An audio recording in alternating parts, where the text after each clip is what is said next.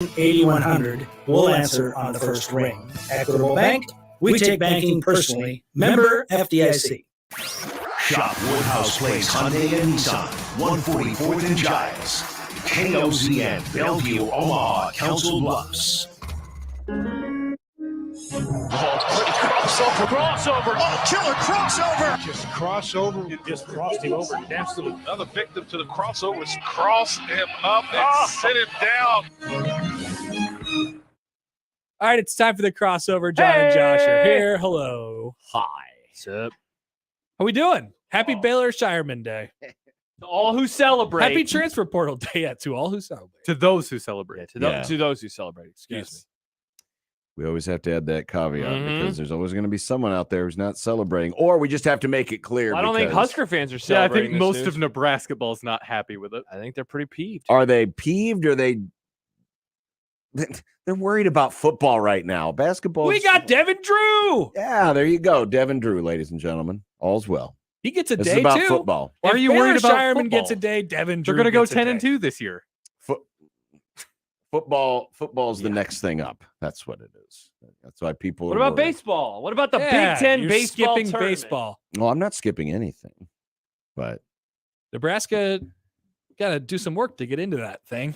First, John said yesterday that Nebraska going 1-2 versus Iowa actually a positive. I didn't say it was actually a positive. I said how they played was a positive. I think you take a win. I think We you can't take a look win. at. I mean, Iowa's top 3 in the league, so it's a good baseball team. You got to beat the They teams weren't supposed to win that series. that are worse than you. Positive boys. And do something against the teams that are better than you. And they did Right. something. They won one game. Yeah, we can't keep looking at Nebraska baseball on May the 3rd through the prism of what we thought they were going to be on February 3rd, because that's two different animals completely. Some would say they're 2 different months.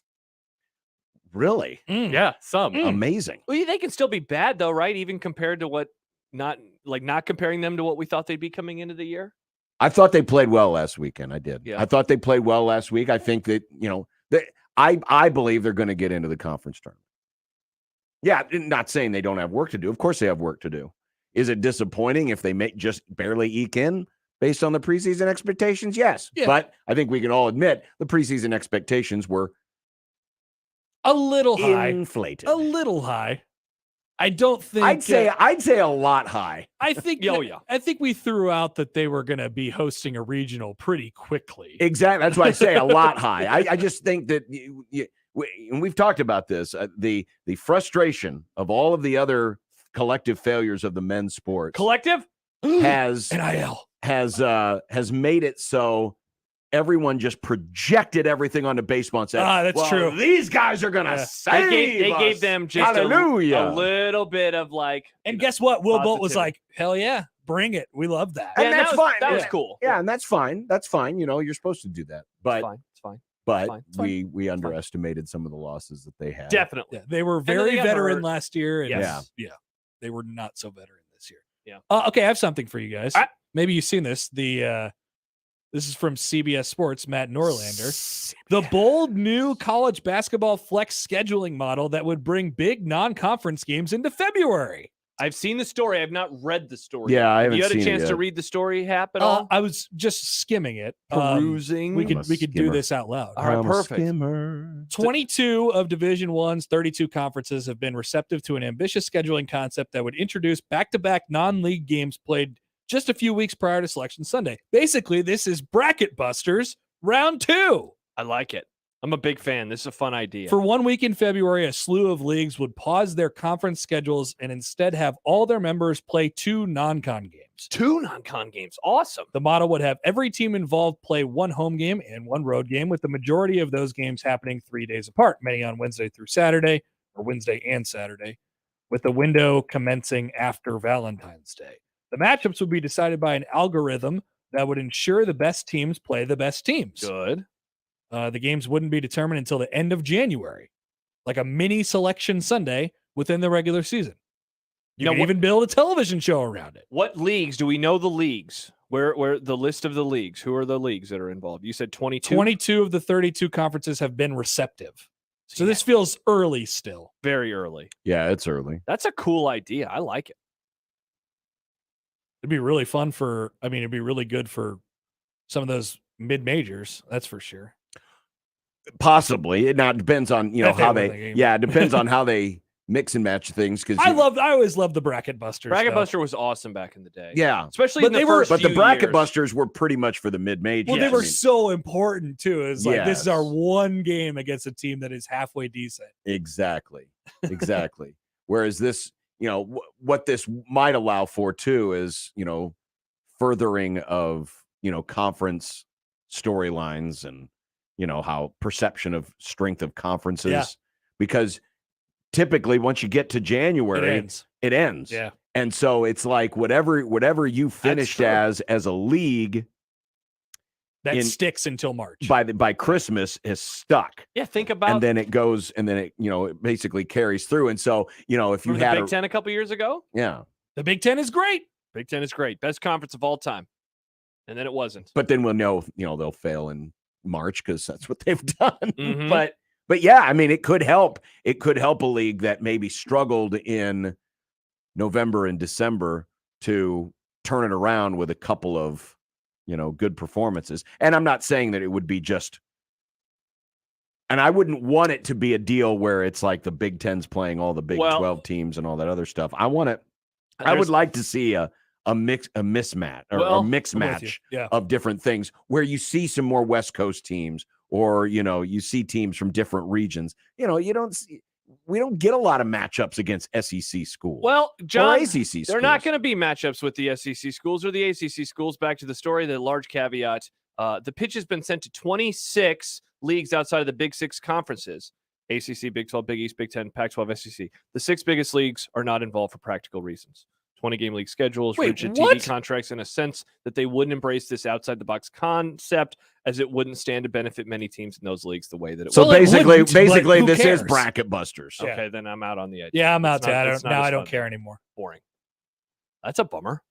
Well, I still like the idea if it helps other schools, but yeah, this kind of I mean, locally, it's like, okay. I mean, Omaha potentially could be involved, but otherwise. sure. But again, boys, you're not getting an opportunity to face the power conference schools. Yeah. Let's face it, anything like this that's going to carry any weight, and if it's going to drive any audience, if it's going to drive more interest to the game, you've got to have Yes. the bigger brands in there. If you don't have the bigger brands in there, then yeah, it'll be cool for the basketball junkies, but for the people that you're trying to draw into the sport, it's going to be like, oh, we're watching South Dakota State versus Colorado State.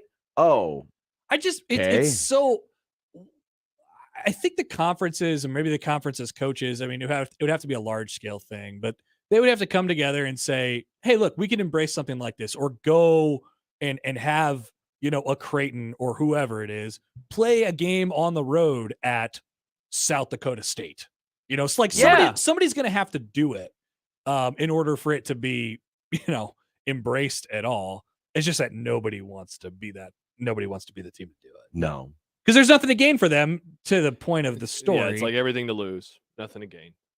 No, I mean, does it surprise me that that's No, of course the direction? Of course it doesn't, because everyone's going to the 20-game conference schedule. if we had scheduling czar, we could just make them do it. Yeah, Right. force them to do it. We just make them do it. But in a way, we do have a scheduling czar. It's called the TV networks. And right now, if you're Fox, you don't necessarily want these really big college basketball games, or you want your biggest college basketball games to land in January and February and early March, because that's when we've cleared the football window. Yeah.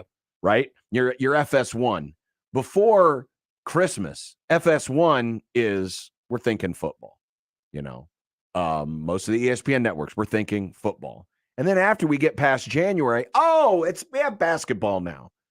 And so where are you going to get your biggest games? Well, you're going to get your conference games.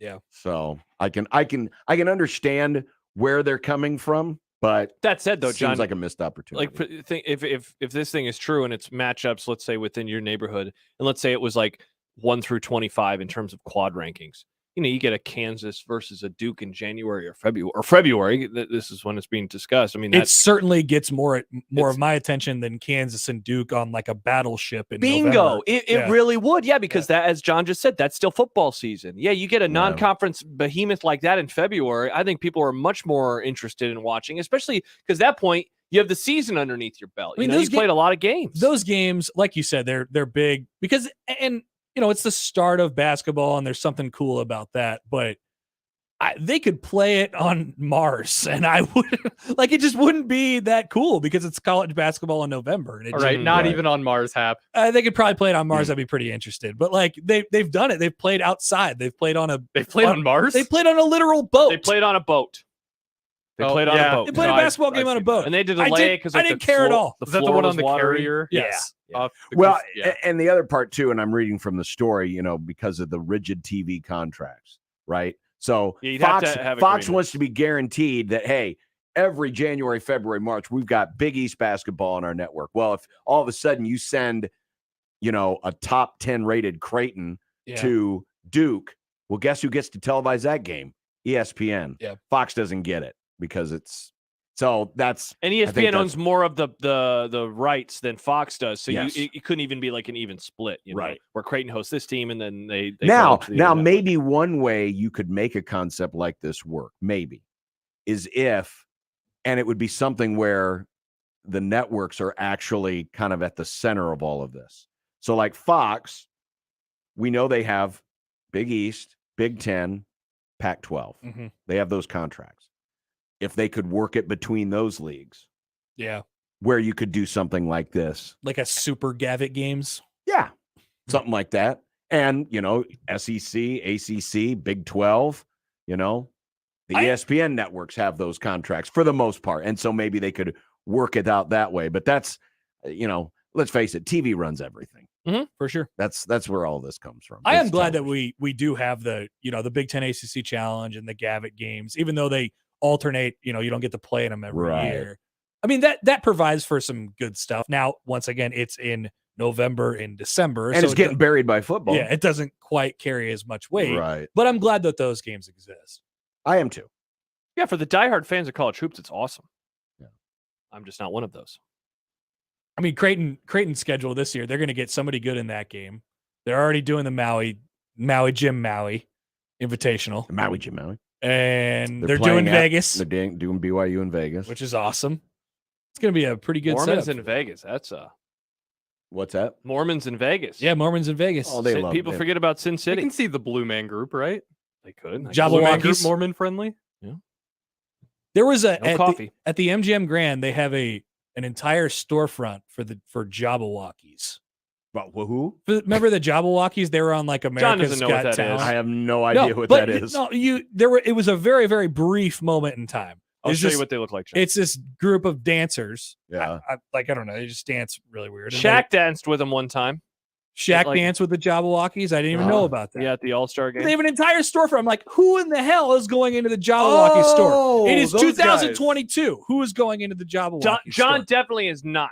I didn't know that. I'm not, and I've actually heard of them. Yeah. I didn't know that was their name. I remember the masks. Yeah. I didn't think they had a name, if I'm going to be honest. So the Mormons can go to the Jabberwockies. There you go. Yeah, go check that out. Mormon friendly. Cool. Mm-hmm. Mormon friendly. They would have to you have food that's like kosher. You get it in Mormon friendly, activities. They designate everything. Do Mormons need kosher food? No, he said like that. Yeah, the activities. Yeah. Well, I mean, no caffeine. You can't have caffeine. Mm-hmm. Now there's some Mormons who, don't quite take it as seriously. That's not very Mormon. You mean like other religions and people who within said religions that don't quite take it that seriously? Mm-hmm. Correct. Yep. Yes. Happens a lot. It does indeed. There are people like that. It does happen a lot. We tend to fudge with some things. Yep. By the way,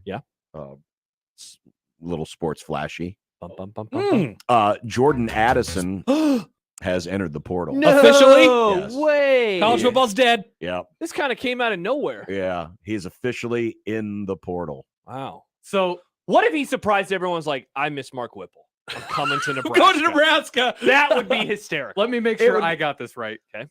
So he entered the transfer portal, but the deadline was the 1st, right? See now, Does this mean he's going to sit out no, this year? no. We Okay, can now I'm talk about this confused. with Brunts because he mentioned it on the 24/7 pod over the weekend. It's the May 1st deadline is, yes, it was a thing, but it's almost like telling your coach that day.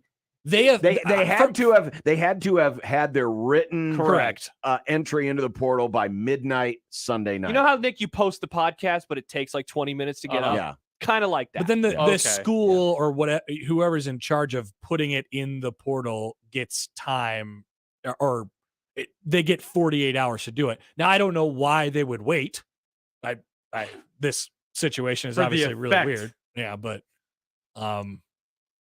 yeah. Weird. So this is like a late trickling in. Okay. Of but yes, he's going to be eligible. Good question, Nick. But yeah, so he will I didn't be eligible. understand like I thought it. I even read up on it. Yeah, it's just there's a delay in things sometimes. Oh, my sport's confusing though. Yeah. So do you think he lets the it drag out for 2 weeks and then he commits to USC? I heard you guys talking about that on the show probably. earlier today. Yeah. That'd be hilarious if you. Oh yeah, you know what? USC. I think that's. I mean, that the was like school Caleb for- Williams, right? He was like, maybe I'll do Wisconsin. And then he was like, actually, no, he's going to go to USC. That with was an Lincoln incredible Riley. smoke screen. Yeah. What about Wisconsin though? Anybody ever thought about Wisconsin? No, Caleb, nobody has. No, literally no. Wow, that's incredible though. Are they going to get any linemen? Like, good on them for having a bunch of skill players, but they do know that they need to block and tackle at USC, right? Did they not watch their games last year? Maybe Lincoln Riley hasn't. Are there not still linemen in the portal? Well, not any good ones at this point in time. According Nebraska to got all the best ones. They got the good ones. You mean not offensive line? No. Yeah. Defensive line. Not those. Yeah. There are Well, no the good ones that linemen. were out there. Good Yeah. luck, USC. The ones that were out there. Well, They could play in some awesome, fun games. USC might still get Casey Rogers. Oh, there you go. that is true. That is true. That could be fun for them. Could be fun for Casey. Fun. Shopping. That's what the transfer portal is. Shopping. It's a lot of shopping. Mm-hmm. A whole lot of shopping. Yeah. I think we should start it. He's going to Nebraska with Whipple. That's the connection. I'm going to they ask can draw. Brunts about it. Hey, Brunts, what do you think about Jordan Addison? Hey, his you know that relationship with Mark Whipple? position group that's probably got about 3 more scholarship players than it needs. How about we add another one? Mm-hmm. Hey, we lost Xavier Betts. Maybe, probably. Maybe we get Jordan Addison. An emailer says, watch out for Saban on this one. Heard it here first for Jordan Addison. That'd be amazing. Very on brand for them. And it would be funny for Lincoln Riley to go, why, wait a minute, I was the one who poached first. Yeah, I tampered. I was the first tamperer. That'll be awesome. Coaches start saying like out loud, like, we were in this for a long time. And then all of a sudden at the last second, like, oh, you were in that for a long time. You just went to the transfer portal 30 seconds ago. I want public poaching tug of wars. Yeah. I think that'd just be funny. Listen, I think might as well, if we're going to have fun with this, we need to have game shows. Oh, It's like one player is stringing along 3 different schools. Yeah.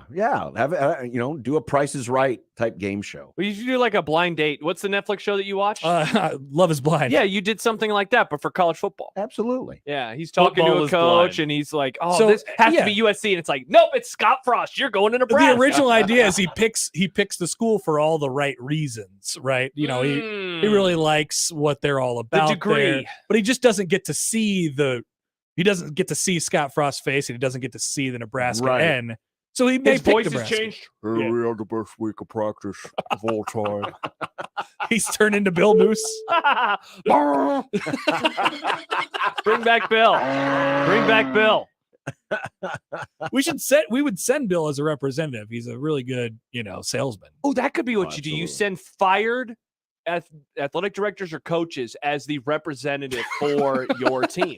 Mike Riley could represent Nebraska, maybe. He's kind of busy right What about He is a Callahan? little bit. Let Bill Callahan do it. Callahan. Oh, yeah, you Don't could set a have bowl of fruit next to Bo? him. You'd have Callahan. Bo? Bo. He'd love to represent Nebraska. Yeah.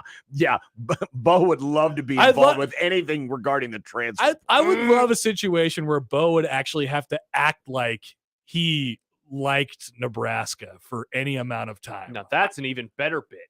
Coaches pretending to like the schools that fired them. I love this. We just invented 2 game shows for college football. You're welcome, college football. Can you imagine Bo in this Exclusively era? on Content. BTN Plus. So no one will watch it. Yeah, who left? But who left in Lincoln is like Bo's like, I don't want anything to do with, because everyone who wronged him Sipple. is gone. Sipple. No, He likes Sipple. Oh, he, yeah, he loves He Sipple. and Sip are good buddies. Yeah. But anyone else who has wronged him, They're all fired or They're gone. gone. they're gone. I mean, really, the biggest beef with him was Eichhorst and Yeah, him and Harv. and Harvey Perlman. Mm-hmm. And they're both gone. They're both gone. Mm-hmm. Yeah, I remember when Bo went on. What did he do? He did the bus podcast. Did the bussing with the boys last August? Yeah. Yeah, and he was talking about his time at Nebraska. It's like, really, all this stuff is about Eichhorst. It's like, Yeah, he really. That and the fans. Don't think you like the fans yeah, the very fans, much. the fans. People forget that he said "F you fans." People do. And forget Tom that. Chattel. He did. Poor Tom. bleep- Catching strays. Is that Bleep the fans. is that recorded somewhere? Oh yeah. I've never heard this. Oh, that was. Yeah, it Yeah, was. yeah. It was recorded after the Ohio State game in 2011. Now, That's was it amazing, supposed but to be oh, no. recorded? I don't know. Well, yeah. He forgot he was mic'd up that game. No. No, it was different, but yeah. Oh no, that recording lasted for a few years. It and came then out in 2013. Then it became public, and Were you in college still? Half when that came out? Yeah, I was actually I was one of the people who left the game. Oh wow! So he was saying F he was you. directing it to you. He told me to bleep off. Wow. Yeah. Wow. I went to Qdoba because it was raining. I stayed. I stayed for the whole game. It was awesome. I remember having conversations because this was the week after they got, raced out of the yard by Wisconsin. It was like, people were already. Are we like, dead? Is this the end of it? Is this over? Are we dead? Well, yeah, because that was also the Bo's week, screwed? and of course, it was also the week of the Dirk column about Taylor Martinez. Yep. and all that stuff. Yeah, Yeah, it was a messy week. it was indeed. No, like, did you not see that? There was a It happened. power That- flash. That I did happens not see occasionally. The TV went out and then the speaker. I don't know what happened. oh Yeah. yeah, You worried me for you just got all jumpy. Occasionally that happens. He's the ghost of Bo. I didn't have my here. headphones. Don't on. worry Yeah. about it. The place is Dropping haunted. F bombs It's at fine. Happer. Bo is here. That's awesome that you were among the people that he said he gave the middle I finger. think it's more Yeah. awesome that Nick didn't know about any of the audio tapes. I'm from Iowa. Why would I know, but it's I didn't. Yeah, it even was a cons- huge. It was a huge. Yeah, it was a huge deal. Very. I huge. would imagine And it's there a were- huge deal. Yes. And our good friend Steve Sipple, he stick to sports. He wasn't mad at the audio. He was mad at the leaker. The weasel Oh, tipster. Weasel tipster. And then Deadspin made fun of Sipple for that, for writing Weasel Tipster. The weasel Amazing. Like tipster. they said, like some local hack or something. You said like that came out in 2013. The story, yes, Yes, Yeah, the yeah. story. So did. I would have been 16. I didn't care about anything when I was 16. I never would have paid attention. It was great times. Mhm. Just great times. I mean, just great comedy, first of all. But yeah, Sounds like it was fun to talk now, about. in all seriousness, It was an incredible story. It did deny us what could have been one of the great rivalries, Bo Pelini versus Tommy Frazier. Because that was the audio tape. Same day. That Yeah. was the same day, Yeah. but then this kind of blew that off, and it was just like, instead of the whole week being about, well, is Nebraska's greatest quarterback feuding with Nebraska's current coach, that Yeah. just That was- disappeared like it never happened. that was week of the UCLA game, right right? after the UCLA, Right after the UCLA when they game, blew the yeah. 20-point lead in the first half. Yeah. Oh yeah. Right. Timing. Yeah, It's important. yeah, here. the timing was just. And then there was brutal. another audio tape at the end, but that was a That one was also Yeah. very, very interesting. So that one he called the athletic director. What did he the call him, C Josh? word. Yeah. What? A bunch of times. and we're Yeah. not saying culture. No, I know the, Yeah. the Australian. See, now C. that one, that's the story behind that one, I think is more interesting just in terms of like media nerd, because a lot of people were chasing that. I thought we were going to get that audio tape, but we didn't get it. Dirk got it first. Thanks, Dirk. So close. but Like Scott there was Frost in nothing Nebraska. in there that was Surprising? overly salacious, because it was like, yep, I could hear Bo saying Well, this. if I remember right, the whole transcript for that leaked onto the internet, like, Correct. on a message board like a day or two before. Right, it So was- like everybody was knowing about it, but we were just waiting to actually hear it. And the World Herald published it uncut.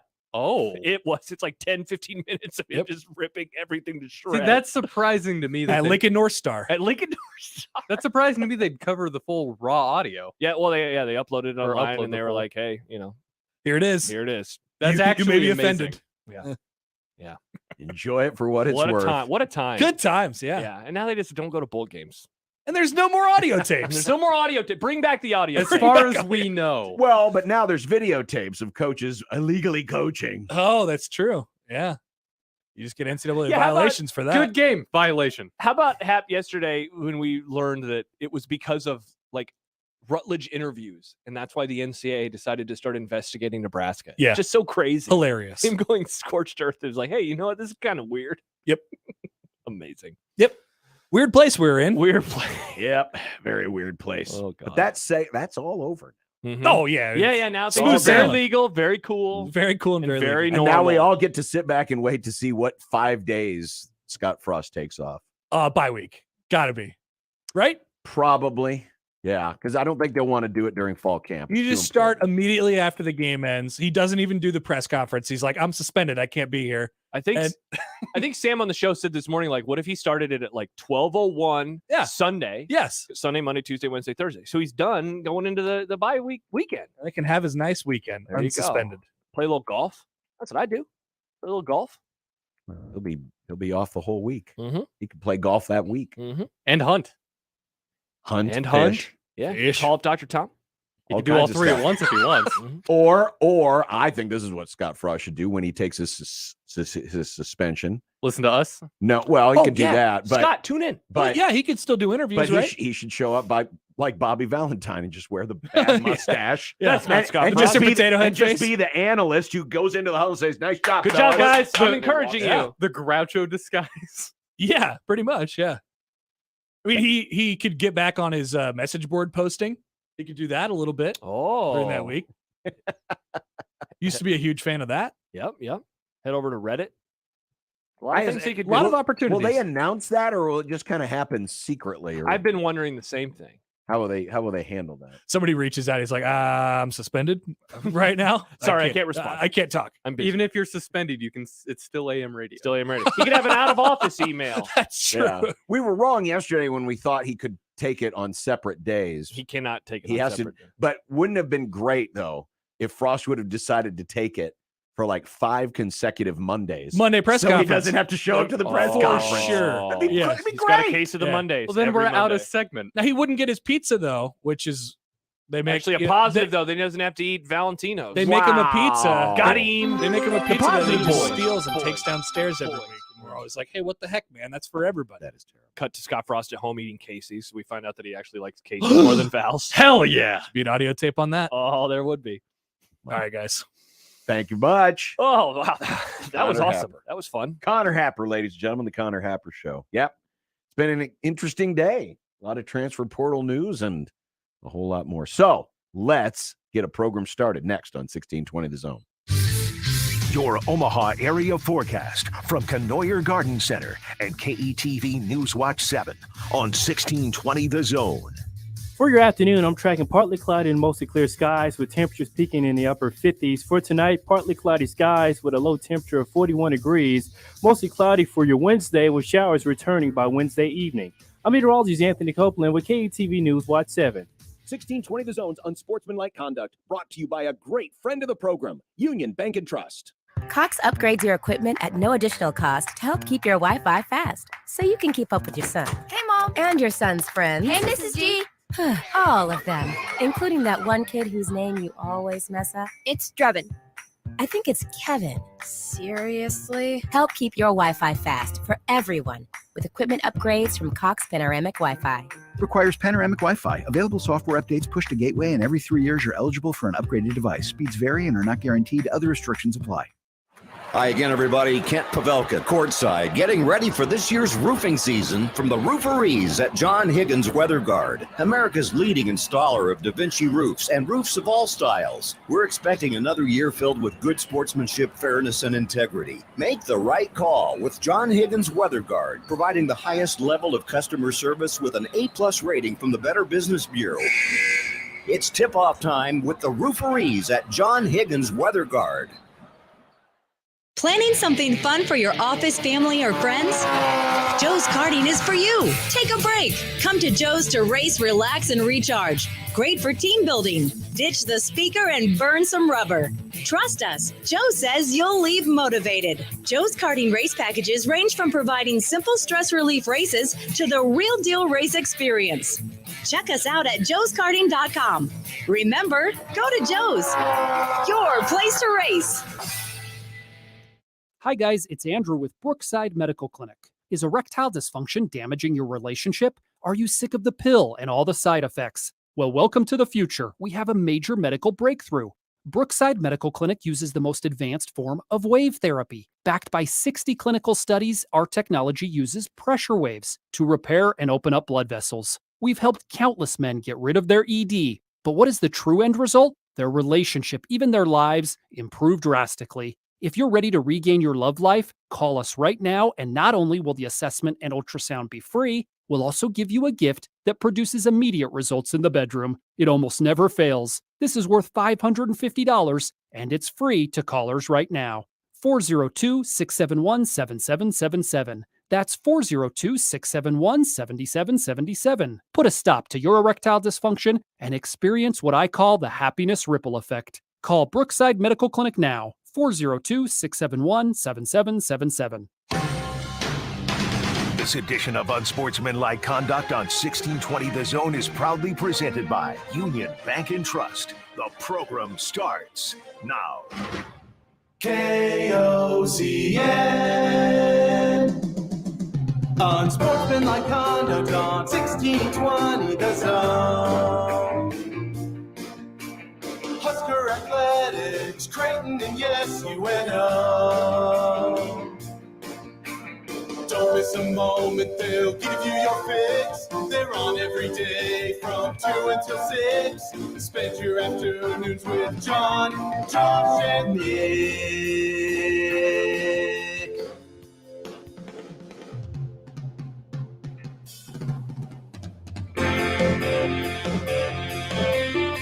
John, Josh, and Nick. They'll show you what sports talk really is. Does this mean that the sale of blue headbands is going to go up? Why? Blue headbands. Well, because a certain someone likes to wear headbands when he plays ball. Blue. Oh. Sportsmanlike Conduct on 1620 The Zone. Husker Athletics, Creighton, and yes, UNO. I thought we were still talking about Jordan Addison, so I was a little confused. No, I was actually Jordan referring Addison. to Devin Drew. Devin Oh, Drew, big headband guy. blue headband guy. Devin Drew, formerly of Nick's Iowa Western Reavers. Go Reavers. Go Reavers. Hey, finally, Sails Nebraska's up. tapping into the Dude. Reaver pipeline. We've been waiting for this for years. Speaking It's like of- we got a really good JUCO program like an hour and change up the road, and finally. They Now, built a whole take a little field on detour. campus for that team. It's a good team. Yeah, it is. Now you had to take a little detour through Lubbock, Texas. But yeah. Yep. Devin Drew, big blue headband guy. Welcome, Awesome. everybody. Congrats to him. Welcome, everybody, to the program, 402-951-1620. John at 1620thezone.com. Josh at 1620thezone.com. Equitable Bank inbox. Old man Doug's a happy man today. And JTech Construction Zone Twitter feed at USC 1620. Coming up on said program today, Michael Bruns, Mike Farron. Might be working on some other things too. Are we? Well, we'll see. All right. Did Nick reach out to everyone? I mean, we requested gave like him 7 Literally different names. every single name you gave me, I've reached out to. All right. Well, cool. I've heard back from one. And that person's out of town. They're out of And town. that person is out of town. All right. Well, we're fired up. We're ready to go. How about this tweet to begin the program from Jordan? Can't wait for Shireman to pull the rug on Creighton and decide to stay in the draft. I will LMAO harder than I've ever LMAO'd before. Update rejected by 2 now. Oh, no. Put it on the list, John. He is not staying in the NBA draft. Put it on the list. He will be a member. But Jordan says of it's going to happen. No, he says, I guess he did. Jordan say that. says it's going to happen. You trust Jordan? No offense to Jordan. You trust me. Who you trust? People forget that I broke choose the news. neither? I broke the news of a certain coach's contract extension. People forget. Can I choose neither? Nope. He's playing for Creighton. Well, next I'm year. definitely You not. heard it here first. Definitely Jordan. not trusting Jordan because Jordan, he's playing for Jordan doesn't know his rear end through to Whoa, from third I base. like Jordan. He just seems doesn't. like I'm a fun sorry. He listener. just doesn't. Wow. And he looks like a giant bass. You look like a fish. You look like a fish. It's a very handsome fish. Well, that's rude. He does. Look at his picture. Yeah, look at his little avatar on Twitter. He literally looks he's like a bass. a fish, Nick. He's a bass. He's a talking fish. Remember those talking fish things back in the day where they Big would, mouth Billy Bass. Yeah, they would sing Yes. songs. You'd put your Oh hand yeah, that over was. it Remember and, that was a "Don't central. break my heart." That was a central figure in the episode when Big Puss got killed. Remember in Sopranos? R.I.P. Yes. I had Tony one of those. got and my triggered. parents hated it. Well, understandably so. Those things were annoying as hell. Mine was a Christmas one, so it was the fish, but he had a little Santa hat. Wow. He had a Santa. He had a Santa hat. Did he sing Christmas songs? No, he still sang "Take Me to the River." Awesome. Goodness. Yes, Baylor Shireman has committed to Creighton. We'll have plenty more on that coming up. More on the Scafra penalties. We didn't really get into that much yesterday. It took us 2 hours and 8 minutes to even acknowledge it. It did take us a long time. Here on the program. We'll acknowledge it early and often today. Shows you just how important we thought it was. Yeah, he's missing some practices. He's gonna miss some practices. Yes, more on Davin Drew. Mike Farron will be along, talking some baseball. Awesome.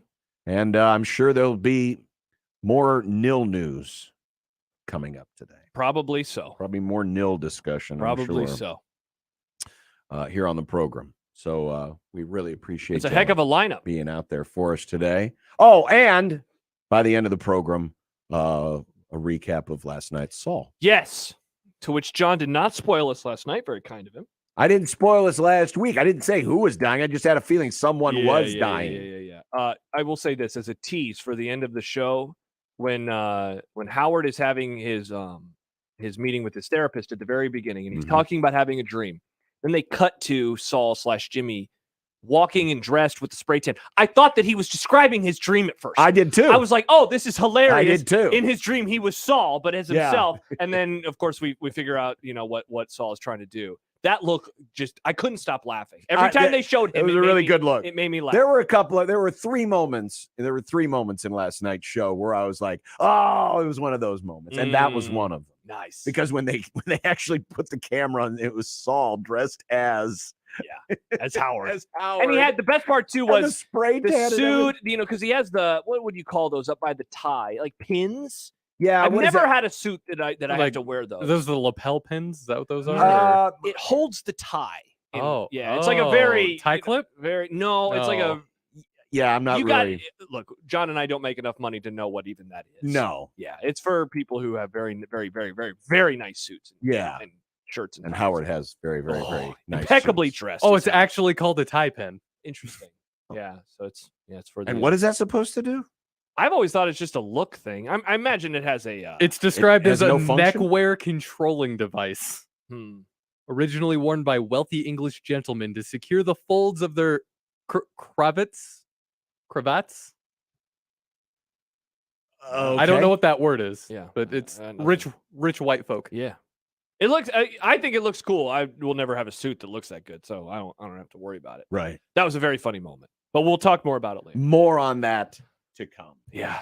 Here on the program, but more on Baylor Shireman, the big acquisition for Creighton coming up here on Unsportsmanlike Conduct and 1620 The Zone. Don't forget, you can watch the program anytime. Hello. We're streaming live as we speak. Mike Farron will be joining us in the stream. You'll be able to see him in all his ginger glory on the new Zone TV, which is available right now for those of you. All you have to do is just go to 1620thezone.com. It's that simple. Watch us today. And remember, still AM radio. Win $5,000 to give your garage a spring makeover. Or a $2,500 gift card from Lankbelt Overhead Doors.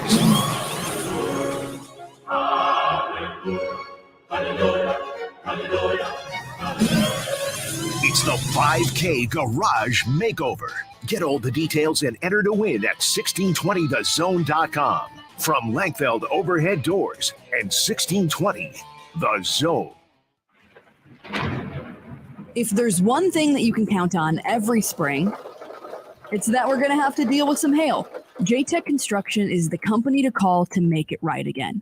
J-Tech Construction specializes in siding, roofing, windows, and gutters, even solar. They're trained for insurance claims assistance, and they can help with your insurance company. Turn to the team the Huskers turn to, J-Tech Construction. Use your favorite search engine to find J-Tech Construction online and schedule a free estimate today. At Union Bank, people don't have your money. Your money has people. First home people, investment people, people who answer the phone and your chats, dream car people, dream retirement people, driving your dream car in your dream retirement people, small business people, credit card people, and all the other people you need. At Union Bank, our people help you do more than you dreamed possible. So stop in and say hello. We can't wait to see you. Union Bank and Trust, member FDIC. Cards issued by Celtic Bank, member FDIC. Are you the decision maker in your company? Consider this. For the first time in decades, there's a better option for a corporate card and spend management platform. Meet Ramp, the only corporate card and spend management system designed to help you spend less money so you can make more. Most corporate credit cards offer points as incentives, but those points amount to less than their worth in real cash value. Ramp's credit cards offer you cash back, real money in your pocket. Plus, you control who spends what with each vendor. And Ramp's software collects and verifies receipts automatically, which means you'll stop wasteful spending and close your books in hours instead of days. Businesses that use Ramp add up to 3.3% to their bottom line the first year. If you're a decision maker, adding Ramp could be one of the best decisions you've ever made. And now get $250 when you join Ramp for free. Just go to ramp.com/sports. Ramp.com/sports. ramp.com/sports. Spring is sprung. You looking for a little change in attire? You want to go see my guy Charlie at Rossi Clothiers. As good as it gets when it comes to knowing what you need. A lot of collections are in. There's Samuelson, there's Calder, there's Stenstrom, even Peter Millar. He's got some sportswear that is ready for you. Charlie's got you covered. Unique, timeless, elevated menswear with the best selection in town. I already mentioned some of the designers. How about what you can get? Sports coats, casual wear, shorts, accessories. Rossi Clothiers, the art of permanent fashion. Rockbrook Village. Paid for by Herbster for Nebraska. Smearing the character of a true conservative. First, Clarence Thomas, then Brett Kavanaugh. Now, Jim Pillen and Pete Ricketts are doing it to Charles W. Herbster. The facts? Herbster's accuser was employed by Ricketts. Ricketts even appointed her to the Senate. The accuser's husband and sister? Ricketts gave them jobs too. Even after the supposed incident, she kept contacting Herbster, texting him, calling him, meetings. She even invited Herbster to her destination wedding in the Dominican Republic. Every reputable newspaper refused to publish this fake news. Now, as Election Day looms, a liberal website launches the desperate story with unnamed sources. The website linked to George Soros, the billionaire Democrat who funded attacks against Brett Kavanaugh. Jim Pillen's attacks on Herbster, entirely built on lies. Don't miss this week's Zone Deal.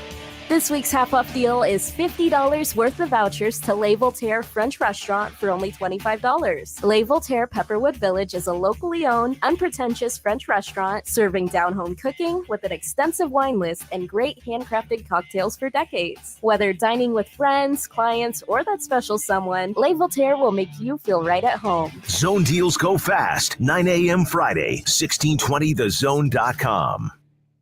The Omaha Farmers Market is offering the city's largest and best selection of farm fresh, locally grown produce May 7th through October 16th. Open rain or shine in the Old Market every Saturday from 8 a.m. to 12:30 p.m. and in Exarban Village every Sunday from 9 a.m. to 1 p.m. To keep up with what's in season, visit omahasfarmersmarket.org and follow us on Facebook and Instagram. Presented by University of Nebraska Omaha Methodist Health System and KETV Channel 7.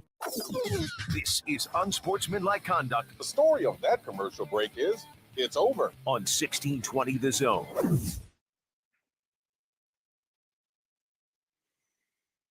Well, it has been a week in the transfer portal around these parts. It started Saturday with O'Shawn Mathis. And it continues today with Baylor Shireman, the 6'6" wing from Aurora, Nebraska. Central Nebraska, Western Josh. Nebraska. Central Nebraska. Aurora, home of? The Huskies. No. Wayne's World. No. Baylor Shireman. The lineman who played for Nebraska within the last decade or so. What's his Rodriguez? name? Oh, Rodriguez. Yeah. What's his first name? I almost said Jordan. What was that guy's name? Oh, he was Andrew? Anthony Rodriguez. Andrew. Yeah, Andrew Rodriguez. Andrew Rodriguez. Yeah. So Aurora's been turning out some Wait, I'm looking at a different. Oh yeah, it was Andrew Rodriguez. There he is. good talent. Yeah, good talent. But he made his announcement earlier today, and it's interesting how this story has evolved. You know, it started. I mean, it was just a couple of weeks ago that he announced that he was going to enter the portal, and then shortly thereafter, you know, we got the idea. Well, you know, obviously he's still in the draft. It's one of those things where you wait and you see what's going to happen. Then he announces he's going to be in the portal. And then it was down to a final 10, and Creighton and Nebraska both made the final 10. Kansas, Kentucky as well. Kansas, Kentucky. Then it went to a Duke. 5, and some of this Right. Kansas and Kentucky were not involved in that final 5. Actually, and you know Nebraska what? was. It was March 24th. Yeah, that he entered That, the well, draft. March 24th that he was announcing he was testing the waters. Yeah, because you shared a thread earlier today from Jacob Padilla, friend of the Yeah. program, and yeah, that was from March. But, you know, then when he announced, you know, he got down to a final 5, and then just like that, it's like, oh, going to make an announcement tomorrow. Yeah. Interesting how the timeline just ramped up and accelerated rather quickly. But obviously, he made a choice. He wanted the opportunity to still keep his name in the draft, which, by the way, technically he still is. Yeah. And he's got another 5 weeks. I believe it's June the 13th or 12th, I believe is the day. I looked It's it up always last right night, around the College World Series. where players can have to make their final decision to opt out of the NBA draft if they have declared. So there's still a bit of a waiting period, technically, though a lot of the people who seem to be, at least who cover the game right now, believe that Shireman's going to play next year at Creighton. Yeah, He's not going to keep his name in the draft. Now he is currently working out, you know, in this what is it called? The Collective. No, it's not. Oh, okay. NIL. Just using the recent Collective. buzzwords. Bagman. The G ABM. League, the G League Elite Camp Mhm. is where he's currently. He's been invited to that camp. Yeah. So he's going to get a chance to, you know, show off his skills, and you know, depending on what happens there, that'll make the final determination on his NBA draft stock for this year. But for all intent and purpose, it seems as if, you know, this is the decision he wanted to make. He wanted to get himself into a place where he thought they could get him ready for the next level. You're playing in a big boy conference, and he's now surrounded by some really good teammates. And it just so happens that it was really this particular spot in this year's Creighton team that had the biggest question mark, right? Because everything else was pretty much taken care of. You got your point guard. You got your combo guard. You've got Arthur Kaluma, who can go back and forth 3 and 4. You've got your center. Then you got your backup center. They brought in the transfer from TCU. So, I mean, they filled in all the pieces, but the one real spot they were looking for was this particular role, this playmaking, you know, wing, passer, shooter, rebounder, assist man, all of those things.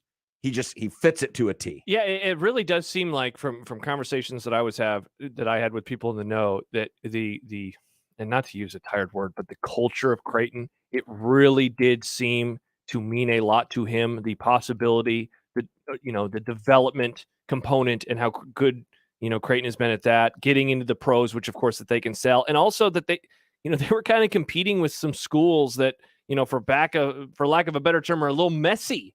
Or think about it. In his Final Five, what was one of those other teams? Nebraska. Well, we know how things have gone with their basketball program, and I thought he had a good quote. I think it was to Jimmy Watkins that playing the PR game pretty well, but he said something like, "Hey, Nebraska is trying to build," and I'm paraphrasing. Nebraska is trying to build where Creighton is already built, And I think that's really important that he gets to walk into a situation that is, I mean, it is humming on all cylinders right now at Creighton.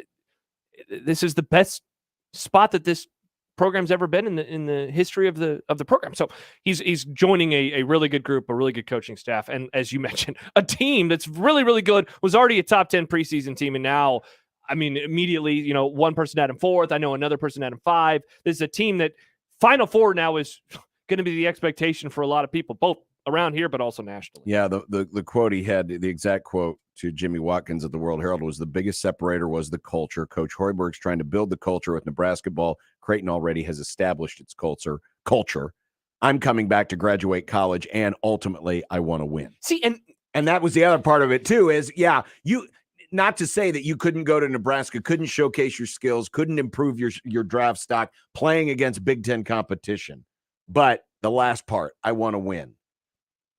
At Nebraska, we anticipate it's just gonna be tough. They'll be better. Yeah, not even like trying to be mean. It's but being better versus, moving into a situation again. It's a perfect fit. Yeah. There was one spot in this Creighton lineup that had a question mark, and it was a spot that he fills to a T. It was already a team that was going to get some top 10 love, or top 15, at least top 20 love. Yeah. Going into the next season. And now I've read it from a variety of sources that, hey, this is a team now that is a viable national championship contender with this addition.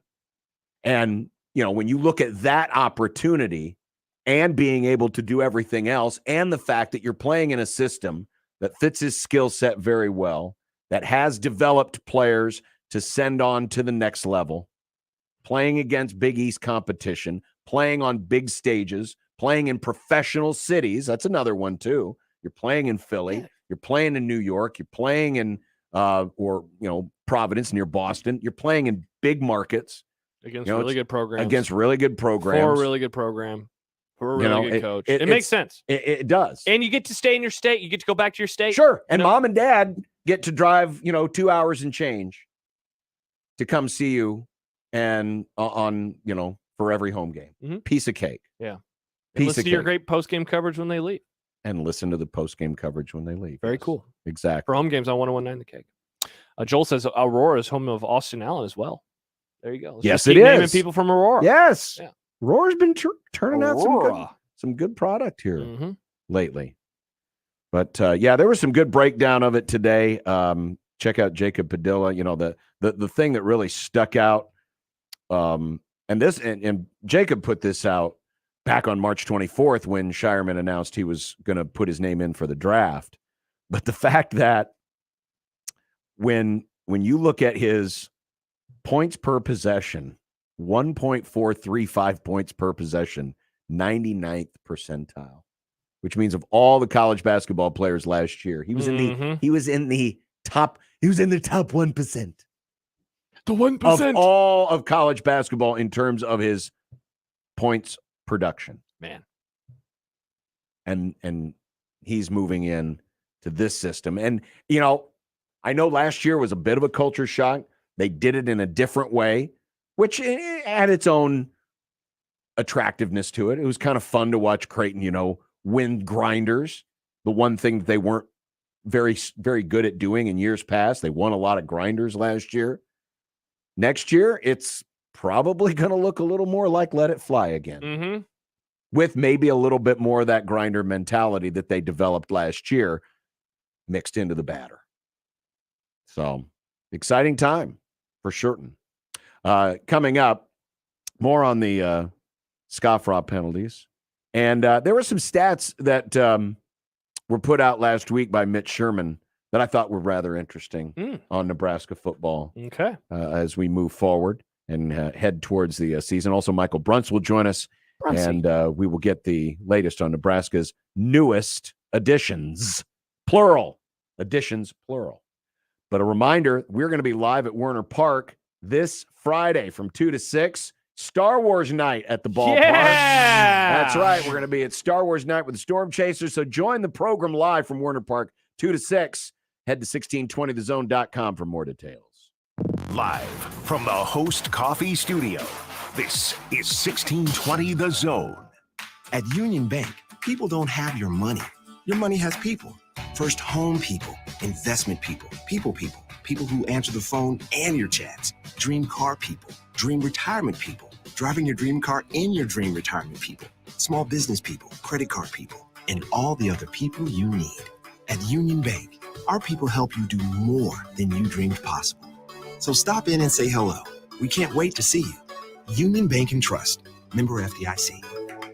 Paid for by Herbster for Nebraska. Smearing the character of a true conservative. First, Clarence Thomas, then Brett Kavanaugh. Now, Jim Pillen and Pete Ricketts are doing it to Charles W. Herbster. The facts? Herbster's accuser was employed by Ricketts. Ricketts even appointed her to the Senate. The accuser's husband and sister? Ricketts gave them jobs too. Even after the supposed incident, she kept contacting Herbster, texting him, calling him, meetings. She even invited Herbster to her destination wedding in the Dominican Republic.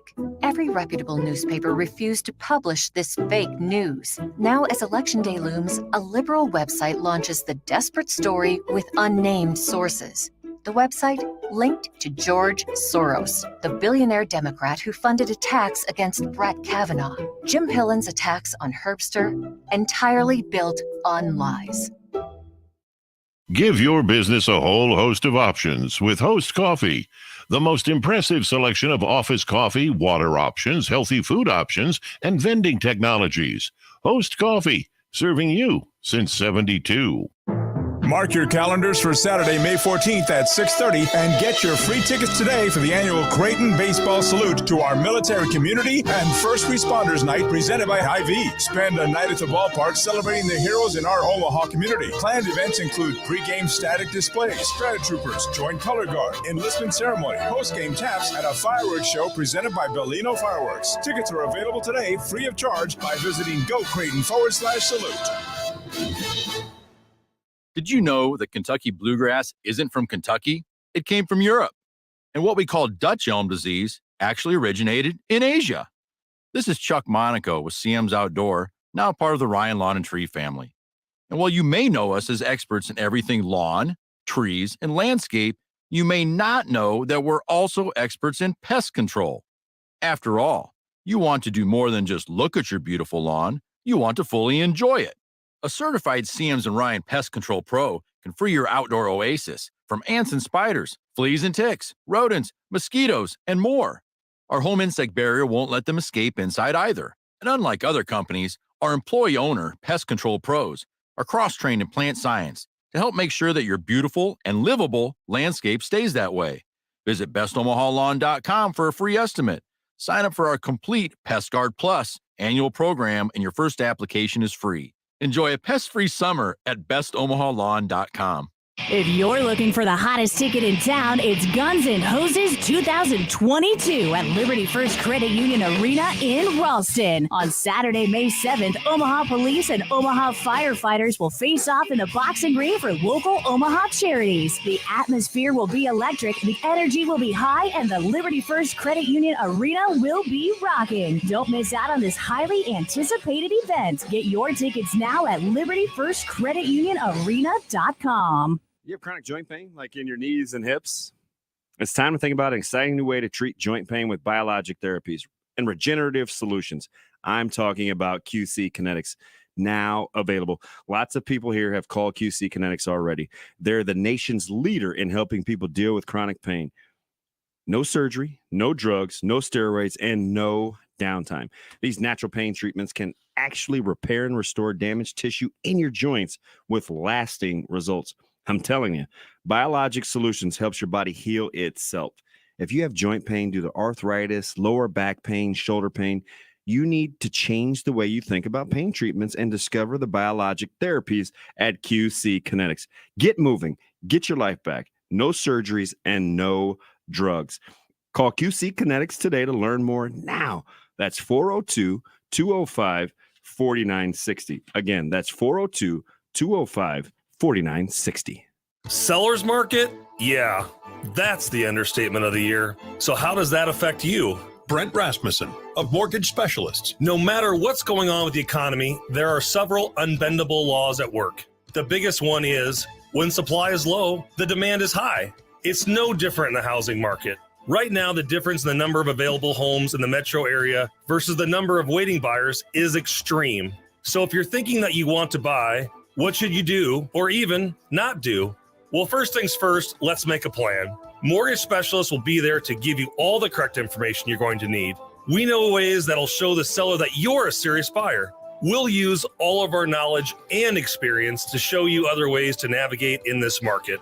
I'm Brent Rasmussen. Call me at Mortgage Specialists and we can show you all of the details. Mortgage Specialists, driven, trusted, reliable. Click mtg-specialists.com. NMLS number 5918, equal housing lender. Shop Woodhouse Place Hyundai and Nissan, 144th and Giles. KOZN, Bellevue, Omaha, Council Bluffs.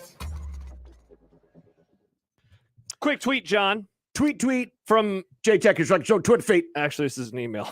Equitable Bank inbox. Oh, Equitable Bank inbox. Sorry, old man Doug. John, without an H. John. Kind of mean at first. He said the subject line's external. Star Wars night. When did you say dork night at Werner Park was? Wow, John, you jerk. But then he adds, I may try to make it out to see you guys. Maybe I can get a beer out of John since he owes me a 6-pack still. Why do you owe him a 6-pack? I don't remember. Wow, John Bishop not paying his bet. He never did the spray tan. Never did the spray tan. I don't know what you're talking about. Yeah, That's of course so you don't. long ago, it's like it didn't even happen. Yeah, Past the statute of limitations. John predicted Iowa was going to win the Big Ten West, and he's like, if they don't, I'll get a spray tan. And then they didn't win the Big Ten West. John never got a spray tan. Meanwhile, I pay up on my bets. I had eggs thrown at me one time. Get the eggs. I don't know what you're talking about. Yeah, I'm sure you don't. But I do know that at some point, Scott Frost is going to have to sit 5 games. It's just 5 games. At the end of all of this, and listen, anytime, and it's still even today carries that stigma. Anytime you hear NCAA investigation, it's like, ooh. It's like when you were in school as a kid and You got called to the principal's yes, office? and that was the reaction. Oh, Yeah. and then it turned out it wasn't quite as bad as you thought it Your was. mom was just dropping off your lunch. Yeah, I was going to say. Exactly. Now this is a little bit more than mom dropping off lunch, but it did all of it come to an end with the penalties that were announced yesterday. And at the end of the day, I think, Josh, 2 things really came out of this. It wasn't so much that Nebraska was doing illegal workouts during the COVID period or having their analysts as on-field coaches. It was the fact that even with the extra workouts, the team went 3-5. And had a special teams that was ranked in the 100s. It was not as bad as 2021, but it still sucked. And even though they had their analyst coaching special teams directly, it led to 0 improvement. In fact, it was actually a worse special teams unit. Yeah. That's probably the more embarrassing thing than the actual violations themselves. And then I would also add this, because of the timing of how everything came about. Remember, it was August. It was very early during fall camp. Yeah. Where this news came out. Yeah, it was not game week yet. It was only 5-6 weeks into Trev Alberts' tenure. Yes, he had gotten hired officially in July. Yeah. Right? So it was literally the next month. It was a month. It was a month into his tenure. No sporting events had taken place Exactly. under his watch.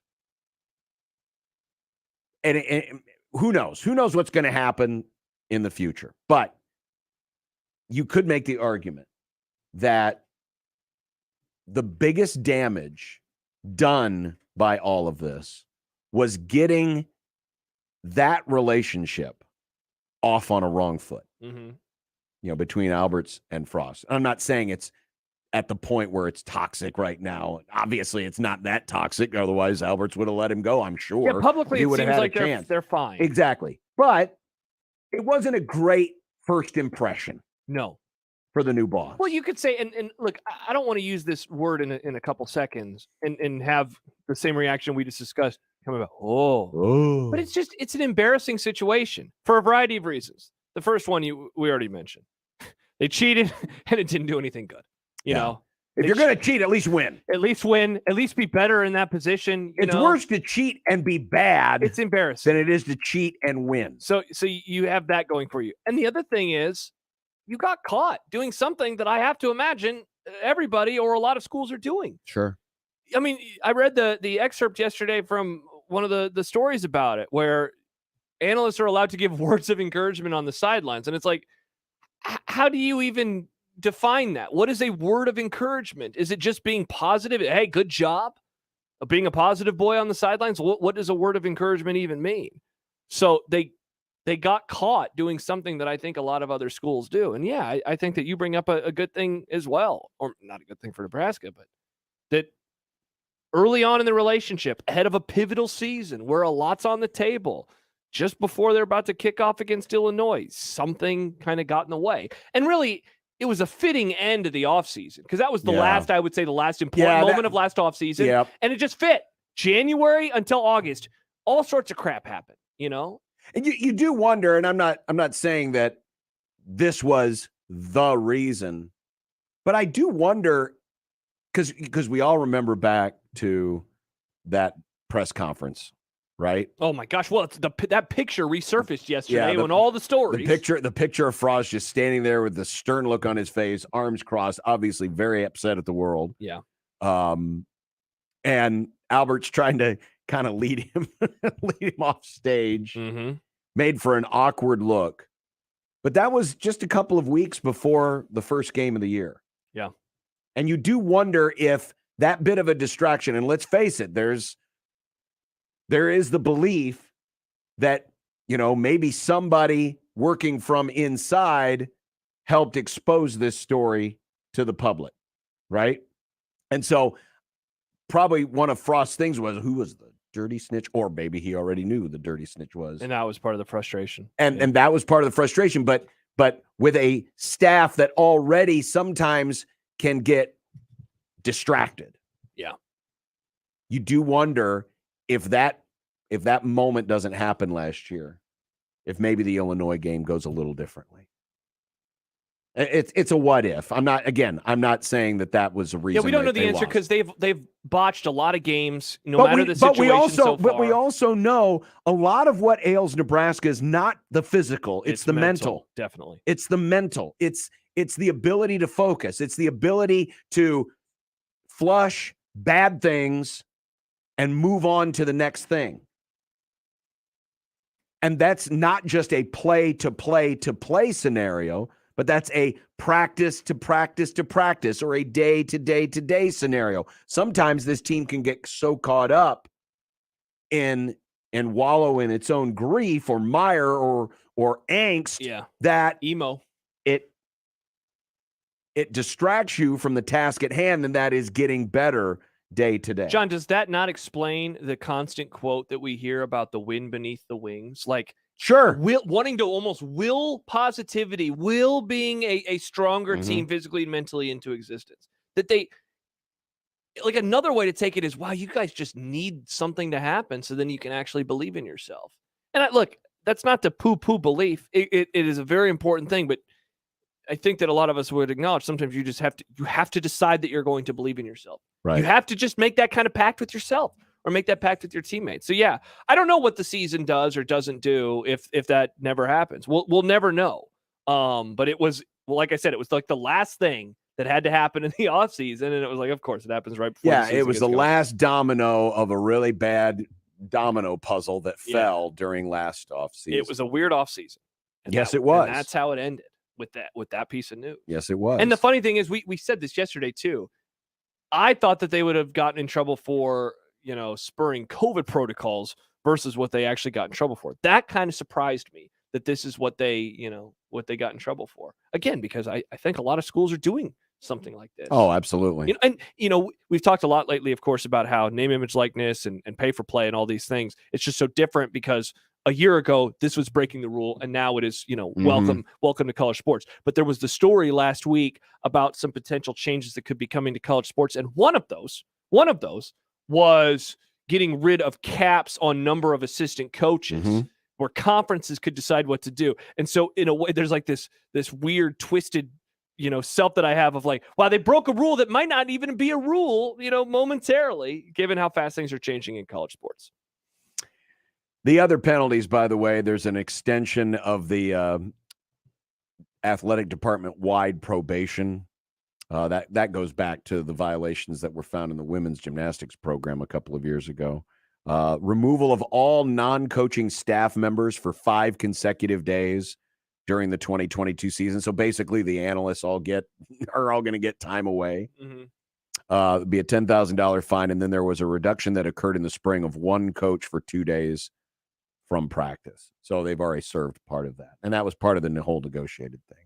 So that'll be that, and yeah, honestly, we'll see how having this behind them, and I don't know how much this was weighing behind the scenes. I'm guessing probably not a lot. I'd say it was more of a nuisance, than anything. Yeah. And now so they're almost done, right? Because now that it's official, you got that past you. All that needs to happen is the actual suspension. And then once they're past that, and then it's done. Because look, he'll coach under a year with the show cause, but that's not going to affect anything. They didn't lose scholarships. Nope. There's no bowl ban. Nope. So otherwise they're good. Just got to get past it. Nebraska, not surprisingly, added Devin Drew today, the Texas Tech transfer. Yeah. And that reminds me of, there were a couple of stats that were in Mitch's state of the program, Mitch Sherman from The Athletic, the state of the program that he did post-spring on Nebraska. And one of them was on the offensive side. Or I'm sorry, one of them was on the defensive side, where he talked about yards per attempt allowed. And famously, every year under Eric Chenander, they have dropped the yards per carry. Yes, they have. 5.6 yards in the first year, 5 even in 2018, 4.8 in 2019, 4.2 in 2020, and 4.16 in 2021. Think about that. One of those years was a Bob Diaco year. But then after that, you had years where essentially every 2 carries, the team was getting a first down. Right. And as you said, it's dropped every year.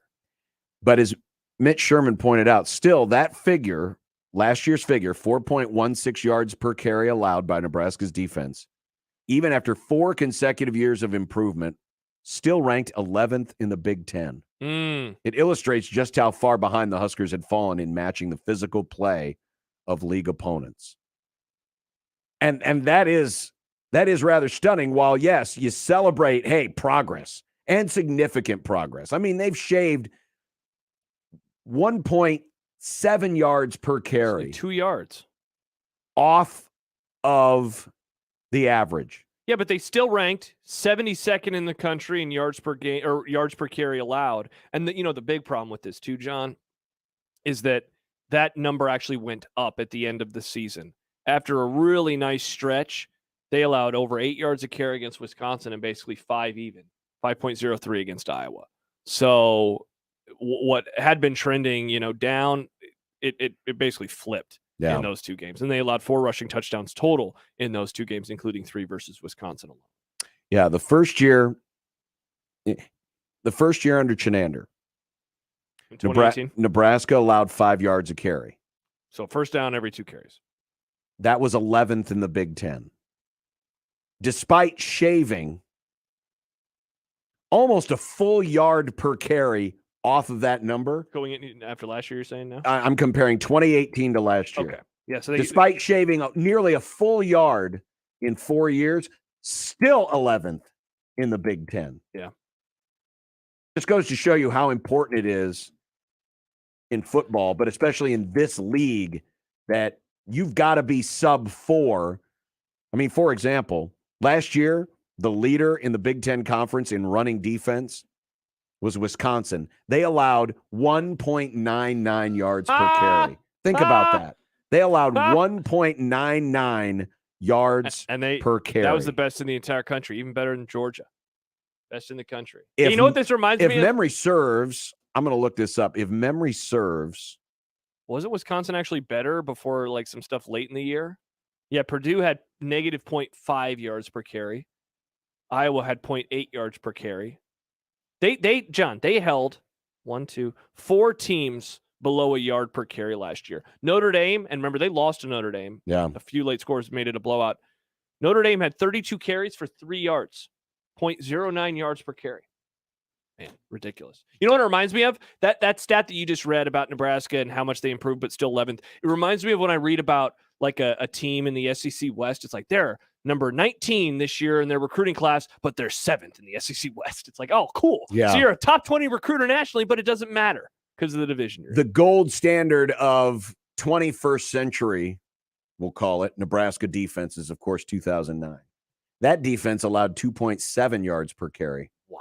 So Wisconsin was almost a full yard. Exactly. Just gives you an idea. But if you want to throw their number out because it's so absurdly good, Iowa, Minnesota, Michigan State, Michigan, Ohio State, all 3.6 yards or less. So Nebraska, despite shaving, about 8 to 9/10 of a yard per carry from 18 to 20 to 21, still needs to do at least 2 more years if they continue at that rate, 2 more years of that kind of progress to catch the Iowas, the Ohio States, the Michigans. That's not, again, to shame the progress, because the progress has been there, but it just shows you how far behind they had gotten. More on Devin Drew, more on O'Shawn Mathis, more on Huskers with Michael Bruns of Husker 24/7. He joins us next. But first, a reminder, 1620 The Zone wants to help you celebrate Mother's Day by showing off the Hot Mom. And you only have 2 more days to get these entries in. The Hot Moms Contest. Send in a picture of your mom. You can win $100. Winner will be chosen this Thursday. Post your picture and get all the details at 1620thezone.com. The Connor Happer Show. Sam, would you agree that onions are the most valuable vegetable? Yeah, they're valuable. Broccoli's awfully valuable too. I don't know. I mean, I think onions way up there. Certainly a versatile operation. That's what we're looking for. One thing you can't do with onions is you can't really have them as a side dish. And broccoli, you can. Usually onions are part of the dish. You don't have an onion salad, and you'd be hard-pressed to find a better salad on the planet than a broccoli, bacon, cranberry salad. That's one heck of a salad. The Connor Happer Show. Weekdays from 10 to 2 on 1620 The Zone. Your Omaha area forecast from Canoyer Garden Center and KETV Newswatch 7 on 1620 The Zone. For your afternoon, I'm tracking partly cloudy and mostly clear skies with temperatures peaking in the upper 50s. For tonight, partly cloudy skies with a low temperature of 41 degrees. Mostly cloudy for your Wednesday with showers returning by Wednesday evening. I'm meteorologist Anthony Copeland with KETV News Watch 7. At Union Bank, people don't have your money. Your money has people. First home people, investment people, people who answer the phone and your chats. Dream car people, dream retirement people, driving your dream car in your dream retirement people. Small business people, credit card people, and all the other people you need. At Union Bank, our people help you do more than you dreamed possible. So stop in and say hello. We can't wait to see you. Union Bank and Trust. Member FDIC. Why are we experts in total pest control? Because what good is a beautiful lawn if bugs and pests keep you from going out and enjoying it? This is Chuck Monaco with CM's Outdoor, now part of the Ryan Lawn and Tree family. Our CM's and Ryan Pros are known as the very best at getting rid of the nasty critters that enjoy chewing on your lawn, shrubs, and trees. So it only makes sense that we would also eliminate those annoying pests that see you as a tasty snack. Introducing Pest Guard Plus. We've combined our 4 most popular home pest control services into one year-round program. It includes keeping bugs out of your home, flea and tick control, mosquito, and rodent control. Pest Guard Plus keeps pests out of your home and out of your yard, so you can enjoy summer indoors and out. Visit bestomahalawn.com to learn more and receive a free estimate. Sign up now for Pest Guard Plus, and your first application is free. Enjoy a pest-free summer with Pest Guard Plus at bestomahalawn.com. That's bestomahalawn.com.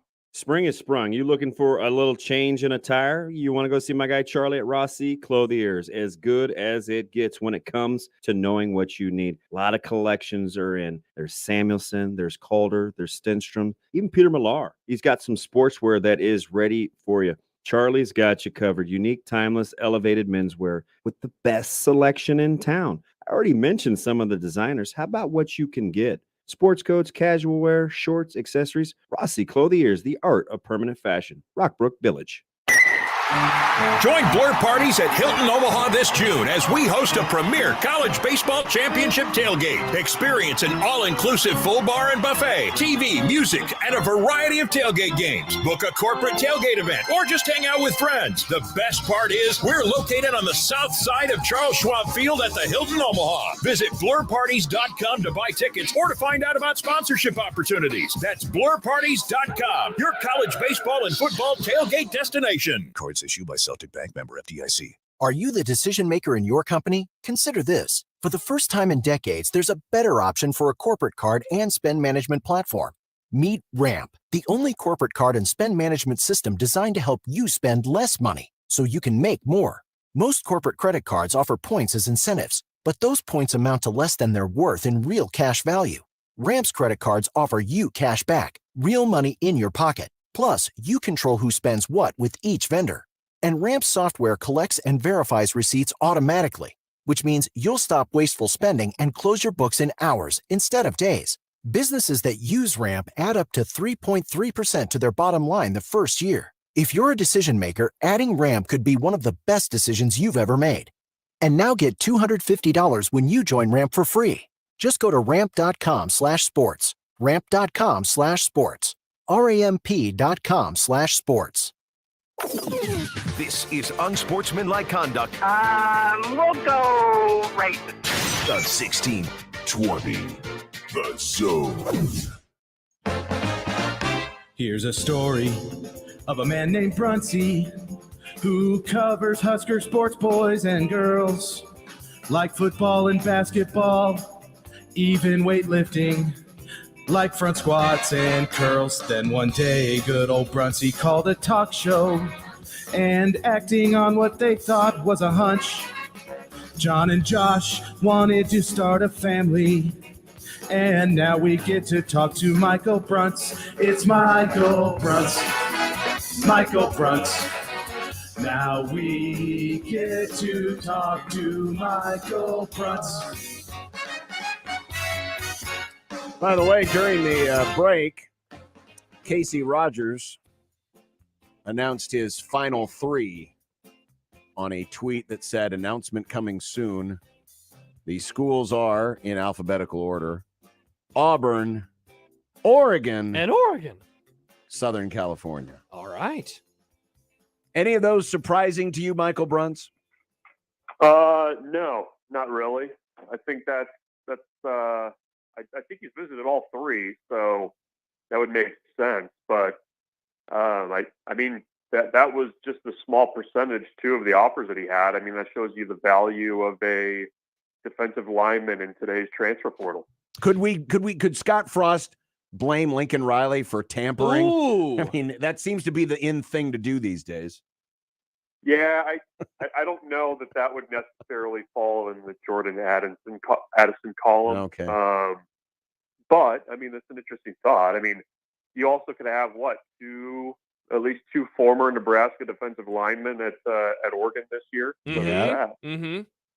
Bruntz, John asked a question yesterday about, like, when you look at the end of the season and the players that lost their eligibility or still had eligibility but left, you know, we could throw like a Cam Jurgens into the mix compared to now who they've gained in the transfer portal. Was it a net gain, a net neutral, or a net negative? I want to just focus on the defensive line with you. So the players that they lost, they still had eligibility, and now the two players that they have gained. Net positive, net negative, net neutral. Where's Nebraska at right now? I still think they're probably at a little net negative. Yeah.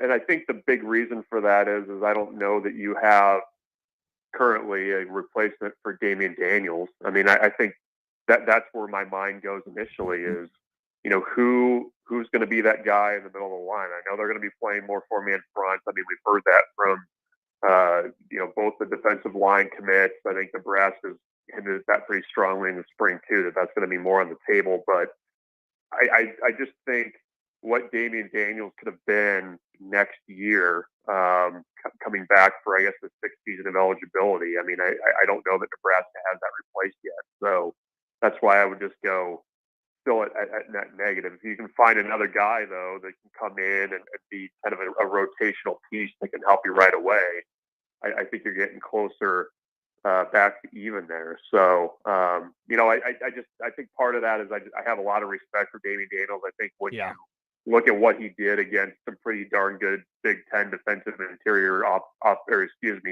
Big Ten interior offensive linemen, I don't know that Nebraska has somebody on their roster right now that's equal to that. The focus post spring ball has been in the transfer portal, the defensive side. I mean, not only obviously Mathis was the priority, but Drew had been talked about. You still have a couple of other players that Nebraska's looking at, including a transfer defensive back from Alabama. Yep. You still have the defensive lineman from Alabama, Stephen Wynn, who's potentially out there. Could the focus being all of it on the defensive side, is this also perhaps an indicator that Frost is somewhat satisfied with what he has on the offensive side of the ball? I think so. I mean, I just think that there's probably a bigger need there. I mean, the other thing that I'll be curious to see, though, is, if you do have, maybe an offensive line name pop up that's connected to Nebraska, just based on who's entered the last few days. I mean, that's the one place where on the offensive side of the ball, I can see Nebraska saying, okay, if it's the right guy, we're going to, maybe try to do something here if it fits right. But I just think, overall, I think Nebraska has decent depth on the defense. I just think that, you kind of needed to fill a defensive line. I think that Kane Williams, the defensive back from Alabama, I think that's more of a best available type player more than anything. And I know he's got connections to Mickey Joseph. So, why not? I think that's kind of the idea there. I don't know that, that there's too much hand wringing going on about what they have in their secondary right now. But I do think that, a lot of the issues that they probably felt they had on offense were addressed in kind of the first transfer portal wave back in December and January when they kind of loaded up on guys there. Yeah, and Bruns, I believe that you and Shafe talked about it over the weekend when Mathis committed, but like the transfer portal deadline, the May 1st deadline, some of that stuff, of course, is going to continue to trickle out like the Jordan Addison news did today. Are you expecting now that Nebraska, the players that they are losing, they're kind of done until, I guess, fall camp when, inevitably more players will probably leave? Do you think they're done, though, for the foreseeable future? Yeah, I mean, I obviously if a guy wants to play right away, I mean, you're done there. I do wonder. I'm not up to date on everybody's graduation status, but that's coming up in a couple weeks here too. Where if you have maybe a grad transfer, that's another potential entry point there. But I mean, every year you have guys that through the summer, kind of disappear, decide that they're done, or have injury issues or something like that. So. I mean, I think maybe you might see some more attrition that way. I mean, Nebraska has to have that happen, I think, based on numbers to kind of sort things out. But, I think in terms of guys that are, going to, hope to play right away, or guys that you would maybe expect were on their way out, I think that's kind of already occurred. So, there's a few names, too, that I was maybe expecting to enter the portal, but Nebraska also has a lot of guys that have already transferred once. So that's kind of a different spot for those guys to be in too. Michael Bruns, Husker 24/7. Considering how things were received in August when we first heard word of the NCAA investigation and what the punishment ended up being yesterday, did Nebraska get off okay with the NCAA? Yeah, I mean, I think, what was it, 5 consecutive days that Scott Frost has to be out a small fine and the show cause. I mean, it's not I don't know. It's not a nothing burger, but it's not huge in the grand scheme of things. I mean, obviously everybody got their whacks in with, they were using extra coaches and still not having the results on the field. Everybody kind of went to that well, which is expected. But I mean, I think they came out fine. It's an interesting one because, I would guess that you have a fair number of programs around the country that get pretty close to the line with what Nebraska did. I'm not saying that's right by any means or whatever, but it's just one of those violations that you kind of shrug your shoulders at and you probably move on. But I think, they'll be fine. I don't think it's going to, really affect too much at Nebraska with everything that came down. Brun, shifting gears a little bit, I've been thinking about the quarterback room lately and like laying some stuff out. I understand that, Frost really doesn't like divulging any piece of information that he doesn't have to. And I get that there are still a few months left in the offseason. But like, could you play devil's advocate and wonder aloud, like, why he didn't name Casey Thompson the starter if he is truly that guy, given that he is still a new player? It'd be really good for the offseason to maybe have that continuity with him, maybe being that true leader, or reading into situations. Should we say maybe it's not his job as strongly as perhaps we thought it was after what Whipple said early in spring camp?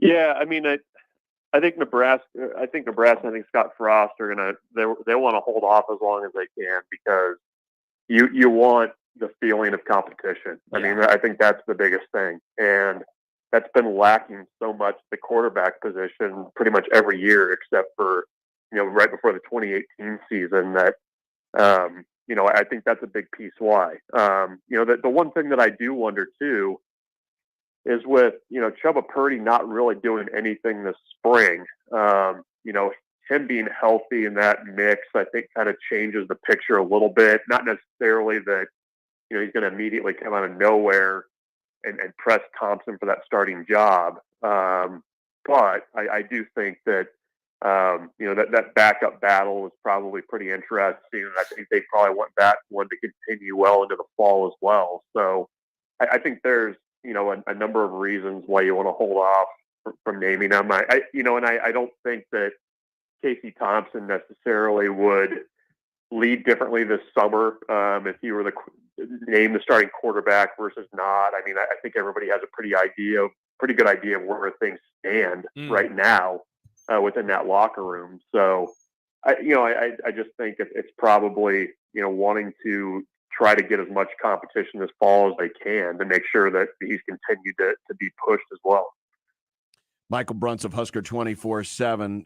They hit the ball well on Friday, just hit into some hard luck. Obviously, first game on Sunday exploded for 12 runs. And while they didn't win the series, Will Bolt seemed after the game is almost as if to say maybe the team has kind of turned a bit of a corner in terms of its offensive struggles, especially against a really good pitching staff.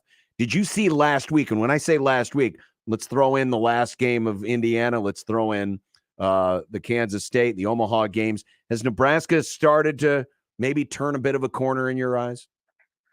I think a little bit. I mean, the quality of at bat, I think, over the last 5 or 6 games has been as good as it has been during any stretch this season. You go back to that opener against Iowa, and you've got a guy who's a top 100 draft prospect for this spring's draft, and he's hitting 97 in the 8th inning on the radar gun. And I thought Nebraska, even though they didn't have much to show for it in that game, I thought they hit some balls well. The wind at Haymarket was blowing in, which I don't know that that's happened at any point this season. So it was kind of a fluky night anyways. But, I thought they bounced back well in that first game. I think they had their chances to win in the second game against Iowa in the doubleheader. But, I mean, you've got 3 series left to go. The key for them getting to the Big Ten tournament is that they're going to have to continue to score runs. I mean, you look at the way they pitched this weekend. I think they gave up, 7 runs on the weekend against a pretty good offensive team. You'll take that. And it's just going to be a matter of the freshmen, Core Jackson. They've had Gabe Swanson in the lineup. Those guys continuing to have good at-bats, because the seniors and the guys that you would kind of hope to depend on seem like they've really kind of come around and played pretty well, actually, over the last couple of weeks. Michael Bruntz, Husker 24/7. Bruntsy, thank you very much. Appreciate it. And we will talk to you next week. Sounds good, guys. Thanks. Later, Bruntz. Michael Bruntz of Husker 24/7. Baseball. Baseball. What do you think about that quarterback question? Are they making a mistake in not naming their guy? Or, and the fun follow-up is, or is Chubba more involved in the race than maybe we would have expected him to be? Or is it just usual posturing? I think it's usual posturing. I'm pretty sure that everyone inside the program knows, what the pecking order is. Yeah. I mean, if it's not obvious by now, it's not going to be. And, Whipple's made it as much. Whipple said, well, of course, he took all the snaps, took another moment of snaps. Now, that was early in the spring when Purdy was sidelined. So certainly he could change his mind. But backup quarterbacks don't take their entire offensive line, out for a fun night on the town the first week that they're around. Yeah, but, this is going to be a out of left field comparison. But the Seattle Seahawks signed, what was his name? Oh, Matt Flynn, dude from Green Bay, right? Flynn, yeah, to a huge contract. They drafted a third rounder. Mm-hmm. The third rounder won the starting job, even though he wasn't getting paid millions of dollars. So, right, you're making a good argument. I'm just wondering, asking questions. But when Casey Thompson did that, he already knew that Chubba Purdy was in the fold. That's true. Chubba. This is just the way Frost is going to be. He's always going to play this coy little game, and it's not just a Frost thing. A lot of coaches do it. Yeah. I personally think it's kind of silly, but yeah. Also some of it is too, you don't want to say too much out in the public because, kids these days with that liberal transfer portal and the nil, they're leaving at the drop of a hat. Damn kids. You got to keep everyone else in the fold. You're always recruiting your own roster. You know who wouldn't transfer? The head coach at Nebraska. He'd never leave his. Oh, wait. This isn't a shame transfers. Just saying. He's probably being extra cautious. Yeah. And that's fine. Whatever. Gamesmanship. We all know who's going to be the starting quarterback. Do we? Yep. Interesting. Well, barring something bad happening, which we hope doesn't happen. Agreed. The $5,000 garage makeover is brought to you by Langfeld Overhead Doors. You can win $5,000 to give your garage a spring makeover. I'd take the $5,000 just for a deep cleaning of my garage. Wow. Or you can win a $2,500 gift card from Langfeld Overhead Doors. You are so lazy. How many old magazines are in your garage? Just in a there's no old magazines or anything. Clean it yourself. Well, I do, but I'd like a deep clean, like deep, like in the pores, deep. Scrub it. Well, my back's going out, so I can't be down on my hands and knees. That sucks. I can't go down on my hands. Stop having a back. Problem solved. You can get all the details at 1620thezone.com. For the Jays, the Huskers, and even you Jayskers, we are 1620 The Zone. At Athletico Physical Therapy, our favorite patients are the impatient ones. The ones who don't want to wait 3 months to see a specialist or wait until that little pain becomes a big one. The ones who know that Atletico's therapists can help them take the recovery into their own hands. Our favorite patients are the ones who just can't and won't wait because they don't have to. So get a little impatient and start with physical therapy at Athletico. With no prescription needed in most states to get started, you'll be right back at it in no time. Schedule your free assessment at athletico.com.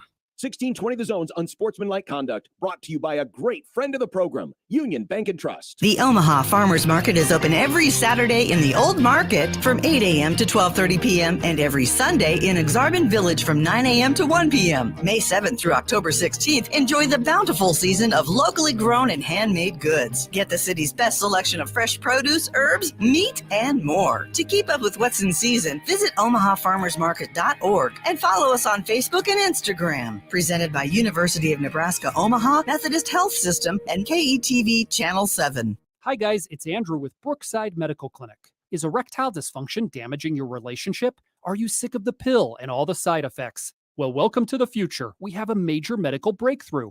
Brookside Medical Clinic uses the most advanced form of wave therapy. Backed by 60 clinical studies, our technology uses pressure waves to repair and open up blood vessels. We've helped countless men get rid of their ED. But what is the true end result? Their relationship, even their lives, improve drastically. If you're ready to regain your love life, call us right now, and not only will the assessment and ultrasound be free, We'll also give you a gift that produces immediate results in the bedroom. It almost never fails. This is worth $550, and it's free to callers right now. 402-671-7777. That's 402-671-7777. Put a stop to your erectile dysfunction and experience what I call the happiness ripple effect. Call Brookside Medical Clinic now. 402-671-7777. A tradition of winning doesn't happen overnight. Like any team, you got to be tough, play smart, and work hard. No one understands this more than Ford Motor Company. They built the best team in the game with Ford F-Series, America's best-selling trucks 45 years straight. The iconic Ford Bronco and the most powerful Ford Explorer ever. Shop online at buyfordnow.com or visit your local Ford dealer to buy or custom build the perfect truck or SUV for you. Based on 1977 to 2021 calendar year total sales. Paid for by Herbster for Nebraska. Smearing the character of a true conservative. First, Clarence Thomas, then Brett Kavanaugh. Now, Jim Pillen and Pete Ricketts are doing it to Charles W. Herbster. The facts? Herbster's accuser was employed by Ricketts. Ricketts even appointed her to the Senate.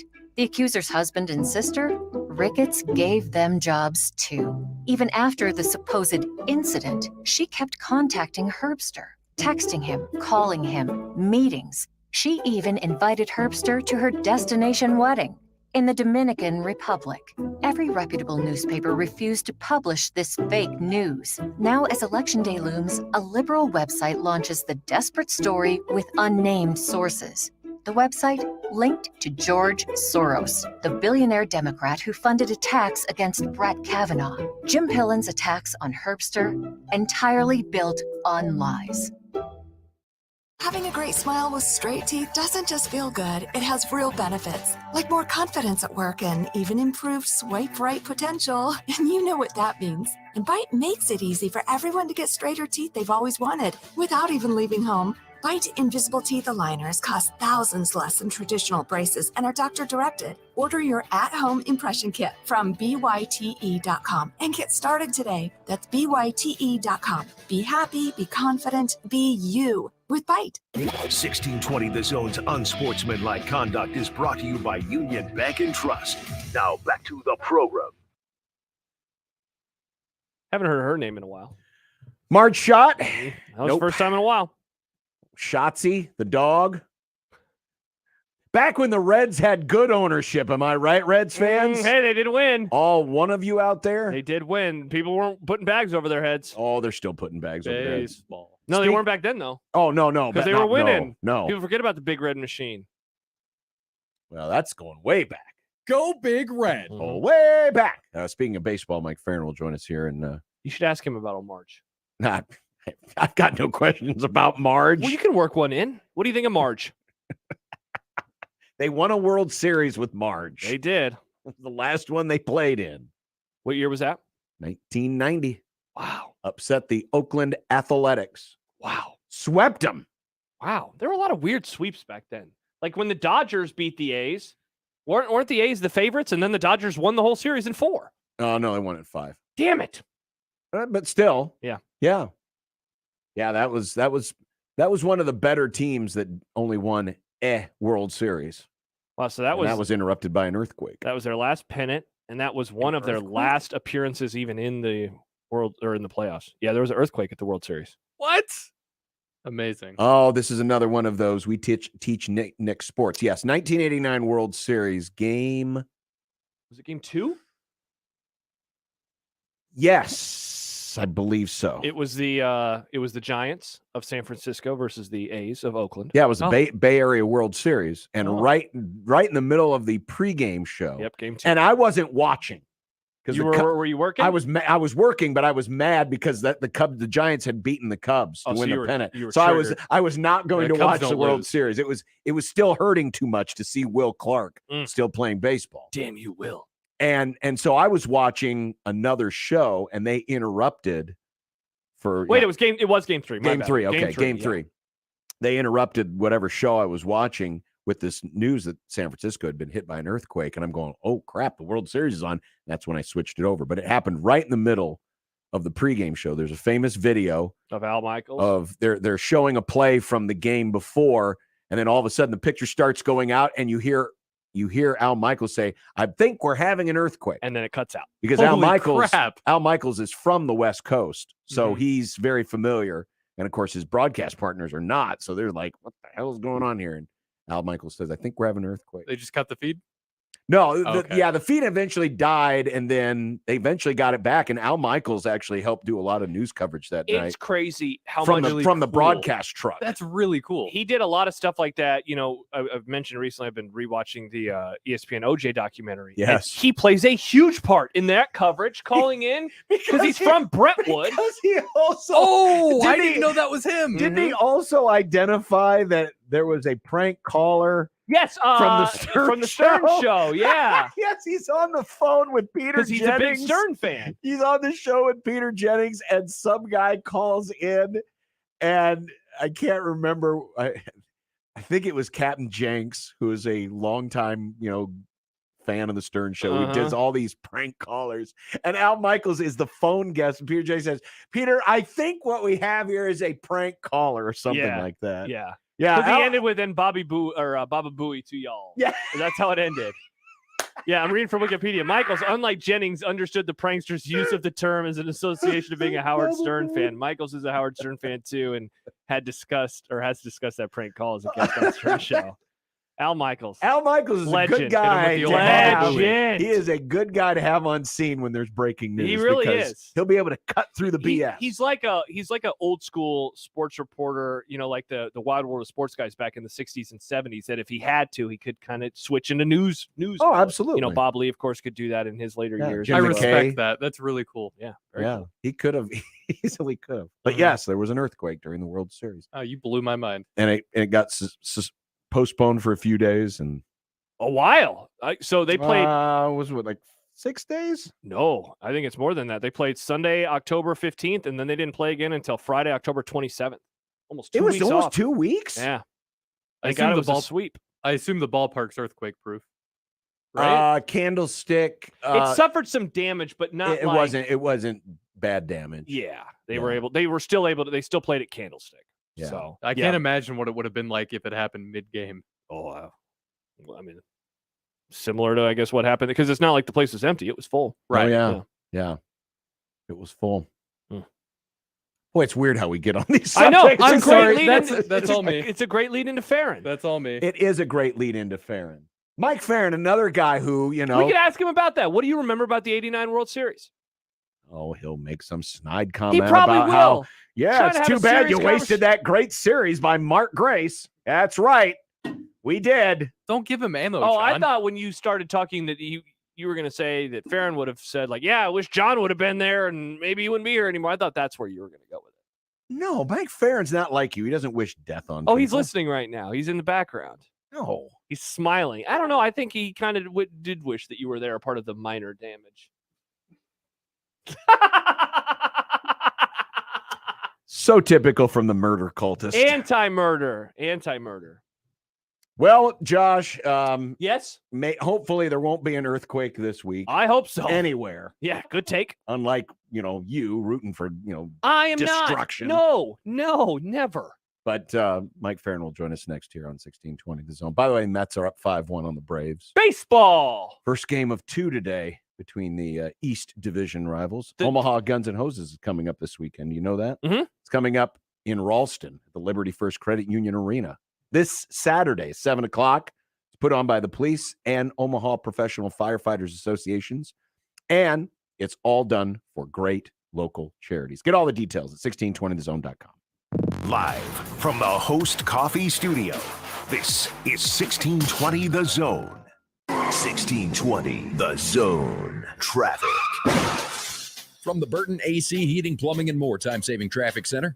Heads up, there's a stall on northbound 168th Street at Dodge. Road work has the right lane closed on the southbound JFK, causing delays between Q Street and Chandler. A little bit of a delay on L Street for both directions around 90th, and a delay on westbound 370 between 72nd and 84th. I'm Mike Neville. This time-saving traffic is brought to you by the Nebraska Lottery. The Nebraska Lottery has raised over $868 million, which has helped to provide more than 117,000 college scholarships, save wildlife habitats across the state, and fund new facilities at the Nebraska State Fair. The Nebraska Lottery, helping to build a better Nebraska. Since this is a radio commercial, you can't see the people standing behind me. They're the Langfeld family. Everybody wave. Oh, sorry, you can't see them because radio. Anyway, the Langfelds are the family behind Langfeld Overhead Door, where they proudly install Midland garage doors to fit any space and style, and they don't take a backseat to anyone when it comes to their service. Because if something goes wrong, it's their name on the line. So they're going to make sure it goes right every single time. Langfeld Overhead Door, 402-234-2700. Equitable Bank. We take banking personally. EquitableOnline.com. We know you can't get enough of your favorite flavors. Luckily, Baker's free pickup makes it easy to grab what you need without any surprise fees. Whether it's extra buns for the barbecue or those chips you just can't quit, start your cart with the Baker's app. Baker's, fresh for everyone. $35 order minimum. Restrictions may apply. Subject to availability. It's the big $10 sale. So mix and match and get 2, 3, 4, 5, or even 10 for $10 with your card. So many great deals. Baker's, fresh for everyone. Car repair is car repair. Most places you go can change your oil or fix your brakes. The difference is the experience you'll get at Omaha Car Care. We're part of the community. We were born here, and we believe that our relationship with you should be built to last. We're going to consult you, not sell you. We're going to give you a free loaner car. We're going to treat you like a valued friend that we want to continue to see in the years to come. I'm Rick Betker, owner of Omaha Car Care, and we'll be along for the ride. Is that joint pain lasting a little too long? Are you looking for some relief without surgery, without drugs, with minimal to no downtime? New options are now available here. Regenerative Treatments at QC Kinetics. This is the most exciting development in years. The remarkable regenerative treatments actually encourage your own body to help heal the damaged tissue in your joints. Pro athletes have done this for years. Now it's available for folks like us. Have you been struggling with knee, back, shoulder, or hip pain, or maybe it's just arthritis of any kind? You need to check out this exciting natural alternative with incredible patient satisfaction. Take advantage of the restorative biological therapies at QC Kinetics. Effective treatments for chronic joint pain with no drugs and no surgery. Right now, take advantage of the free consultations. Learn all about the regenerative options available to help you get pain-free. Call the local medical professionals at QC Kinetics. Remember, call now, 402-205-4960. That's 402-205-4960. Hey everyone, it's Josh Peterson. Join Unsportsmanlike Conduct on the road Friday at Werner Park before the Omaha Storm Chasers host the Columbus Clippers. The Chasers are back in action with an exciting team full of future Major League stars. Join Unsportsmanlike Conduct Friday at Werner Park on 1620 The Zone. I always wanted to learn Spanish, but I never thought I'd have the time. Then I discovered Babbel. Babbel's lessons are fun. They only take like 10 or 15 minutes, and in 3 weeks, presto, you're speaking another language, like magic. I love that Babbel's lessons aren't just robots talking. They're voiced by native speakers, so you get the pronunciation just right. If you want to learn a language, there's no faster, easier, better way than Babbel. Babbel. Babbel. Go to Babbel.com to try for free. That's BABBEL.com. Babbel.com. Shop Woodhouse Place Hyundai and Nissan, 144th and Giles. KOZN, Bellevue, Omaha, Council Bluffs. Mike Farron, Sirius XM MLB Network Radio. Ladies and gentlemen, now singing the Mike Farron Open, it's Mike Stibbs. Just make sure it sounds sexy, Stibbs. Lord Almighty, how can you stand Arizona? Your fair skin must be burning down into your absent soul. Mike, Mike, Mike, Mike, we can barely hear you. It sounds to me like you called us from inside a hole. But your phone calls lift me higher, like the ERA of Mark Pryor. Your hair looks like it's on fire. You're Mike Farron. You're just a hunk of burning love. You're just a hunk of burning. It's that time of week, ladies and gentlemen. It's time for Mike Farron. Hello, Mike. Hello, John. How are you? Hey, Mike. What's up? 1989 1989 World Series. What's your first memory of it? Them getting ready for Game 3 and the earthquake stopping everything, and Al Michaels turned into a pretty incredible newsman on the scene. Bob Lee too, I believe, from ESPN was there too, and I think their news coverage of it, because I mean, my memories of that go from, oh my gosh, the World Series was stopped, to what was really a horrible situation in the Bay Area. I mean, there was a real tragic situation. But yeah, I remember that. And then when it started again, which I think I heard you say was 12 days later, right? I thought it was a week, but 12 days. I thought it was too. The A's could go back to Dave Stewart and Bob Welch in games 3 and game 4, and that was it. Sweep was on. But like we were saying, and that's how we got on the subject. We were talking about the weird circle. Yeah. March. Josh brings up off the air Marge shot, and I said, "Well, they did win a World Series." Well, because Nick got us on the subject of Nick the A's. was bringing up Henry Ford. You know, he's not on the air. Yeah, no, off the air. Don't put this on me, Josh. You're the one who started it. See what I'm hanging around with, Mike? Just people bringing up. Well, I stuff. think I can get the connection between Henry Ford and Marge Schott. You got it. They were both collectors. Yeah, let's say that. They were both collectors. Sure. We're watching the Mets right now, and by the way, Matt Olson just hit a 3-1 bomb. Max Olson? No, Matt Olson. Oh, Athletic? For the Braves, and now it's 5-4 Mets. But earlier this week, they designated for assignment, or DFA'd, Mr. Robinson Cano. It's going to cost him over $40 million to let him loose. But is this like the symbolic last dismissal from the bad era of Mets ball that basically ended the Wilpon ownership? That's a good question. I mean, I hadn't really thought of it that way, but I guess it does. I mean, that was the big Brody Van Wagenen move, was bringing him in, and trading Jared Kelenic for him, and Edwin Diaz, and then Cano was really good in 2020. And down 19, good in 20 in the shortened season, and then last year obviously was suspended for PEDs. So I think more than anything, it just brings to light how expensive that trade was for the Mets from a personnel standpoint. I mean, Diaz has been great. He struggled in 19, but since then he's been terrific, and he's one of the best relievers in the league. But I guess it does kind of close the book to some degree on the Wilpons. The other part of it, though, is that, and this is the part that's far sadder, and it's a self-inflicted tragedy, is you have one of the best offensive second baseman of all time, who in 2018, when he was suspended for the first time, was on his way to probably close to 400 homers and 3,000 hits, and maybe the best offensive line ever for a second baseman. So I think more than anything, it's just the sad ending, or the tragic last 5 years of Robinson Cano's career that I thought about more than anything, because that guy should have been a Hall of Famer, but his own decision making has taken him out of the mix. Well, the only reason I kind of brought it up from that angle was you watch the Mets today, and they're playing like the best team in the National League. They're having a really good start to the season. They made a lot of aggressive moves, brand new ownership. It just, I don't know, the Mets just, you watch them, and while there are some pieces that are still the same, and New York fan is always going to think that there's some evil lurking around some corner ready to snap up and get them, but it just seems like there's a different vibe around the franchise.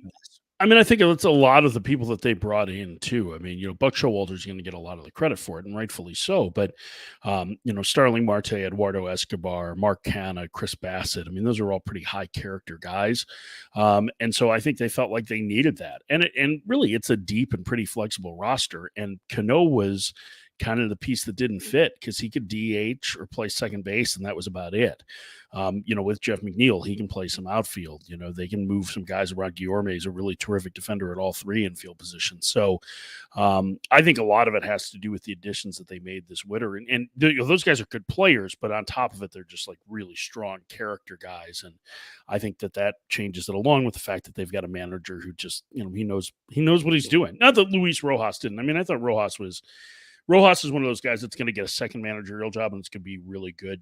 He's got terrific baseball bloodlines. I mean, he's Moises Alou's brother, and he's Felipe Alou's son, and he's really smart. But when you do the job for the first time, I mean, I feel like a lot of guys are better the second time they get the job, right? Because the first time there's a lot of unknowns. Second time, you know what's going on. Which New York team is more likely to be in the mix in late October? I think both of them are. I think they're both in the mix in October for sure. I really like that Yankee team. I think they're a little bit underrated. Or at least they were coming into the season because they had such a down year offensively, but they have a lot of really good offensive players, and they missed some key guys last year. I mean, they played almost the entire season without their center fielder, and DJ LeMahieu was physically compromised for most of the year because of a sports hernia. So I think they've gotten much better defensively. I think their starters are solid. Severino coming back has been great. That's a huge boost for them. The bullpen's still really good. So I think that's a Yankee team that's getting slept on a little bit. And I think the Mets are really good. I'm not sure that their bullpen is perfect, but it's good enough. And I think that they both have to be among the teams to beat in their leagues. One of the biggest disappointments through 1 month of the season has to be the White Sox. Can shaking the injury bug be the biggest fix, or does it go deeper than that? Yeah, I think it probably does. I mean, it was weird. I was looking today because I think they play the Cubs tonight, right? They've got a 2-game. Yes. They Yeah, start it's really that early in series. the season for that. Yeah, but those two teams have the same record, right? They're both 9-13, which is crazy to think about. Yeah, it is. I mean, yeah, I think some of it's the injury bug. I mean, I think some of it is just they had a bad 10-day stretch, which any team is going to have. Their offense hasn't gotten going, and I think once Robert and Grandal start swinging it better, and they should get Moncada back in short order, I think that's going to make a big difference for them. I mean, they'll be without Eloy Jimenez for a little while, but I think that's going to be fine. Their rotation, I mean, Vince Velasquez was pretty good the last time out, but Giolito has been solid, and Dylan Cease has been tremendous. And so, they'll get Lance Lynn back. They're going to get Johnny Cueto here, I think, after maybe one more start in Charlotte, and he's been on a minor league deal. I think Cueto will join their rotation, which will help to provide them depth. So I agree that from what the expectations were, to see them, an eighth of the way through the season being 9-13 is shocking. And it is the most disappointing start to the season, I think, for any team. But I also don't think that this story is over by any stretch of the imagination. I mean, we still have there's still 140 games to play. And I think that they'll be fine in the long term. Mike, I believe this is the first time we've had you on since the Trevor Bauer news came down. At least since Tuesday, it's the first time you've had me on. Do you think we'll ever see him pitch again?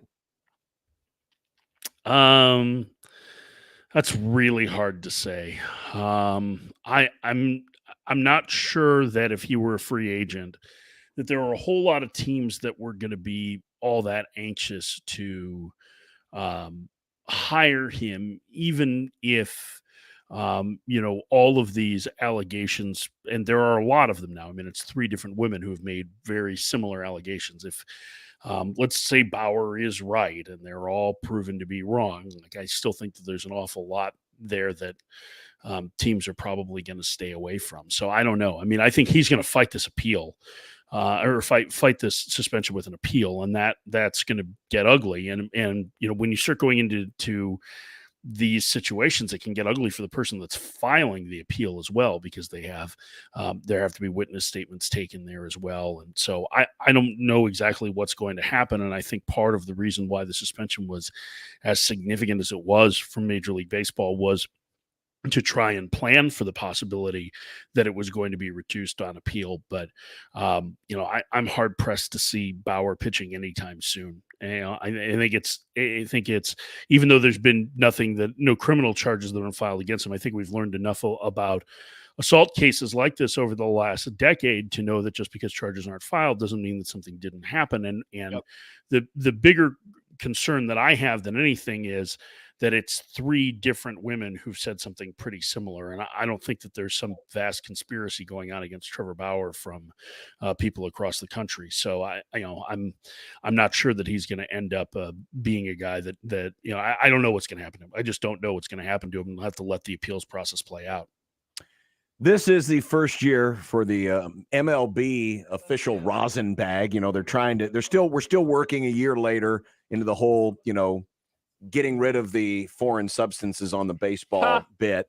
But there has been some experimentation with a pre-tacked ball. It happened a little bit last year at the end of the AAA season. I saw Ken Rosenthal write about this earlier last week. Is this going to eventually be the answer? Because right now you got pitchers from all over saying, man, I can't grip very well, or we've got issues, controlling the ball. The Mets have been getting hit more than any other team in the league. Are you surprised that here we are a year into this and we're still trying to figure out, all right, how can we find that middle ground, that sweet spot, so most of everybody is happy with the ball and how they're able to grip the ball? Yeah, no, I think that this was going to be a long process in it. I mean, the pre-tacked balls, the balls that feel a little bit tacky instead of slick, have been used for a long time in Asia. I mean, Japan and Korea uses that. And in talking to pitchers who've been over there, it's not like it's super sticky. It's just enough so that you feel like you get a grip. It doesn't come out all that chalky. Like it's not a big issue. And there were some, when they first kind of proposed it and brought it to spring trainings probably 4 or 5 years ago, pitchers didn't like it. But then again, that's when they still had, other things that they could use for their grip outside of rosin. So MLB has been taking these pre-tacked balls around to try and get a feel for how pitchers feel about it and what they can do to adjust it. I mean, I haven't heard that many complaints about the rosin. We've been asking everybody since the Chris Bassett comments last week. And to me, Bassett's comments were mostly about the way that the ball was prepared. It's what happens is that you get these cases of baseball that show up, and then it's up to usually the umpire room attendant to rub them all up with mud. Like there's a specific kind of mud that they use and rub them all up. And I think if you have, like let's say that there's a gross of baseballs for a given night, and that might even be short, but like by the time you get to box 12, aren't you going to be a little bored of this? So yes, I think that there's probably some inconsistencies just because of the human nature of it. So, and then the storage, while it's uniform with the humidors now set to the same thing in every ballpark, the transport doesn't necessarily mean that you go from humid Costa Rica to, trucks driving across the dry United States and then back into a humidor. And while the leather may react similarly, that doesn't mean that the seams do. And so that's causing some issues as well. So I think all of this is part of an adjustment that we're going to see made over the next several years. I hope that they get to it sooner rather than later, because we spent 5 years talking about the consistency of the baseball, and I'm really over it. Yeah, I am too. By the way, are they still using the same mud from the? Yeah, isn't it all come from like the same spot on the same Delaware River or something? Where they've been getting this mud just to dull up the baseball, because a brand new baseball is very shiny and slick. It's clean, very clean. It's not the Delaware River, I don't think, but it's Leanne Blackburn's baseball rubbing mud. Rubbing mud. You can find, they've got a website. They're in totally legal, totally normal. Is it? I mean, it is totally legal, but yeah. So they use this mud they have for years and years, but it's the official rubbing mud of baseball. It's in New Jersey. Incredible. Hey, speaking of changes or rule changes, what is Major League Baseball looking for exactly with data about the pitch clock from the minor leagues? Like one of our hosts on our station, Connor Happer, last week, he's the PA announcer for Storm Chasers games. And he told a story on the air about PAing for a game last week that ended 14-0, but took 2.5 hours. Yep. And so, and he, he goes to all these games and he says it's a noticeably better product. What is Major League Baseball looking for with the pitch clock from the lower leagues to maybe bring it up? Yeah, I mean, I think exactly what Connor saw. I mean, they're looking for shorter games. I mean, I'll tell you this is the most aggressive pitch clock that they've used. It's 19 seconds, I think, with nobody on base, or with somebody on base, 14 seconds without. It's pretty similar to what we had in the fall league. The first game we did in the fall league this year, because we do about 3 weeks of fall league broadcasts on MLB Network Radio, 11-10 game, 2 hours, 2 minutes. Woo! Incredible. So I think it's, so one thing I know is that the league has been paying a lot of attention to what's happening in college softball. And college softball, they made a pretty significant move in moving the mound back, which made the product better, right? Because the pitchers were so dominant, the ball was put in play. I don't think that that's going to end up being likely in Major League Baseball. But they also are quite aware of the fact that college softball popularity has skyrocketed. I don't think that it's any coincidence that it's pretty similar to college basketball in the fact that you can fit it pretty easily into a 2-hour window. Mhm. Now, you're not going to fit 9-inning baseball games into a 2-hour window, but if you can start a game at, say, let's say the start times don't change, and let's say it starts at 6:40, but you're able to get that game done at 9:10, that's a big difference. And I think it's a difference to who can go during the week, who can stay Yeah. till the end of the game during the Yeah. week. And it's a difference in who can watch most or all of it on television over the course of the week. When John and I were kids long ago, the average baseball game was 2 hours and 40 minutes long at the major league level. And it's not just an increase in commercial time, although that is part of it, but it's a relatively small part of it that's caused this expansion. It's the amount of time between pitches. And what this rule does is, well, pitchers, and I've seen some of the complaints. Tucker Davidson had a pretty thoughtful thread on this, one of the Braves minor leaguers this week, in talking about how much quicker he had to move to do this and what some of the pitfalls could be. And I think that's respectable, but I'd like to check back with him in like July to see how he's adjusted, versus the first 2 weeks of using this. But I think what you're seeing is that they want to try and get the game back to that kind of tempo, that kind of pace that keeps people engaged. And I'm hugely in favor of it. I'm a big pitch clock guy. I think it's great. I saw the earlier iterations of it. I thought it wasn't really even noticeable. And I think it makes a big difference for your enjoyment. I mean, the game right now on average is 3 hours and 12 minutes, I think, this season. So imagine shaving half an hour off that. I mean, for players, I think there's a huge benefit because it's 3 fewer hours on the field a week. I mean, it's basically a game less that they're engaged in mentally and physically. So Correct. I think there's huge potential benefits for this. Not the least of which is that I think it's going to make a more desirable product on the field. So count me all in on the pitch clock, and I like to see the aggressiveness. And as much as there's complaints about guys getting called out for stepping out of the box and all that, like, listen, that's going to happen. That's the rule. So get your foot in there, get ready to go. Let's go. Of course, 2 weeks ago, we had Miguel Cabrera join the 3,000 hit club. Jason Stark did a story on the magic milestone numbers. Great article. Last week. Great article. And I looked up the numbers. So when I was born, there were 10 members of the 3,000 hit club. Now there are 33. 17 of the 33 have joined since 1992. So more than half the members have joined the 3,000 hit club in the last 30 years. 10 have joined since the turn of the century, 2000. But there's a chance we may not see another one for quite some time.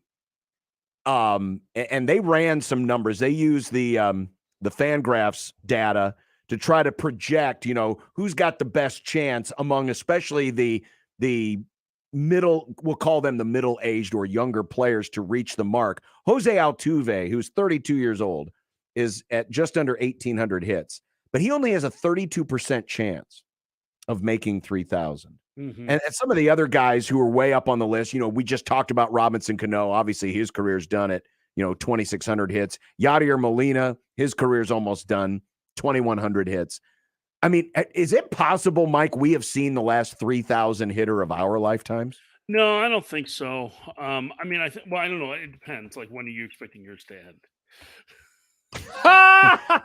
Josh Depends on does him. have the murder called over here, right? Depends on him. Anti-murder. Depends on him. No, I mean, I think Machado gets there. Like, I think there's a chance that Harper gets there. I mean, those guys are right around 1,500 hits, and they're at like 30 now, right? So, 150 hits a year for 10 years. Like, I think it's, they'll probably have some seasons that are north of that. So I think by the time they get close to Miguel Cabrera's age, 38 or 39, there's a good chance that they end up with 3,000. I just don't think we're going to have the run on it that we did. We had like 3 of them happen in a 2-year span or a year and a half span in the early 90s. And then we had a long drought for it. And then it's been kind of a consistent, I would call it more of a trickle right now, but I think it's probably a lull with that. I mean, I think the other milestones that he brought up are far more endangered. Maybe not 500 home runs, but it just doesn't feel like that has the same cachet to it that 3,000 hits does. 300 wins, certainly, unless they're going to change the way that a win is awarded, or all of a sudden, 400 inning seasons come back into vogue. I don't think that that's going to be, something that comes back. But I mean, listen, Altuve's got a decent chance of getting there. I mean, I think a 1 in 3 chance is pretty good. He's had some injuries. I think some of those younger guys like Machado and Harper are probably better bets. Trout probably gets there too. And, then we'll see from there. But, there are a couple of factors in play in this beyond just, the number of strikeouts and the increased velocity and the increased breaking ball usage, like all of that's factoring in, and not the least of which is the 2020 season, which probably impacted why there were so few 3,000 hit players when you were born, John, because you think about how many players lost service time to World War II and to Korea. Ted Williams never got to 3,000 hits. That's right. So I think that some of that factors into it too. We've been fortunate that we haven't had work stoppages that have cost major league regular season games in nearly 30 years. But 2020 certainly, it reduced by 100 games for everyone. And so 102 games for everyone. So I think there's a chance that people get there, but it's going to be a while. I mean, it's going to be your best bet on Altuve is still 6 years down the line. So, I don't think Cano's getting there. I don't think we're going to have anybody. I think Altuve is our best bet to have something before I turn your age. I think that sounds right. Mike, maybe this Terrible. is too big of a big picture of a question as we finish up the interview, but what does that mean then for baseball if the way in which we talked about the game for all of our lives has often been built around these stats, some of them singular seasons, others, of course, over the course of careers. When they're gone, what does that mean? Well, just like anything else, you have to adapt and change, right? So what become the new numbers or the new milestones that that you're looking at? I mean, I think part of baseball's one of the things that makes baseball great, but one of the things that holds it back is its constant dedication to these touchstones. And so, these are beautiful round numbers that not many people have achieved. And so that's why they get attention, but there probably are some round numbers that are equally as compelling. I don't know that there's going to be a whole lot of guys who get to 250 wins even, but that might be, the number there. It might be, I think 3,000 hits is still it. Maybe it's 600 home runs. I mean, you constantly have to evolve. And one of our biggest issues as just as human beings is that we fear change. And so it's, when it's comfortable and what the numbers are, it's okay. But when you have to start thinking about how that will evolve, then it leads to a lot of sports talk show topics that Josh can do. New July topics. Let's get some calls on this. I'm looking forward to that moment where someone, gets a double in their last at bat of the season. They've reached 1.300 OPS. Yeah, they stop the game. I don't think you're going to have to worry about that, John.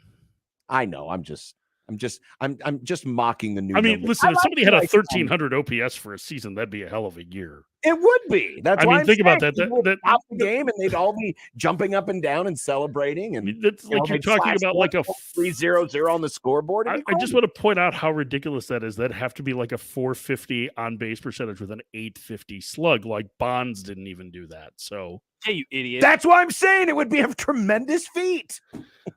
But then you're going to mock people getting excited about that? I mean, come on. It's hilarious. You should see John in the football season. We have these segments inside the numbers where he has all these dorky Nebraska football stats, but you say a couple things with baseball, and he's like, Moneyball's fake. It's not even good. I didn't say Moneyball was fake. Moneyball. He hates Moneyball. I didn't say I hate Moneyball. How do you feel about Moneyball? I just find it funny that the guy who supposedly invented it has never won a World Series. That's all. I think it's funny. Wow. But good for the A's. They stayed. They managed to stay in a place that still smells like a sewer and draws 2,300 fans. Hey, you know who's been to the playoffs more in 20 years? The A's or the Cubs? Oh, I know. I'm not the A's don't have rats in their stadium anymore, though.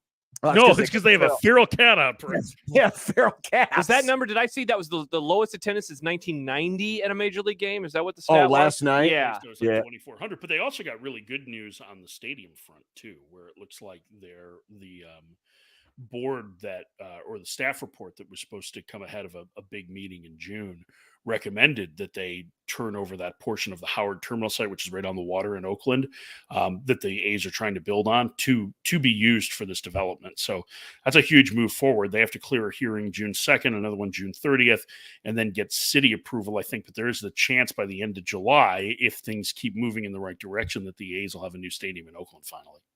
Well, they awesome. Certainly could use it. Suck if Oakland lost all their teams. They just That's need sad. to get They don't have the barreled Warriors. It just doesn't make any sense The why they would Raiders. leave for Vegas. I mean, it's nothing against Vegas, but like, let's compare market sizes, right? Yeah. Oakland's part of the San Francisco market. It's what, the number 5 market in the country. Vegas is like the size of Milwaukee. And it's 1,000,000 degrees there. Well, yeah, and you'll have to build a dome stadium for them, and we don't need another damn dome stadium. And the other part of it is that like, in terms of corporate money, I mean, I get that there's a lot of casino money in Vegas, and maybe that would help to fund some of the big donor ticket items and some of the advertisements. But in terms of like the corporations that generally spend on that, it's not like Vegas is that major Fortune 500 company outpost either. So yeah, I just like, I understand using Vegas for leverage if you're the A's.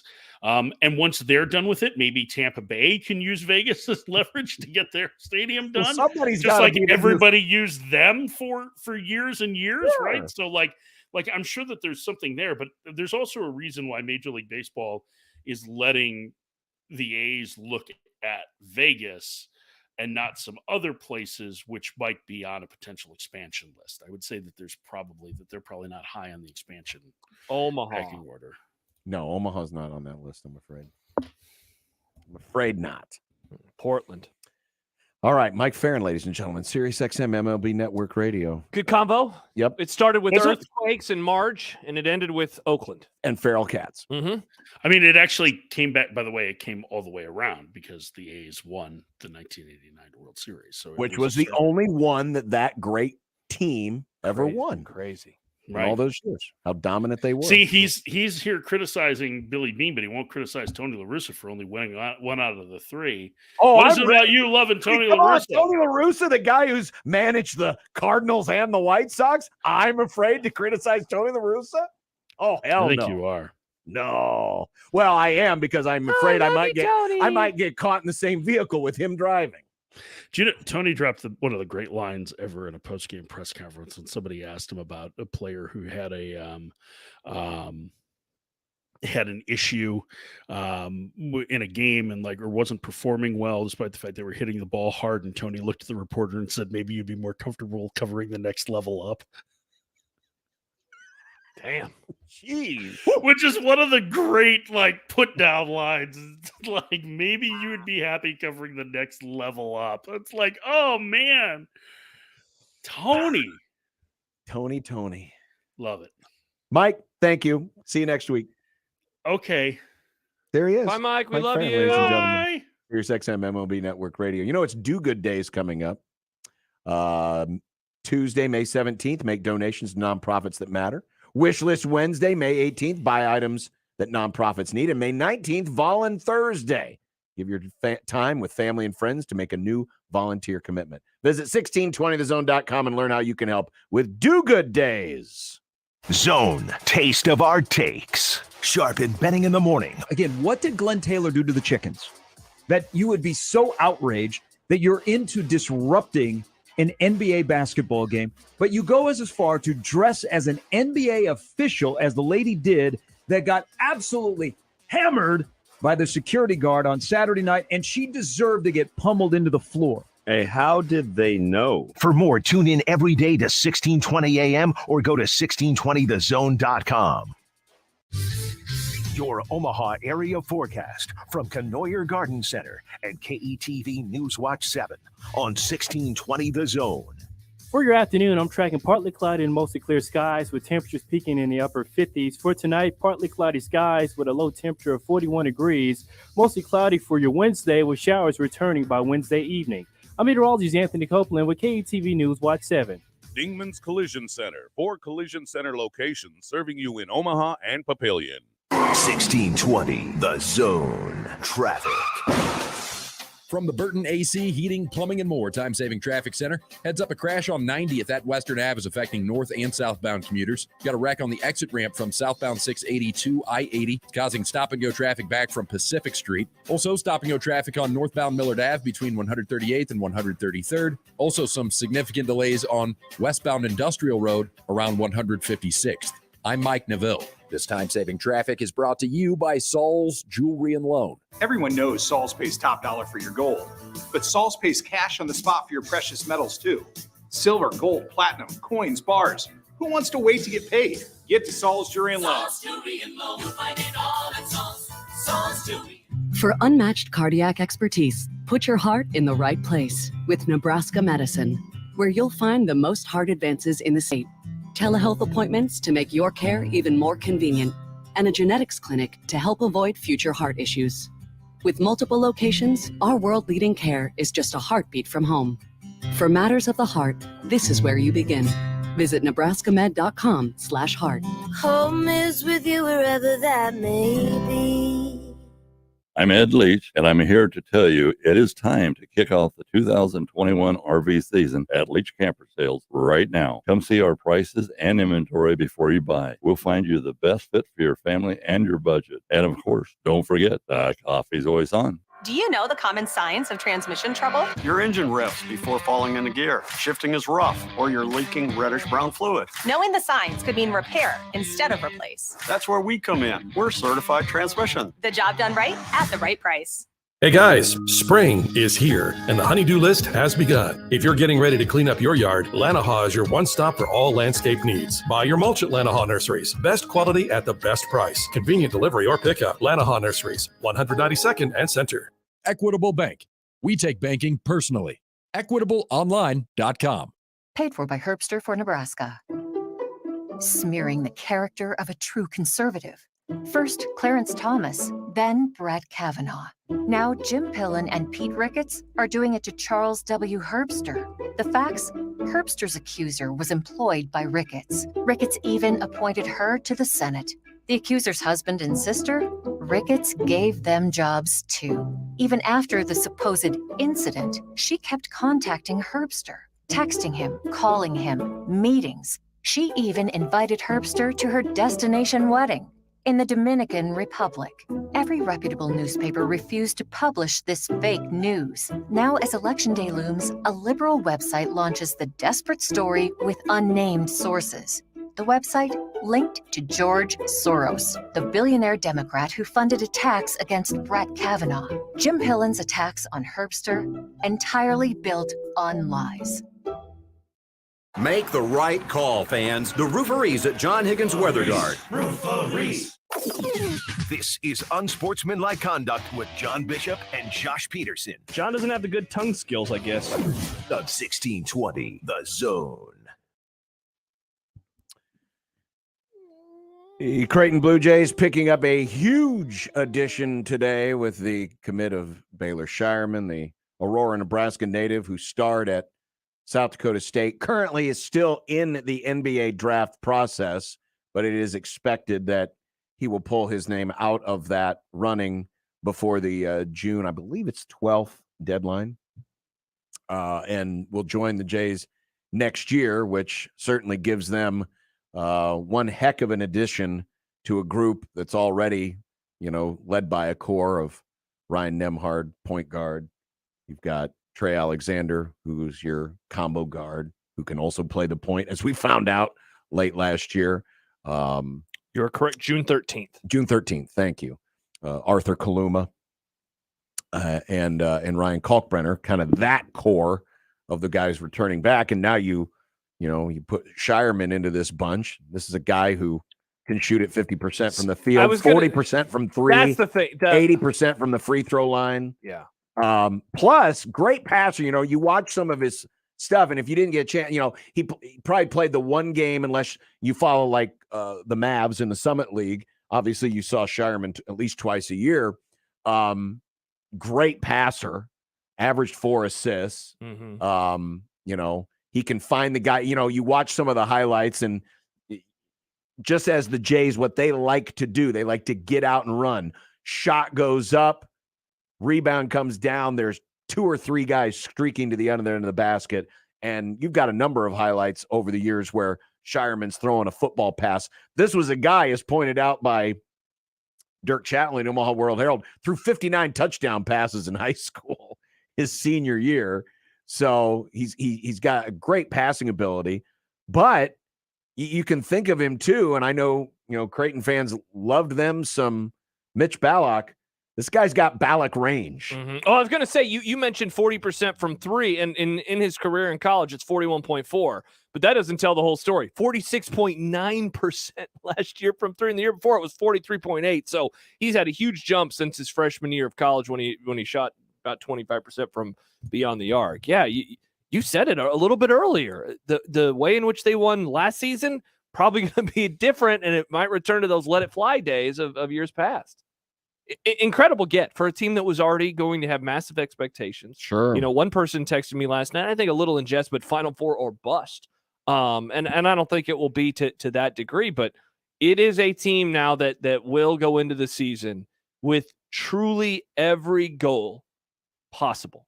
And Creighton has, as good as they have not been able to say that. I think that now they are going to for sure be the slam dunk favorites in the conference. I thought once Jay Wright retired, I thought that Creighton kind of moved into that spot because I think there would have been that natural respect given to Villanova like there always is. Mm-hmm.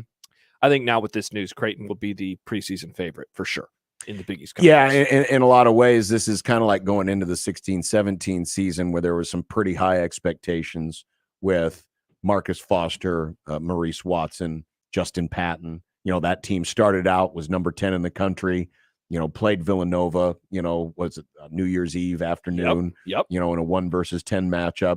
And then, of course, the injury. And then the injury to WAP happened, and it kind of changed everything. But, that team had some pretty lofty expectations coming into the season. They were only a top 20 team in the preseason. They got into the top 10. This team's going to start in the top 10. And, I mean, I don't know what the AP poll or coaches poll is going to look like. But just going off of some of those initial way too early, updated rankings, we're talking about a team that will be inside or just outside the top 5 even. So the Doug McDermott team didn't start that high. The team that you just mentioned didn't start that high. The team the team that made the Sweet 16, they were in the top 10 if I remember right. They were 7th or 8th? Yeah, the 2021 team 2021 team. Yeah. The COVID, let's say the full COVID season. The full COVID season. Yeah. They were preseason number 11. Yeah, so this team's going to be higher than that even. They will be higher than that. The Doug's senior year team started at 16. I was going to say, I remember they were in the top 2nd 20. highest.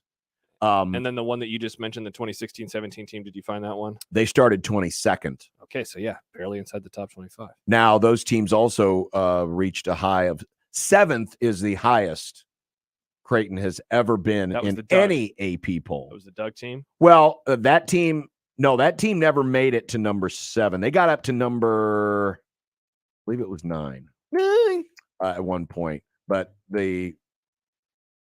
this team that went to the Sweet 16, they made it to number 7. Okay. And yes, the so did the 16-17 team did make it up as high as number 7. They were 15-1 or 18-1 after a win on the road at Xavier, and they were 7th. And that was the game that Maurice Watson got hurt. And then they lost to Marquette, and then Georgetown, and then just very up and down the rest of the season. season. It was basically 500 the rest of the way. All right. Here is John joining us on the hotline. Good afternoon, John. Welcome to the program. Well, hi, guys. I missed the early conversation on Creighton, but I appreciate all the fill-in. A question that I have for you, and I'm really excited about the fact that we're going to get Sherman. I think that the NCAA allows 13 scholarships for basketball. Is that right? Yes. And I think I had read recently that Creighton, in the investigation of Murphy and all of that they ended up getting some sanctions and that they lost the scholarship. So that would put us down to 12. Mm-hmm. And with Sherman, I'm showing that we've got 13 on the roster. Have any insight into that at Which all? means somebody will probably go off of scholarship. If you're a I'm walk-on. wondering about Sharif or Christopoulos. Well, and I'm not even saying that they will leave the program. I'm saying they may go off of scholarship and pay for school. If you'll recall, when Grant Gibbs got the 6th year back in Doug's senior year, Doug McDermott famously was the greatest senior walk-on in the history of college basketball. Right. Yeah, we still joke about that. Yeah. Exactly. So it's possible that one person or one player will volunteer to go off of scholarship. That'd be one way to do it for certain. Yeah, I think it's great that all of a sudden we've got instant depth, but a little bit top heavy on the guards. I thought. I've written it down here. I'm showing 7 guards. Not. At first I was thinking Sherman was going to be a guard, but now I see that he's going to be the forward. So he would take. He'll play a 3 or a 4. And that's the thing about Creighton's offense is, you can really mix and match some of those, position groups. So it's. I just think it's fabulous. I just hope that they can live up to expectations, and even if they don't, they're going to be great. So. John, okay, guys. John, Thanks appreciate a lot. the call. You bet. Thank you, John. It's funny, too, because we got a question earlier. Mitchell tweeted at me and said, didn't BYU try to set something up to pay for all of walk-ons tuitions? Couldn't Nebraska do that with anyone in the transfer portal, unlimited quote-unquote scholarships? And we can answer that question another date, but you mentioned what you just did. Somebody's going to be a walk-on. Have no fear. Everything will be taken care of, I would imagine, just given the new era that we are living in with college sports. We are living definitely in a new era. And on that front, there may be some folks looking into this new era. We'll have that coming up for you in just a moment here on Unsportsmanlike Conduct and 1620 The Zone. But first, a word for our new friends of the program, McCarthy's 1 Hour Heating and Air Conditioning, where if they're not on time, you don't pay a dime. Right now, you can take the peace of mind of knowing that your air conditioner is going to work this summer by joining the McCarthy's 1 Hour Comfort Club. You get twice yearly 100-point inspections of your AC and furnace, so you feel comfortable knowing it's going to be working during peak usage seasons. Also, as part of the Comfort Club, you get discounts off repairs. You get reduced fees on other visits. There's a breakdown fee guarantee. And when it's peak business time and people are getting their ACs fixed, you always go to the front of the line when they're busy. And that low monthly fee will never change for the life of your membership. Get a hold of McCarthy's today, McCarthy's1hour.com. And remember, if they're not on time, you don't pay a dime. With McCarthy's 1 Hour Heating and Air, McCarthy's1hour.com. Now live on Twitch, YouTube, and 1620thezone.com. Pandemic-impacted homeowners may be at risk of losing their homes, which is why the state of Nebraska is providing relief through the Homeowner Assistance Fund. Qualified homeowners can receive up to $30,000 in assistance for past due mortgage payments, past due real estate taxes, HOA dues, and homeowners or flood insurance. Funds will be distributed until they run out, and they do not need to be paid back. View qualifications and apply today at NebraskaHAF.com. That's NebraskaHAF.com. There are actually 2 kinds of cigars. The first is the one you smoke with beloved family and friends. The second, the one you enjoy with friends you've just met. And you'll find both at Hearth Cigars and Pipes Lounge. At Hearth Cigars and Pipes Lounge, there's a well-stocked humidor with some of the best bands from around the world and a bar with your favorite cocktails and other drinkables. So what do you say? Which cigar will you be enjoying tonight? Hearth Cigars and Pipes Lounge, just off I-680 and 48th Street next to Cubby's. Excuse me, Carol? Hey, Dale. You finished that report I asked for? Oh, yeah, about that. I didn't get a chance to do it. No worries. You've been so busy. Really? Of course. Dale, you're our hardest worker. You should take an extra week of vacation. Are you firing me? No, I promise. Just giving you the break you deserve. Wow. Thanks, boss. You sure you're not firing me? Actually, I'm going to promote you. But first, take a week off on the company's dime. Sometimes things just get better, like AT&T. We've invested more than $150 million to grow our wireless network coverage to over 99% of Nebraska, so you can talk, text, and share in more places than ever. Visit att.com/Nebraska and learn how to get a free smartphone when you switch to AT&T. Coverage not available everywhere. Over 99% coverage based on third-party data. Network investments based on 2018 through 2020 expenditure. Hi guys, it's Andrew with Brookside Medical Clinic. Is erectile dysfunction damaging your relationship? Are you sick of the pill and all the side effects? Well, welcome to the future. We have a major medical breakthrough. Brookside Medical Clinic uses the most advanced form of wave therapy. Backed by 60 clinical studies, our technology uses pressure waves to repair and open up blood vessels. We've helped countless men get rid of their ED. But what is the true end result? Their relationship, even their lives, improve drastically. If you're ready to regain your love life, call us right now, and not only will the assessment and ultrasound be free, we'll also give you a gift that produces immediate results in the bedroom. It almost never fails. This is worth $550, and it's free to callers right now. 402-671-7777. That's 402-671-7777. Put a stop to your erectile dysfunction and experience what I call the happiness ripple effect. Call Brookside Medical Clinic now. 402-671-7777. Hi again, everybody. Kent Pavelka, courtside, getting ready for this year's roofing season from the rooferees at John Higgins Weather Guard, America's leading installer of Da Vinci roofs and roofs of all styles. We're expecting another year filled with good sportsmanship, fairness, and integrity. Make the right call with John Higgins Weather Guard, providing the highest level of customer service with an A+ rating from the Better Business Bureau. It's tip-off time with the rooferees at John Higgins Weather Guard. Searching for your next vehicle? Shop Woodhouse first. Over 1,000 pre-owned vehicles in stock and on our lots, with new trades arriving daily that you can explore on woodhouse.com. Plus, confidence comes standard when you purchase a pre-owned car, truck, or SUV from Woodhouse. With our multi-point inspection, transparent pricing, available add-on warranties, and financing options, purchasing a pre-owned vehicle has never been simpler. Experience the difference and drive away today confident and road-ready in your new vehicle from Woodhouse. 1620 The Zone's Unsportsmanlike Conduct, brought to you by a great friend of the program, Union Bank and Trust. The best part of your summer night is listening to Royals baseball on 1620 The Zone. 1620 The Zone's Unsportsmanlike Conduct is brought to you by Union Bank and Trust. Now back to the program.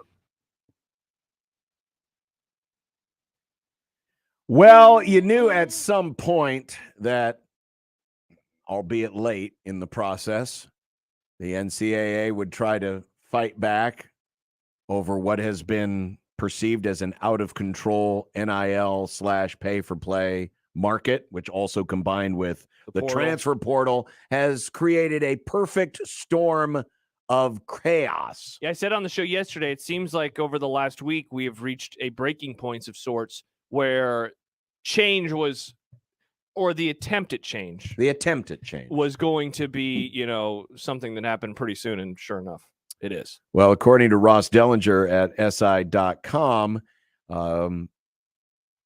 there has been a task force reviewing NIL, and apparently they are finalizing additional guidelines that are expected to clarify that boosters and booster-led collectives are prohibited from involvement in recruiting.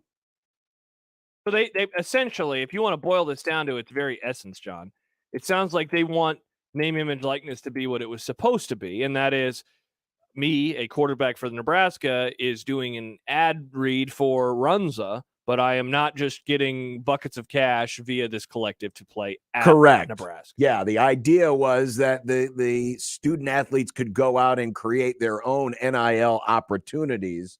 And instead, we have these booster-led groups called collectives, which can promise, which basically, I know we keep going down this road because it feels like we are always having to explain things as to how all of this works, but essentially the collectives, based on a lot of the contracts that they're signing, are acting as agents, for lack of a better term. When I walk into the collective, I am, and I sign a deal, I am signing over the control of my name, image, and likeness to this group this collective, and then they go out and they pitch me and they promise me X amount of dollars. And through that, there can be quid pro quo. There can be opportunities to do autograph signings and things of that nature. But the problem is that, at least where some of the collectives may be going wrong, is these are boosters essentially just taking the money that they normally would have done underneath the table back in the dirty old days, last year. And now they're just pooling that money together, and they're promising these kids big deals. They're paying these kids on a semi-regular basis, but there's no actual proof that any quid pro quo is happening, right? Mhm. That there's, well, how many autograph signings do you do? Or it could be a deal where, and this used to be a thing back in the day, where you'd get these sweetheart summer jobs where kids are getting paid $50,000 a year to go wash cars at the local car dealership. And they actually didn't wash any cars. And how many car washers do you know working a part-time job make $50,000 a year? I'm just using that as an example. Yeah, only in Breaking Bad. This is basically making this all very legal. So Ross Dellinger of SI, he just broke this news story. Did you read the one from yesterday yet? If you had a chance to read that one, it was titled, let's see, Big money donors have stepped out of the shadows to create a chaotic NIL market. It's a long read. It'll take some time. But in that story, is that from The Athletic, or that's from SI? That's from Dellinger. So he's been all over this stuff lately. Right. I just want to read a couple of excerpts from this story that went up yesterday, I believe. There's another way for athletes to complete NIL deliverables. Endorse their own collective. At South Carolina, Garnet Trust is paying athletes to encourage fans to join the collective, which in turn pays the athletes through NIL deals. Experts say it's a creative move and one that is perfectly legal. And here's a quote. It's no different than athletes encouraging fans or boosters to donate money to the athletic department, which has happened for a long time, says Mitt Winter, a commercial litigation attorney based in Kansas City who has represented the NCAA conferences. Collectives are wising up. They've hired people like Showenthal and companies like Open Doors to assure they are appropriately documenting their athlete deals to avoid garnering attention from the NCAA. Well, obviously that's happened. Some collective staff members are former athletic department employees, yada, yada, yada. Collectives in their schools are, for the most part, in constant communication, some even operating as a separate fundraising arm. Great story, fascinating story, but it did mention in there, they really are trying to do everything legally. And so I wonder then how the NCAA approaches that, given, like if they look in these contracts, there probably is some sort of they've got to come to autograph signees. Who says that I can't pay Casey Thompson $100,000 a year to sign an autograph for an hour? Exactly. See, that's the thing. Money. You can say it's quid pro quo, but if you can prove that you are actually, that there is a service that they're providing, right? We can't judge them on what the service is. So you would have to draw up a framework, that says this task, signing autographs, is worth this much, and everyone gets paid the same fee, right? Mm-hmm. Well, somebody's autograph signing could be, the third team offensive tackle might get $1,000, but the All-American quarterback might get $100,000. Exactly. Right?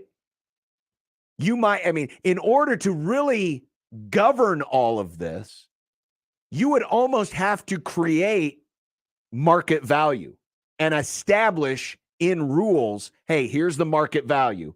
If you're doing a 2-hour autograph signing, it's worth X. It's worth X for everybody. See, but and look, the fallacy of that, of course, is some autographs are worth more money than other autographs. Exactly. That's stupid. Exactly. Hey, there's a broad one in the NBA. Steph Curry, your autograph is worth the same amount of money, as DeAndre Ayton. That doesn't make any sense. It's worth what you're able to negotiate. Yeah. Correct? Which is technically what NIL is supposed to be about, right? Mm-hmm. I mean, there's nothing out there, there's nothing out there that says a Baylor Shireman can't market his own autograph signing. Mm-hmm. He could go set up someone's lemonade stand for all it's worth and charge $10,000 for an hour, right? Yeah, he could. and get it. He could do that all by himself. Perfectly legal. Very legal, very normal. Or you go through these collectives who set these things up for you, and you could get a heck of a lot more money. Again, collectives are essentially kind of working like agents, but they're agents for your NIL. But it's hard again without that framework of, hey, if we try to establish a market value, guess what? That's going to be challenged in court, right? Yeah. Because why can't I, if it's truly my name, image, and likeness, and my name, image, and likeness is worth $100,000? Yeah. Why can't I charge $100,000? Why do I have to fit underneath your framework? Well, and along those lines, Adam says there would be 400 different lawsuits if the NCAA tried to do that, not to mention the Department of Justice would get involved from an antitrust standpoint. If the NCAA tried to define the value of an autograph, et cetera, it'd be the quickest way to end the NCAA. See, and that's the thing. If they try to do this, a player is obviously going to push back and sue, and then they might have to go to full pay for play. It's like, I just don't know how they're not going to be able to control this like they want to. No, they're just not going to be able to. I'm reading from the Today story. Yeah. The new directives will highlight, these are the directives coming from this task force, will highlight existing NCAA bylaws that outlaw boosters from participating in recruiting, reminding member schools of the guardrails that, while in place for years, have been bent and broken during the first 10 months of the NIL era. Under a long-held NCAA rule, boosters are a representative arm of an athletic department and are not supposed to associate with or persuade prospects. However,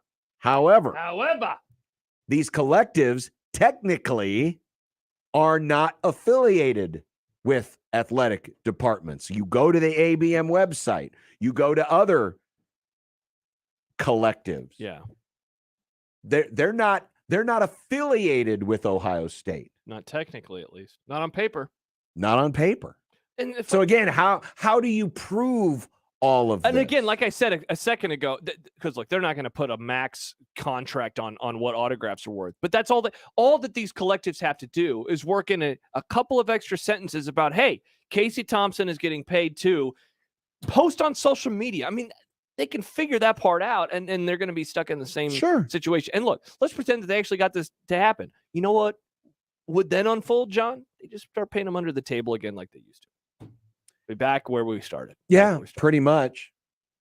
And again, good luck enforcing this. As the Dellinger story points out, there is estimated to be over 100 currently active collectives out there. That's a lot of investigating to do.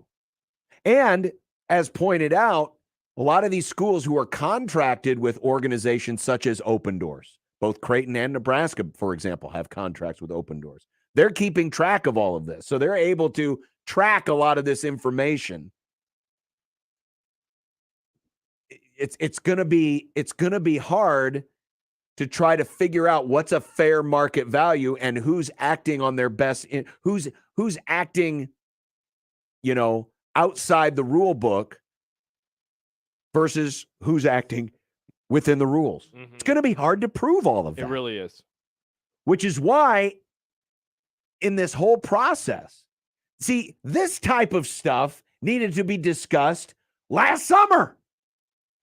Who knew? Instead, the NCAA just threw up their arms and said, okay, name, image, likeness, legal, go. You needed to try to establish this stuff ahead of time. But because there was a mountain of momentum against the NCAA from court rulings, lawsuits, and other items, the NCAA just threw up their hands and said, I don't know what to do, so everything's legal.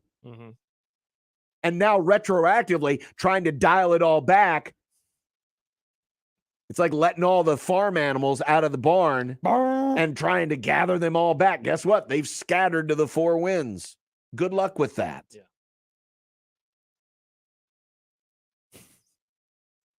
Glad to see, though, that they're finally acting 10 months after the fact. This week's Zone Deal is for Le Voltaire. Le Voltaire is a locally owned French restaurant serving the Omaha community for over 22 years. They've got the best French wine list within 400 miles. You can get $50 worth of vouchers for only $25. They go on sale this Friday at 1620thezone.com. Live from the Host Coffee Studio, this is 1620 The Zone. 1620 The Zone. Traffic. From the Burton AC Heating, Plumbing, and More time-saving traffic center. Heads up that crash on 90th at Western Ave, still affecting northbound and southbound commuters. Also got a crash with injuries on northbound 56th at Ames Ave. A wreck on the exit ramp from southbound 682 westbound I-80 has stop-and-go traffic on southbound 680 back from Pacific. And then a heads-up roadwork still has the right lane closed, causing stop-and-go traffic on the northbound and southbound JFK between Chandler and Q Street. I'm Mike Neville. This time-saving traffic is brought to you by Saul's Jewelry and Loan. Hey everyone, it's John with Saul's.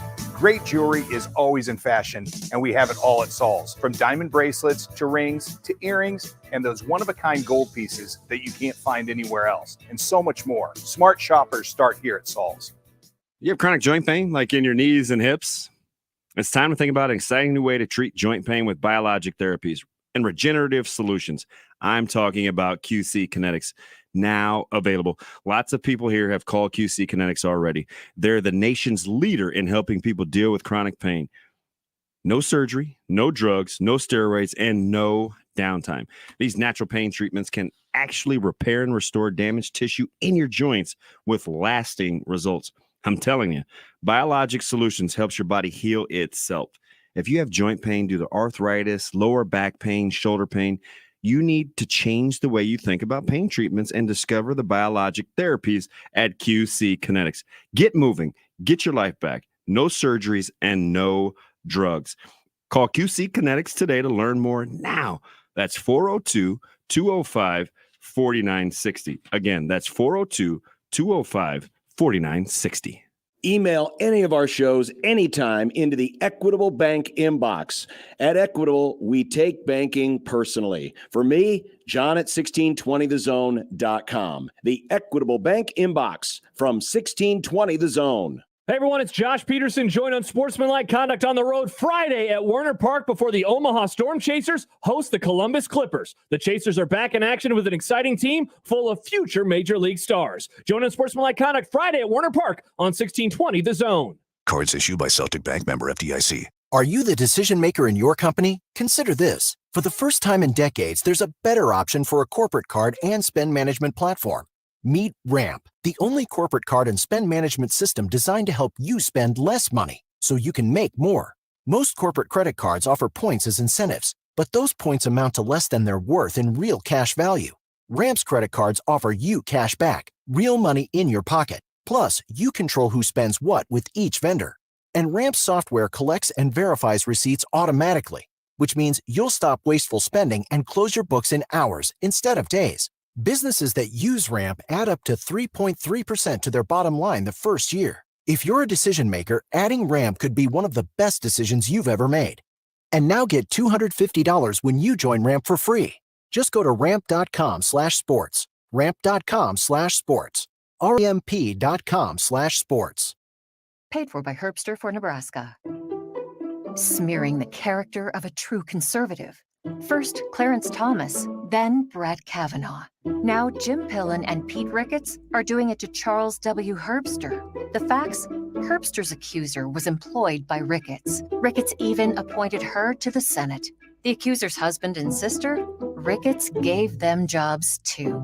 Even after the supposed incident, she kept contacting Herbster, texting him, calling him, meetings. She even invited Herbster to her destination wedding. In the Dominican Republic, every reputable newspaper refused to publish this fake news. Now, as Election Day looms, a liberal website launches the desperate story with unnamed sources. The website linked to George Soros, the billionaire Democrat who funded attacks against Brett Kavanaugh. Jim Pillen's attacks on Herbster, entirely built on lies. Shop Woodhouse Place Hyundai and Nissan, 144th and Giles. KOZN, Bellevue, Omaha, Council Bluffs.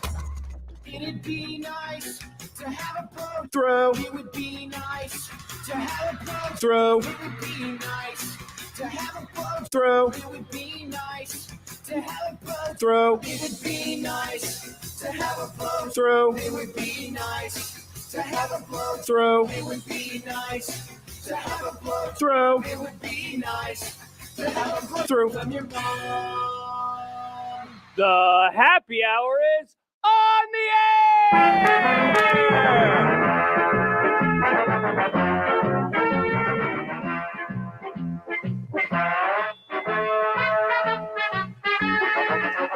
Welcome to the happy hour. On this, it's Tuesday, right? On a Tuesday. Yes. I'm already losing track of the days. Or This is not going good. up. If you're British, it's Tuesday. Tuesday. Then we'll listen to some tunes. On the tube. I have no idea what you're talking On about. the way to but Leicester. but I'll take your word for it. It is a happy hour. Hell yeah. If you're a Jays fan, you picked up Baylor Shireman. Cloudy. If you're a Husker fan, Are you happy? you should be. Oh, GBR. You just picked up a couple of defensive linemen this week, including a good pass rush. They're talking about basketball for a second. Go Big Red. Why would you be happy if you're a That's Nebraska why I was basketball confused for a moment, and then I realized, oh, that's right, football. fan? Yeah. You're not excited You if you're know, a baseball the fan. sport that everybody cares about. Oh. When you wear the red, you all love the football. Yeah, I'm a big fan of football. Do you think there are really Go that football. many disappointed Nebraska ball fans with the news today? I mean, were there that many that really thought there was a I hope realistic not. chance? You and I tried to tell them they weren't going to get him. Well, even further, how many fans was he just on the radar of? Well, it was down to a top 5, and before that it was 10. So Right. Though the top 5 didn't last very long. It was like Yeah, top it was 5 like- and then yeah, they yeah, it was casual like- announce it and done. Would casual Nebraska ball fan, would they have known about this? Casual? Probably, just maybe because of Sure. the local angle. Sure. Yeah. Yeah, because you had 2 local teams in That on said, you know what I really think that the casual or even the diehard Nebraska ball fans wanted? They just didn't want him to go to Creighton. And because that was the message of lament that I got from a few of my friends today when the news became official. Oh, can't wait to see him drop 35 on Nebraska next season. Or Which John I rubs look, his hand or, together. or I can't wait Good. till he declares that he's going to stay in the NBA draft. Mike Schaefer, I saw you tweet. I saw that. Yeah. We'll Yeah. touch shape Yeah, tomorrow. there's a little bit of bitterness out there. Oh, sure. But that's, you know what? That's what rivalries are That's about. fun. That's what rivalries Fun. about. Shopping. Shopping. I like a good rivalry. Yeah. I enjoy it. Creighton fans are going to enjoy Shireman. Mm-hmm. Nebraska fans are going to enjoy, maybe getting more than 10 wins. Wow. You jerk. Well, that would be progress. Sadly, it that would. would be progress. Is that reaching the mystery metrics? I cannot believe that he ran that Oh, back. Remember God. that? Don't even Mystery get me, metrics Don't 2, get me electric started. boogaloo? Don't get me started on mystery metrics. Both of them just have to win one more game than they did last season. Wow. I think that's all. I think that's what the bar is. Dumb debates. Who's that a lower bar for? Fred. It's Fred. You know who the lower bar is for. No. If they had to win one more game, it's a lower bar for Fred just because he has more games to play. Yeah. But that's a fun dumb debate. Fine. He has to win 2 more games. That's probably the better. He has to win 1.8 more games. We got because to that's- even it out. That's the equivalent of a 12-game season in football. Back in 2019, Josh. The old days. Back in 2019. Oh, wow. We're so naive. Our boss said buddy a lot. Sneezing on each other carelessly. A restaurant chain that is known for its anorexic chicken. Oh, look at you. No, this is a positive, Josh. Yes, I know it is. I can't wait to try this. But they actually created a sandwich that blew people's minds. We haven't seen a food launch like this in a long time, where there were like long lines of people wanting A to palpable try it, buzz. to the point where, some places were running out. They I had, waited in line an hour once. Was it for the sandwich? and that was only behind one car because the service at Popeyes is so awful. But Popeyes is going back in. Now, when I first saw this story, I thought, wait a minute, we're only 3 years into this and they're changing their spicy chicken sandwich? No, they're not changing it. No, they're just adding a different variety.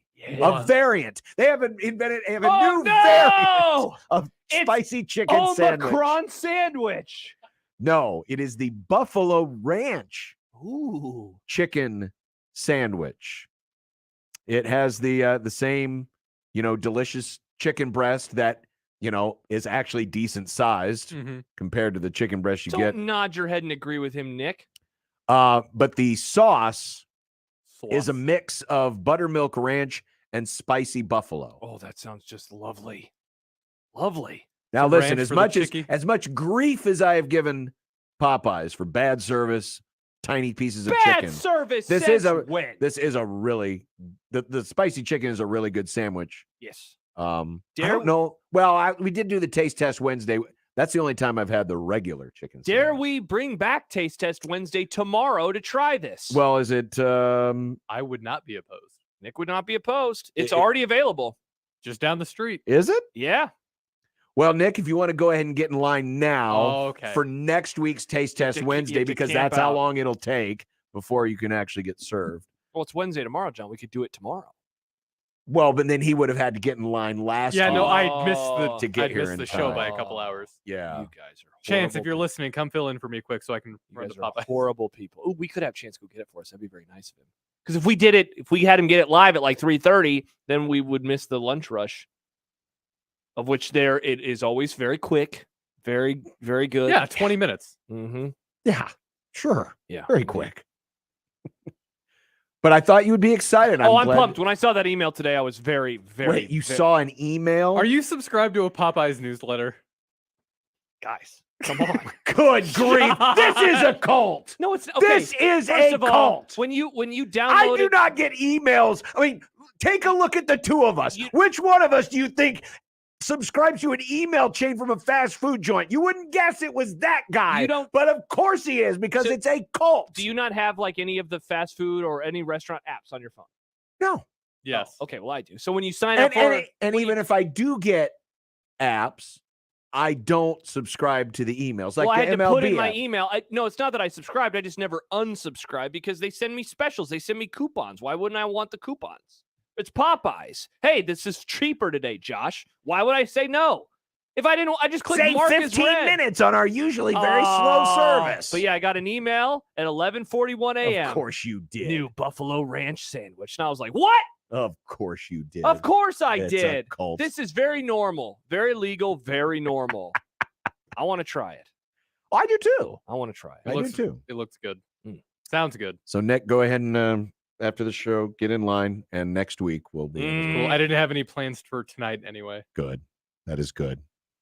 I knew that would trigger you. Oh, no, it didn't. It did the opposite. I'm excited. I Now know. I'm hungry. That's what triggered me. I'm starving now. He's a starving Marvin. Mm. So we know that the Big Ten is about ready to sign a big new media rights deal. Yeah, let's do this. Josh is not a TV ratings guy. No, I am not. The college football TV ratings will be just fine next fall. But Kevin Warren told Denny Dodd over there at CBS. Oh, your friend Dennis Dodd. Great guy. Yeah. That a new media rights deal could be worth, wait for it, $1 billion per season. Now we knew that though. That's been reported a lot. That's a lot, though. I know. No, I know. $1 billion per season. Mm-hmm. They believe they could have everything ironed out in a month. Yeah. Now the question mark will be who's getting it? Who's getting it? Yeah. Right now we know, based on other reporting, that Fox is going to have some of it. Yes. Now the question is, could they take all of it? Which I think is probably the least likely option right now. Of all the different options that are out there, the possibility that Fox could be the only rights holder, highly unlikely. I just don't think that there's like enough. I don't think there's enough inventory space. There's enough bandwidth. I want to read from the story from CBSSports.com. And I'll include something that you just mentioned. The main issue at hand for the Big Ten, according to industry sources, is deciding whether to give Fox all its rights, split those rights as they presently do with ESPN, or take a different road, find a partner besides ESPN, or attempt to expand even further. Warren stressed the presence of 7 suitors in negotiations: CBS, NBC, TNT, Apple, and Amazon, in addition to Fox and ESPN. He would not say whether the league favored 1, 2, or multiple partners as it considers its options. Had a conversation with an industry person today. Let me lay out a fun idea, if you will. You wake up, big noon kickoff on Fox. And then a noon kickoff as God intended. Afternoon football. And then the next biggest Big Ten game that week, a 2:30 game on CBS. And then night game on NBC. Like that, there's a possibility. Like that's a very realistic thing that could happen. Is it the most likely? I don't think it is, but it's definitely on the table. You could certainly have the first two options and then an ESPN game, an ABC game. I would find that pretty. I think that's not a very likely option. Oh, I don't think it's the most likely option. I think it's a likely option, though. Why wouldn't it be? Because I don't think there's enough good inventory to justify 3 over-the-air networks to have Big Ten games. I mean, there's going to be some weeks where, NBC could be stuck in prime time with no offense. Wow, here you no go. No offense. Throw them under the bus, you Purdue, jerk. Indiana. Wow. I think the most likely scenario is you'll have a second partner like ESPN is to Fox now. And then if there's another partner beyond that, you think it's a streaming service? Streaming service. Or Turner. Turner, I think, is an interesting one. I was listening to possibly Andy Staples talked to Ralph Rousseau today, and they brought up Turner. And I hadn't really thought about Turner, but they made the point that they do a really good job in covering sports. When they cover sports, they throw a lot into it. Mm-hmm. Their coverage of the NBA, I think, is among the best coverage that any network has of any sport on television in America right now. They do a really good job. They could put a lot behind their coverage of college football, of the Big Ten. I mean, heck, even when it was on TBS, that was a good broadcast for its day. Charles Davis was the analyst back then. So I do think I'm with you, though. I think that it might go to a streaming service.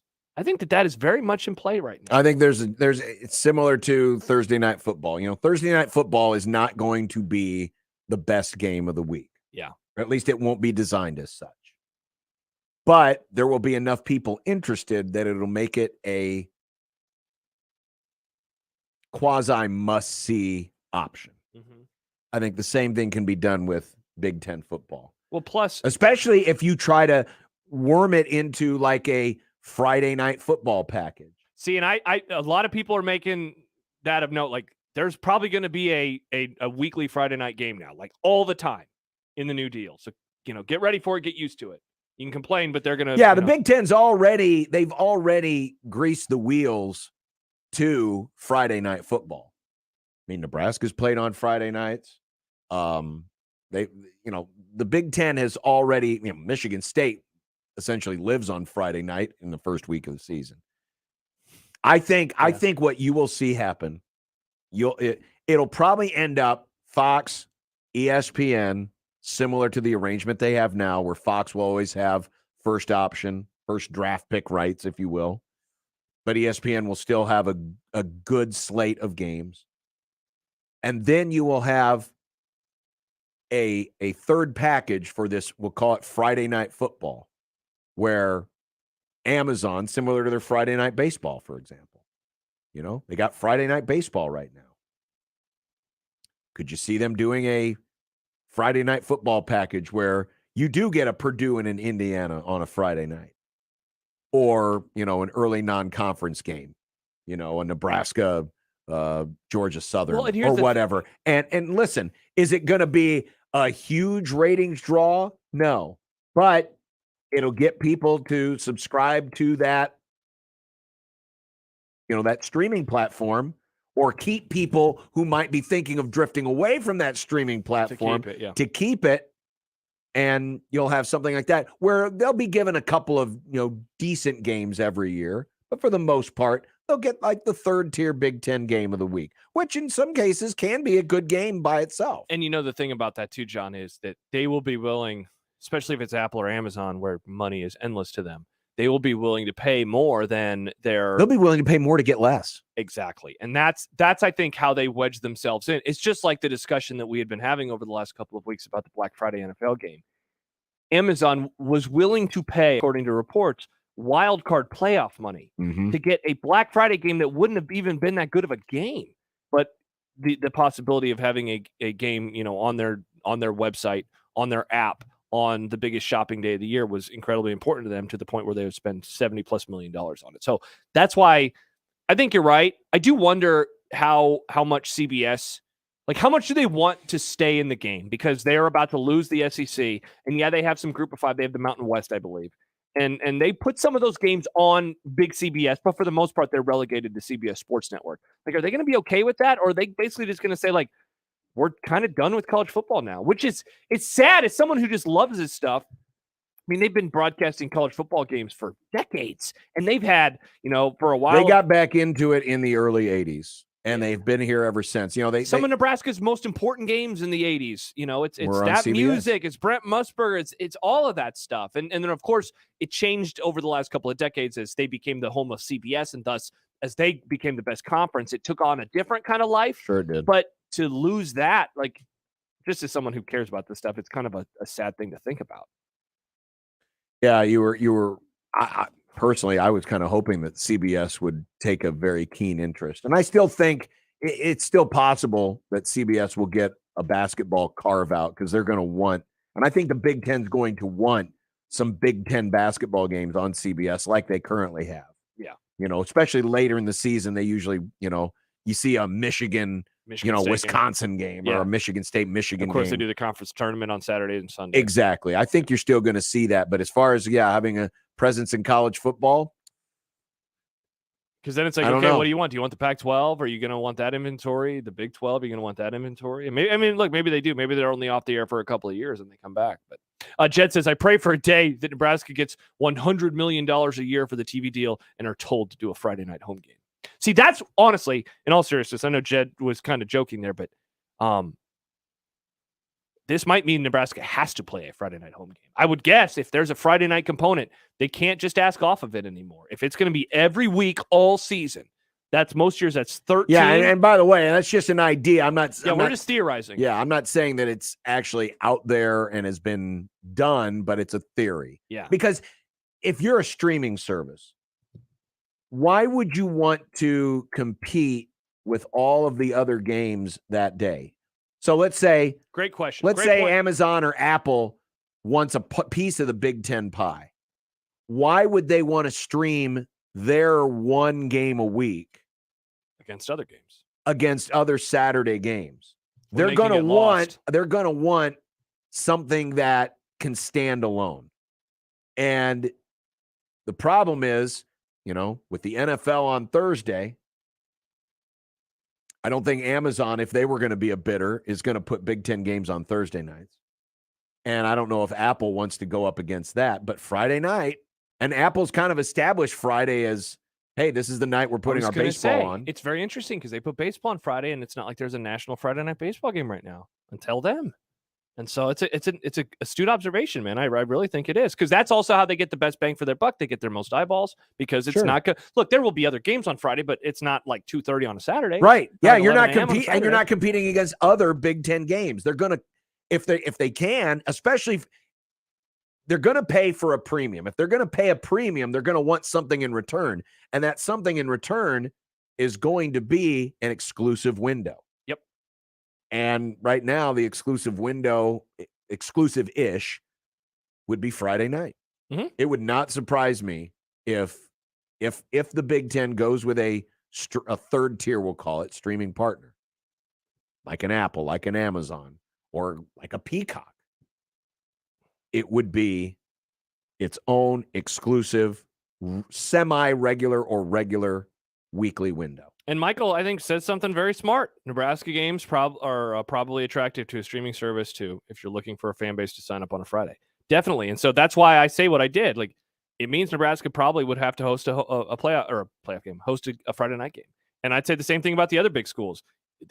Apple's not going to pay all that money to get, Maryland versus Indiana. They're paying for it to get Ohio State, to get Michigan, to get Penn State, to get Nebraska. I'm sure it'll be like with everything else, there'll be certain limits, team can't appear unless they want to, on multiple Fridays. But if you're a streaming partner, you're not going to want, unless it is an Ohio State, which is a big brand, to be on every week. You're going to want to cycle through because you want to have You want subscribers from Ohio. You want subscribers from Minnesota. You want subscribers from Nebraska. You want subscribers from Iowa. You're going to want everyone to cycle through. And by the way, Zach points out something that's true. He says Nebraska has 2 Friday games this year, and that's correct. They, of course, the Black Friday game, which they do a home game every other year, but the road game is at Rutgers. They still have not had to host a weeknight non-holiday game. The last time it happened was after 9/11, and that was just because of 9/11. But otherwise, they don't do that. And so this would be a change in my that's just my guess if they were to go to it. Yeah, right now the current parameters of the TV deal do give the schools the right to say no, we don't want to. But if a network or a streaming provider wants to pay the price, the Big Ten will happily say, "Yep, we're going to waive." If they want to pick you, you're picked. Yeah, it's just like with the NFL. Exactly. We say jump, and you say how high. Mm-hmm. When the price is right, we say jump, you say how high. And if the price is right, that will happen. And I don't think it'll be fine. It'll be all right.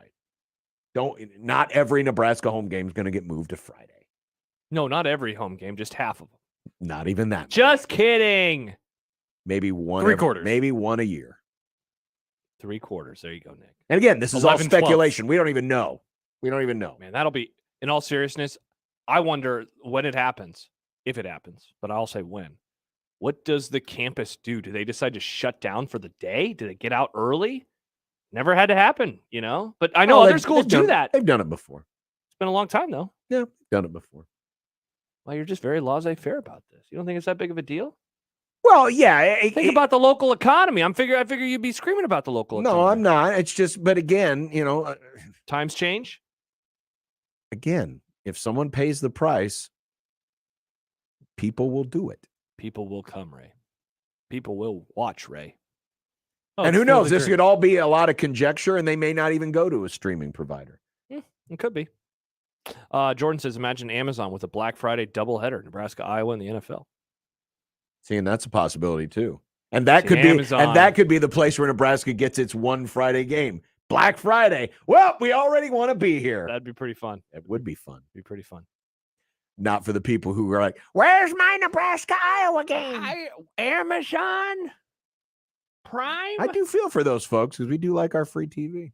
Well, yeah. We do. Yes, I know. Times change, though. Nebraska. Mister, I want everything for free, and now you're complaining about free TV? John, Come on. I've been Nebraska. How many games last year did Nebraska have on over-the-air TV? Like, this is not a new phenomenon. Yeah, we had a few. Yeah. I don't remember how many. I know the Michigan game was on ABC. The I remember Iowa game watching was that. On BTN. No, I watched the Iowa game. The Iowa game was on BTN. That means you have BTN, Nick. Yes. Yes, it was on BTN. This is once again. Here's Nick's weird cable in Iowa. We don't have any channels.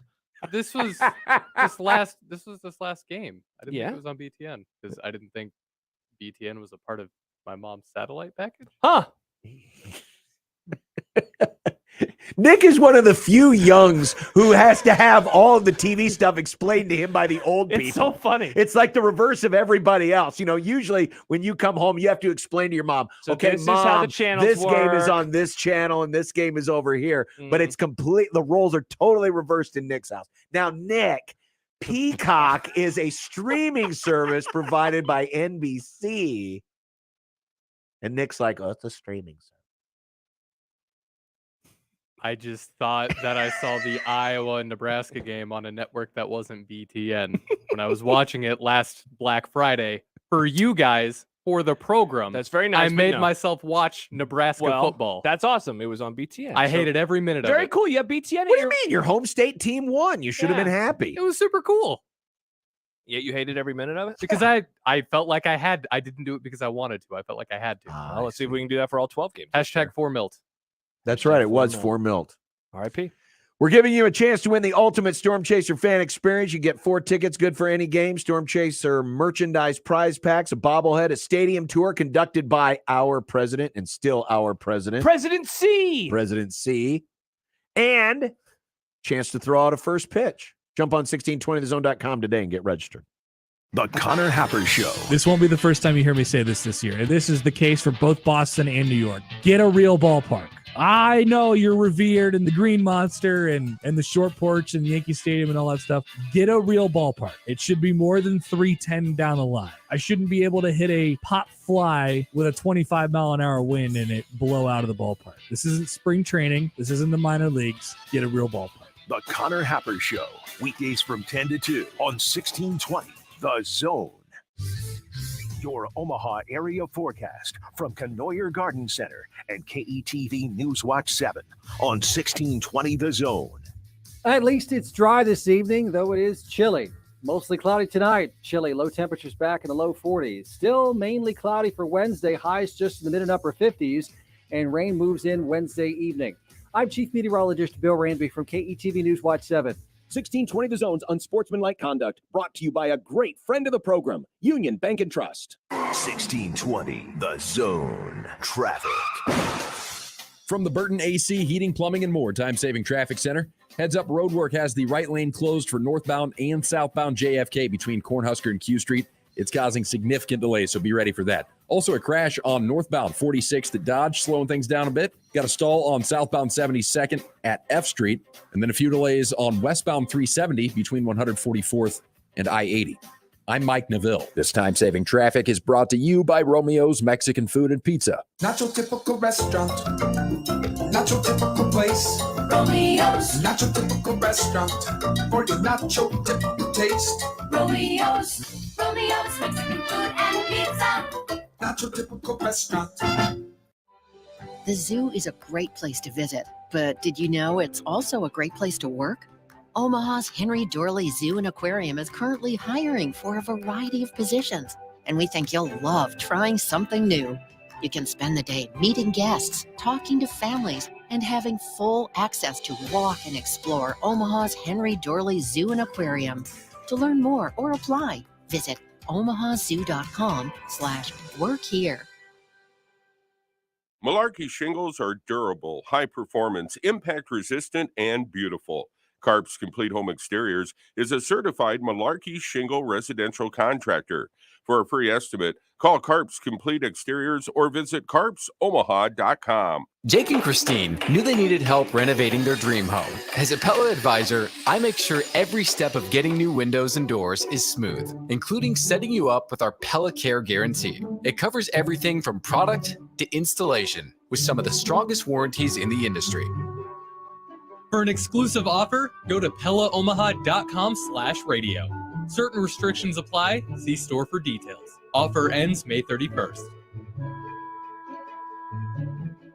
Email Unsportsmanlike Conduct on the Equitable Bank Zone inbox with whatever is on your mind, from your hot takes to what you think is one. The Zone inbox is brought to you by Equitable Bank. We take banking personally. We want to hear from you on the Equitable Bank Zone inbox. French food, and not just small portions and high prices. Les Voltaire is anything but. Come visit Omaha's own little corner of France for mouth-watering appetizers and entrees, plus melt-in-your-mouth desserts. Dinner with friends, special occasions, entertaining clients, or just chilling with French wines and craft cocktails with your favorite someone. Les Voltaire will make you feel right at home, just like they've been doing for more than 2 decades. Les Voltaire just off 156th and West Dodge Road in the Pepperwood Village, and at lesvoltaireomaha.com. It's Unsportsmanlike Conduct. Emotional tug. The 1620 The Zone. All right, John, I have a question for you.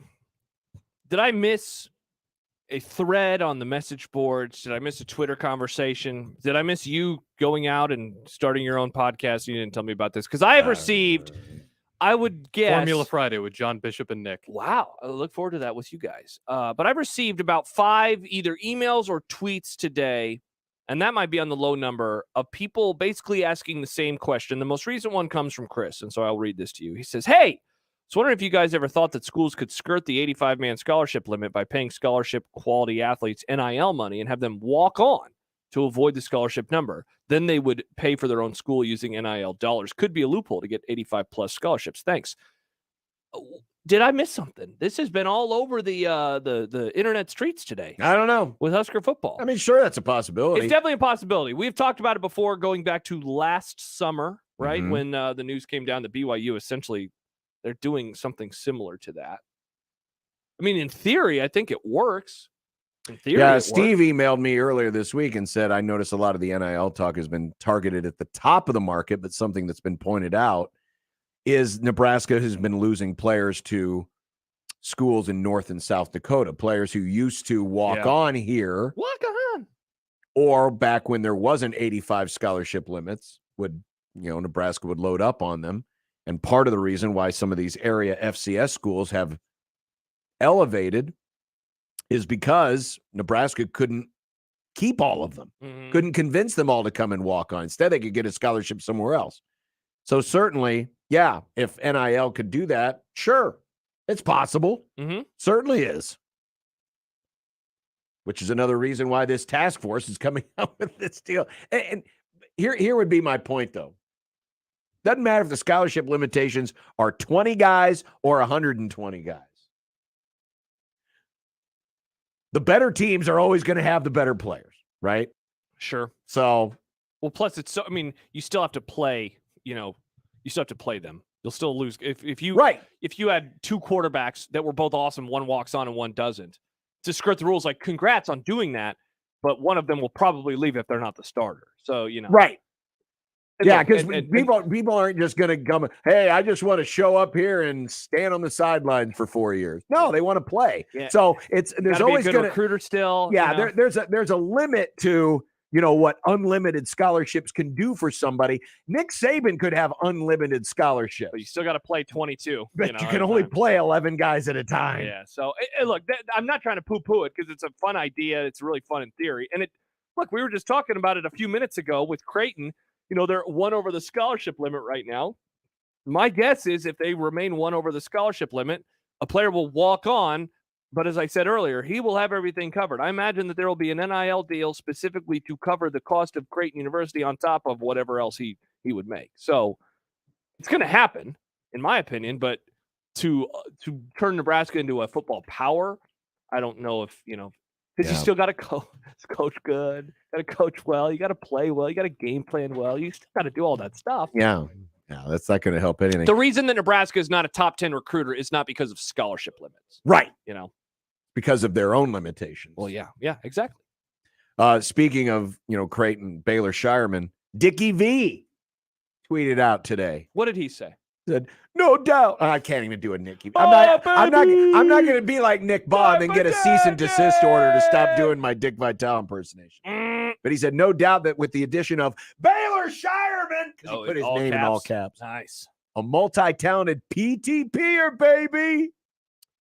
Blue Jay basketball can be the best in the Big East. They also have the potential to be a legit March Madness threat. By the way, he attached Blue Jay basketball, Big East basketball, March Madness, and then, of course, he linked the ESPN story. So there's a lot of links in there. But I'm curious. Yeah. I'm curious. Because we talked about this earlier. There's the potential here that the Jays coming into next season will have their highest AP ranking ever. 7th is currently where is their peak. And at any point in a season, there's a chance they could enter next season with a top 5 AP rank. Creighton fans ready for that level of expectation? Tremendous question.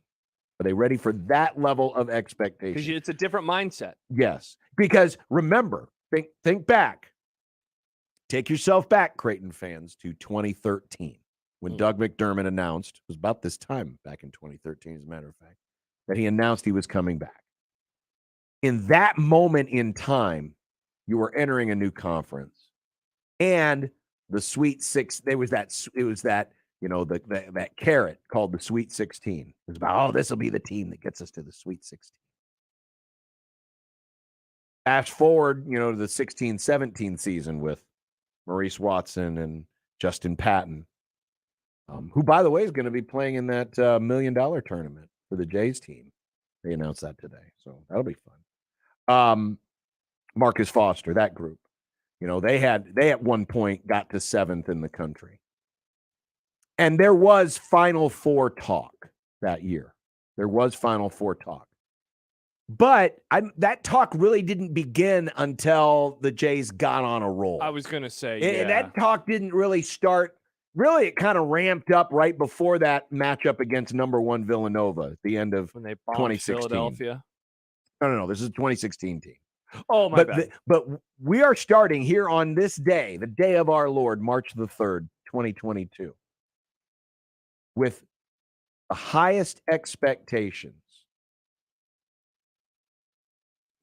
that Creighton basketball's ever had. And it's not just coming from within. It's coming in from outside. Locally, nationally. It's not. So are Creighton fans ready for that level of expectation? Because it's never happened before for this length of time. Because it's going to be that way next month, and it's going to be that way in July, it's going to be that way in August, and it's going to be that way in September, and it's going to be that way in October. You get my point. It's a great question, man. It's a great question. I mean, it's a fun time. Certainly, if you're a Creighton fan, it's a fun time.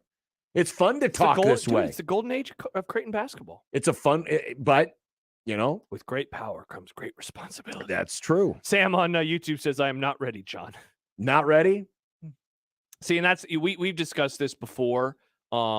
Dare to dream. What are the more fun seasons? Did you have more fun in 2015 when the Cubs came out of nowhere to make the NLCS, or did you have more fun in 2016 when you were a ball of stress the entire season because of the expectations? Now, the reward at the end of 16 was better than the reward at the end of 15, but the latter was much more stressful than the former. It's a lot more fun when your team comes out of nowhere than when they enter the season with the expectations, just in terms of how you approach it on a day-to-day basis. You're almost relieved when they win instead of excited when they win. And some would probably disagree with me, but I know that's how I approach my favorite teams. The most fun Cowboys regular season that I can remember is 2016. I didn't see that coming. It was a blast. The miserable ones are when I think they're going to be good. Like last year sucked after the Patriots game. Yeah. Well, take it from someone who knows what it's like to root for a champion. There's no stress at all. You'll be fine. Totally fine. No worries at all. Joe and Ashland before we had to break and we get some unsportsmanlike content. Hello, Joe. Hello, gentlemen. I just wanted to make 2 quick points. So I agree with Josh in that I don't know why Baylor would come to Creighton. I understand he's still in the NBA draft process and has a G League invite and all of that. But I personally don't know why you would commit to a school and then continue to stay within the construct of the NBA draft. At least that's my opinion. But also, my brother had told me earlier when I was having this conversation with him via text, and I don't know if I'm breaking some sort of news or if this is just a rumor, but he told me that he saw on Twitter earlier that Mason Miller will be the one to be considered a walk-on, so that way Baylor can have his scholarship. And I would think that would make sense financially for him with his dad and that whole financial situation. So don't know if that's a faux pas on my part for revealing that over the radio or if that's even true, accurate, or otherwise, but just thought I'd let you guys know based on the earlier conversation. That's certainly a possibility, Joe. Certainly a possibility. I mean, at this point, if the roster is going to stay as the roster as we believe it is, someone will have to come off of scholarship to account for Shireman, unless Shireman plans to walk on. I don't. But at that point, based on the 12 scholarships that Creighton currently has, unless there's going to be a change on the roster, and I don't believe there's going to be, then yes, they will have to make some kind of adjustment. As far as to the question of, why are you still staying in the draft right now? Well, it doesn't hurt anybody. It doesn't hurt him to continue to stay in consideration. Plus, he's working out of the G League camp. Yeah. And he's going to get an official evaluation. He will get some feedback from NBA level executives, scouts, player personnel people. So it makes sense for him at this point. He's got another almost 5 weeks to stay in. He can choose at any time to come out. I think, he probably, and I'm sure Creighton probably already knows where it's going to be, but there's no harm in staying in at this point because you've got plenty of time and you want to take advantage of every piece of advice, coaching, direction that you can, so he knows what he needs to do, because ultimately his goal is, I want to play in the NBA. Yeah. I think he's going to return to Creighton, but yeah, there's no harm, no foul in staying in that until, June when he has to pull his name out. Yep. Coming up next, we have some unsportsmanlike content, which includes which big pickup will have the biggest impact on their team, and will we have NFL football on Black Friday? Stay tuned on 1620 The Zone. Hey everyone, Josh Peterson here for my friends at Miracle Hill Golf and Tennis. The junior golf signups are available right now at miraclehillgolf.com/store. And if you are looking to get your young one into the game of golf, it is perfect because they have it broken down into some different sections where it's golfers ages 5 to 10 with a 5-to-1 student to teacher ratio. Then they have their junior golf or get golf ready program. That is ages 8 to 15. And then for the more experienced kids that are 10 and over, they have their team golf league. More information can be found at that website, but it is perfect for them as it teaches them about the game, how to get better, the basic fundamentals. I know that I look back at myself when I was a kid. I wish that I would have had more opportunities to take those types of classes because I think I would have enjoyed golf a whole lot more. And of course, I would have been better. More information can be found at that website, miraclehillgolf.com/store. They do great teaching there. They have done wonders for my swing over the years. They can help your kid not only swing a golf club really well, but also fall in love with the game. Also, 402-498-0220 is the phone number. Days like today, the Top Tracer building, absolutely perfect for you. Give them a call and get that virtual tee time booked. They're located just north of Dodge on 120th Street, Miracle Hill Golf and Tennis. Win $5,000 to give your garage a spring makeover, or a $2,500 gift card from Langfeld Overhead Doors.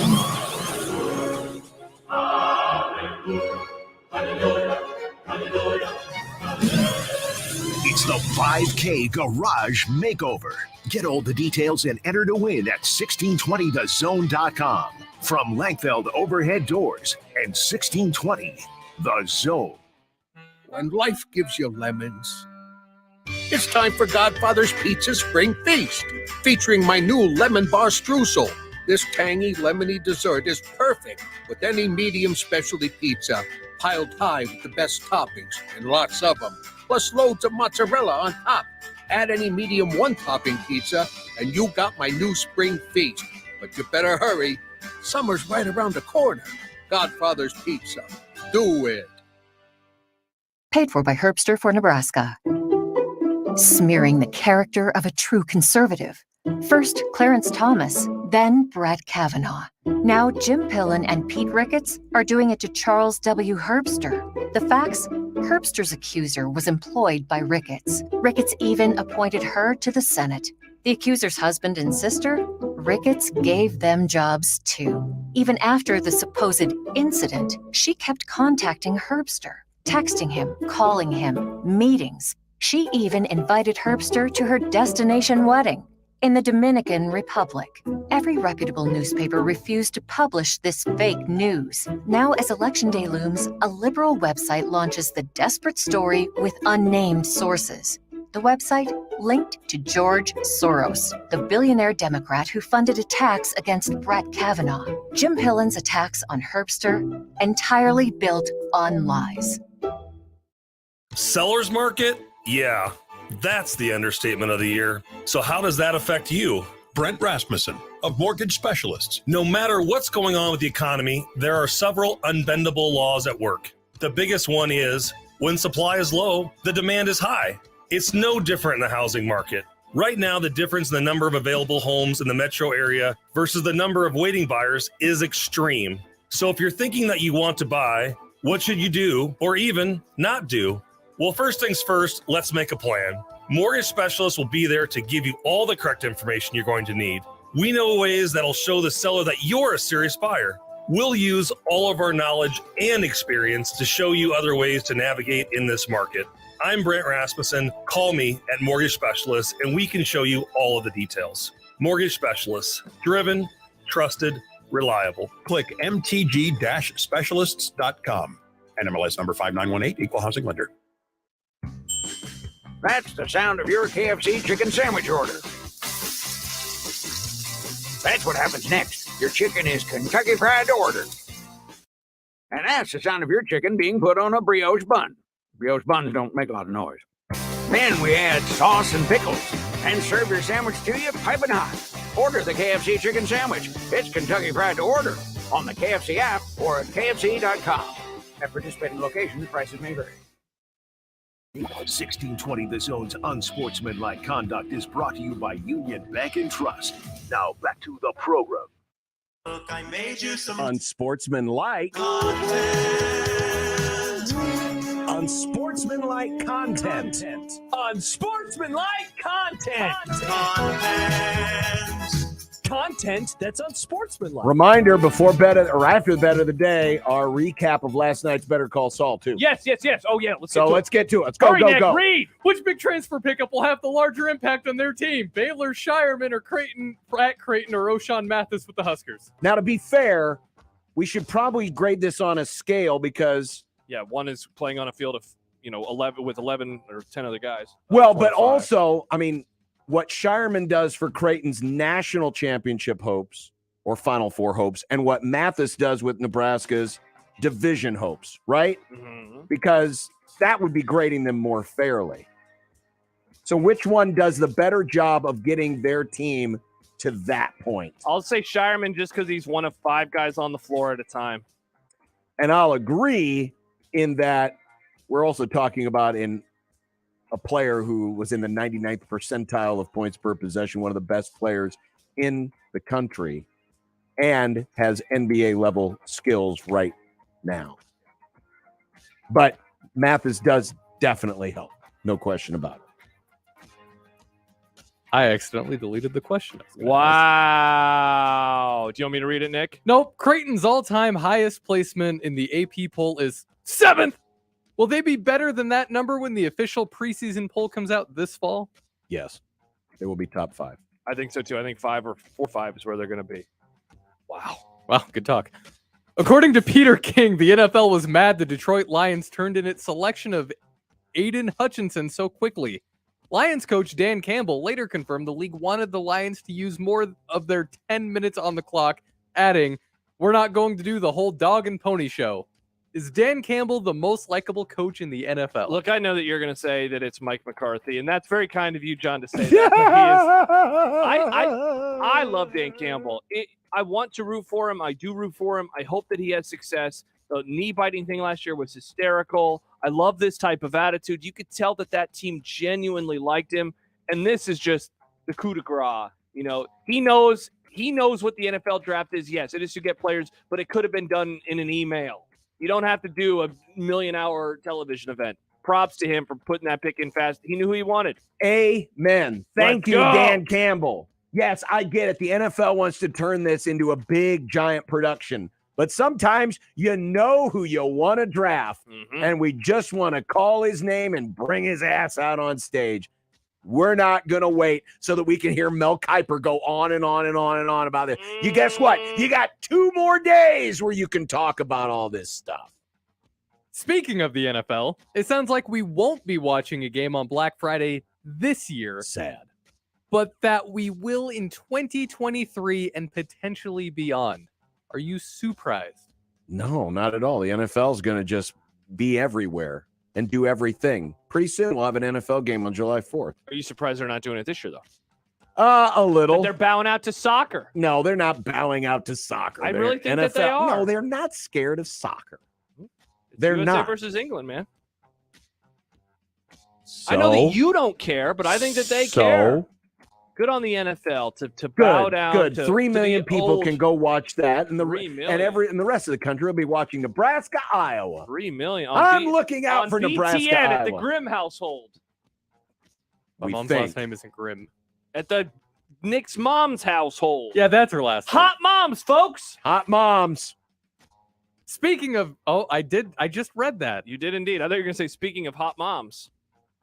Brett McMurphy says Cincinnati, Houston, and UCF are all negotiating a settlement with the American Athletic Conference so they can join the Big 12 in time for the 2023 football season.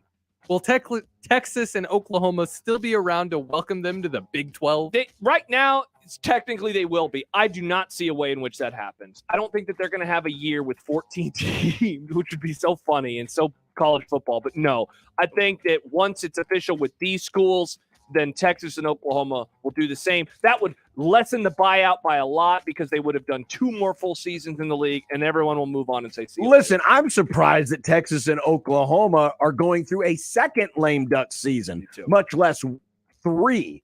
Yeah, I think the chances of them still being around for 2023's football season in the Big 12 are less than 5%. Texas and Oklahoma will find a way out. If they have to pay their way out, they'll pay their way out. Yeah. Horns down.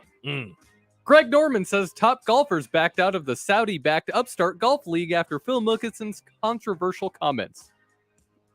Funny?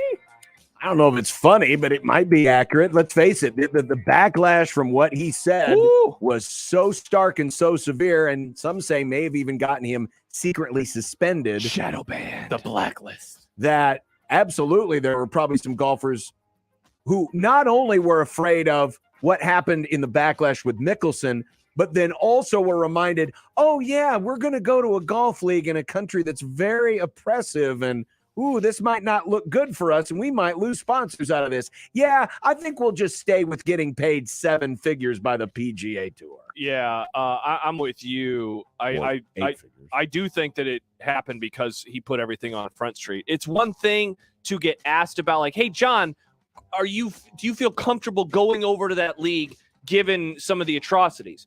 But if I don't name them, you can just answer like, well, I think some of that's overblown. You can kind of sidestep it. But if I came and said, hey, are you going to feel comfortable playing in this league and then name all the things that Phil Mickelson said, then you have to answer to those atrocities individually. So no, I'm not surprised that that's the case.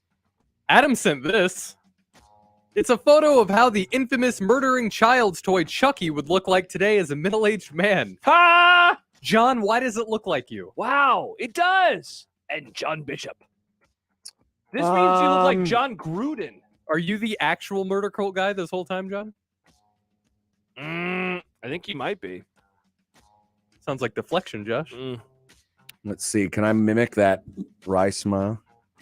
You should grow a beard. Get rid of the goatee and go with a beard. No, No, I don't want a full beard. Go with the beard. Picture's hilarious. No, I mean, I can see a little bit of it. His hair is a lot redder than mine. I mean, yes, his hair is way red. Where'd he get the double chin from? He's a puppet. You know where he? The design of you know what he kind of looks like? Oh my God, I'm drawing the blank. The comedian, Jim Gaffigan.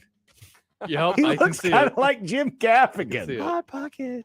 Hot pocket. Who's very funny in person, by the way. Oh, good. Great show. Great show.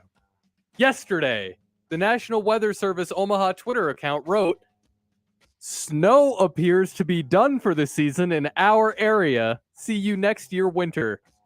Josh, Nick, are you going to sue? They said your phrase without saying your phrase. They said the snow is done. Did everyone yell at them? They are the National Weather Service. They are here we go. Trained, licensed, certified meteorologists. Oh, meteorologists they are always right? actual scientists. Oh, now you're trusting science. I've always trusted. I've always trusted science. What I don't trust are charlatans looking for a cheap thrill and who like to make bad predictions and then get it thrown back in their face. Hey, look. These are people that are paid to know the weather. I trust these people. I know what you're doing there, and I respect it, but no need to make fun of Nick's Bet of the Day history ahead of Bet of the Day. He is a charlatan with it. I understand that, but you didn't have to say it on the air. That was a forced transition, Josh. I liked it. Speaking of Bet of the Day. What a Bet of the Day! Force my ass, Nick! It's coming up next on 1620 The Zone. But, my friends, it's time for a quick message from Brookside Medical. You know, ED meds have proven to work to fix erectile dysfunction, but you still have side effects. You're still behooving to the pill that you have to take and time out every intimate moment, which means you got to wait for it to kick in. But you know what? You don't have to wait for it to kick in. After the advanced wave technology at Brookside fixes those issues for you, because the advanced wave technology, non-invasive, non-surgical, has been proven by Cambridge University to restore and regrow blood vessels, returning normal erectile function, which means you're back to your old self again. No more pills, no more side effects. Call today, 402-671-7777, and you too can get a free blood flow ultrasound and consultation, and a special gift that is sure to work in the bedroom. 402-671-7777 for Brookside Medical. Live from the Host Coffee Studio, this is 1620 The Zone. The Zone Inbox is brought to you by Equitable Bank. We take banking personally. Email me, Connor Happer, with the Connor Happer Show at Connor, CONNOR, at 1620thezone.com. Send me your love, your hate, and maybe a few hot takes. The Zone Inbox, presented by Equitable Bank. Shop Lanahaw Nurseries for all your mulch needs. Best quality mulch at the best price. You'll notice our prices are lower than anybody else's. That's because you're buying your mulch straight from where it's made. Convenient delivery or pickup. Lanahaw Nurseries, 192nd and Center. At Leach Camper Sales, we're celebrating our 60th anniversary with early season prices that make it affordable to hit the road in your new RV. Check out the new 2022 Luxury Montana and Cougar fifth wheels and get a great deal for your trade. And don't forget, coffee's always on. Since this is a radio commercial, you can't see the people standing behind me. They're the Langfeld family. Everybody wave. Oh, sorry, you can't see them because radio. Anyway, the Langfelds are the family behind Langfeld Overhead Door, where they proudly install Midland garage doors to fit any space and style, and they don't take a backseat to anyone when it comes to their service. Because if something goes wrong, it's their name on the line, so they're going to make sure it goes right every single time. Langfeld Overhead Door, 402-234-2700. Mark your calendars for Saturday, May 14th at 6:30 and get your free tickets today for the annual Creighton Baseball Salute to our military community and First Responders Night presented by Hy-Vee. Spend a night at the ballpark celebrating the heroes in our Omaha community. Planned events include pregame static displays, Stratotroopers, joint color guard, enlistment ceremony, postgame taps, and a fireworks show presented by Bellino Fireworks. Tickets are available today free of charge by visiting GoCreighton/salute. You're listening to Unsportsmanlike Conduct. See, we just went too deep, but that was enough to get me. Of 1620 The Zone. You know why I'm laughing, don't you? Now, it's time for the Unsportsmanlike Conduct Bet of the Day. Just a little bit under where some folks would like to see this one wind up. Brought to you by nobody. You gotta be kidding. Really, we don't have a sponsor. Sorry. All right, yesterday we almost went 3-0, but almost doesn't really matter unless it's horseshoes or hand grenades. John had the Rays -1.5. They won by at least 2 runs. Congrats to John. Nick had the Heat on the money line. They won. Heat up. I had the Heat, but I also had the over in that game. And the Sixers played like poo-poo late in the second half. Thanks a lot, Heat.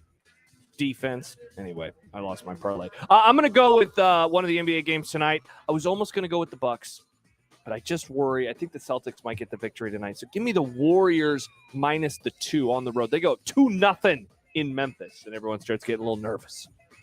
Give me the Brewers -1.5 plus the Yankees on the money line +321. I want the Brewers -235.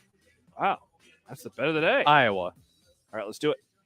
It is time for a recap from last night's Better Call Saul. 5th episode of the first half of the last season. 4th episode. Technically, it's 5th, isn't it? Because we had 2 episodes the first night. Yeah, but this was only the 3rd week of it. Are you sure? I thought we'd been 4. Anyway. Yeah, we got 3 episodes left. Anyway. So don't scare me like that. Anyway. Yeah. Another. Spoiler alert. Yeah, it's all Yeah, spoiler alert. I love the way that they open the show with such. Same.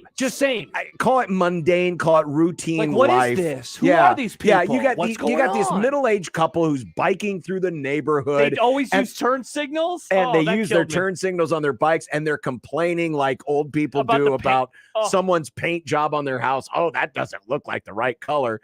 Then they get back to the house, And you still don't really know what's happening. And then all of a sudden, there's like armed people in the house going through the refrigerator. And they have cameras focused outside. And so one of the and the guy who's doing all the surveilling is watching Gus's house. And so at first you're like, oh, they're investigating Gus. Now we don't know, is it the FBI? Mm-hmm. Is it the cartel? Mm-hmm. But as we would find out later, It was Gus. It was Gus. He's looking out for Lalo. And he's watching his own house to make sure that everything's secure. And I also love the fact that Gus has a freaking tunnel to another house. From his house Very on to brand. this house. Yeah, very on brand. I laughed out loud at that. Yeah. I also laughed out loud when they ran the scam on Howard. As soon as Jimmy pulled up to the hotel, everyone knows it's Wendy. I knew the song clicked into my head right away. Be the crack prostitute Wendy. Oh man, who's always into root beer. It's been so fun as this show has gone on further that our old friends from Breaking Bad have returned, and you've been wondering like who's going to show up and is this person going to. I didn't even think of her showing up, and I was the same way. Like, oh my gosh, he's gonna go see Wendy, and then sure enough, it was Wendy. And this is one of the few characters who is making a comeback because remember, they're playing characters younger than they were when we first met them in Breaking Bad. Oh yeah, she actually looked better than she did by the time we met her in Breaking Bad. And I noticed the same thing because another character returned, Spooge. You remember Spooge? His head got crushed in Breaking Bad by an ATM. But did you notice, John, Spooge, like Wendy, little heavier in the face. The best part about that is it works in this world because he turns into a meth head. Where he gets all emaciated. He's going to lose a lot of weight. So that was totally, out of left field. And then he finds his office. He has his office now. He will start setting up his office. And I don't know if you watched on the next episode scenes, but his I don't remember her name, but his secretary. She is about to return too. So man. But you start to see the fear creep into Kim because now Gus is having her tracked because they're looking for Lalo. Yeah. And they figure that Lalo, if he's going to come back to the country, is going to reach out to his attorney. Mm-hmm. And so they're having her followed to track down Lalo. We've now gone from, we already know, unfortunately, what happened to Nacho. R.I.P. But now the next drama, outside of course, of how Saul gets to truly be Saul, what happens to Kim, but now what happens between Gus and Lalo is now like the next thing that's probably going to be solved before we get to the very end where we find out what happens, with Jimmy / Gene. Yeah. And what the fate of Kim is. See, and that part that's kind of hanging over all of this is the possibility of a extended flash forward, if you will, to present day and Gene. It really does kind of keep you on your toes because in theory, John, the first half of the season could end in a few weeks and we could go to Gene for the rest of the show. I don't think that that's going to happen, but like a lot is on the table right now. And so you just don't know every episode you're watching, like, how much more do I have with Kim? How much more do I have with Lalo? And that battle with him and Gus, I look forward to seeing how it comes to an end because we obviously know that Gus he's living until his face gets blown in half. All right, coming up tomorrow, it's a Wednesday. It's Dumb Debates. It's Mike Schaefer.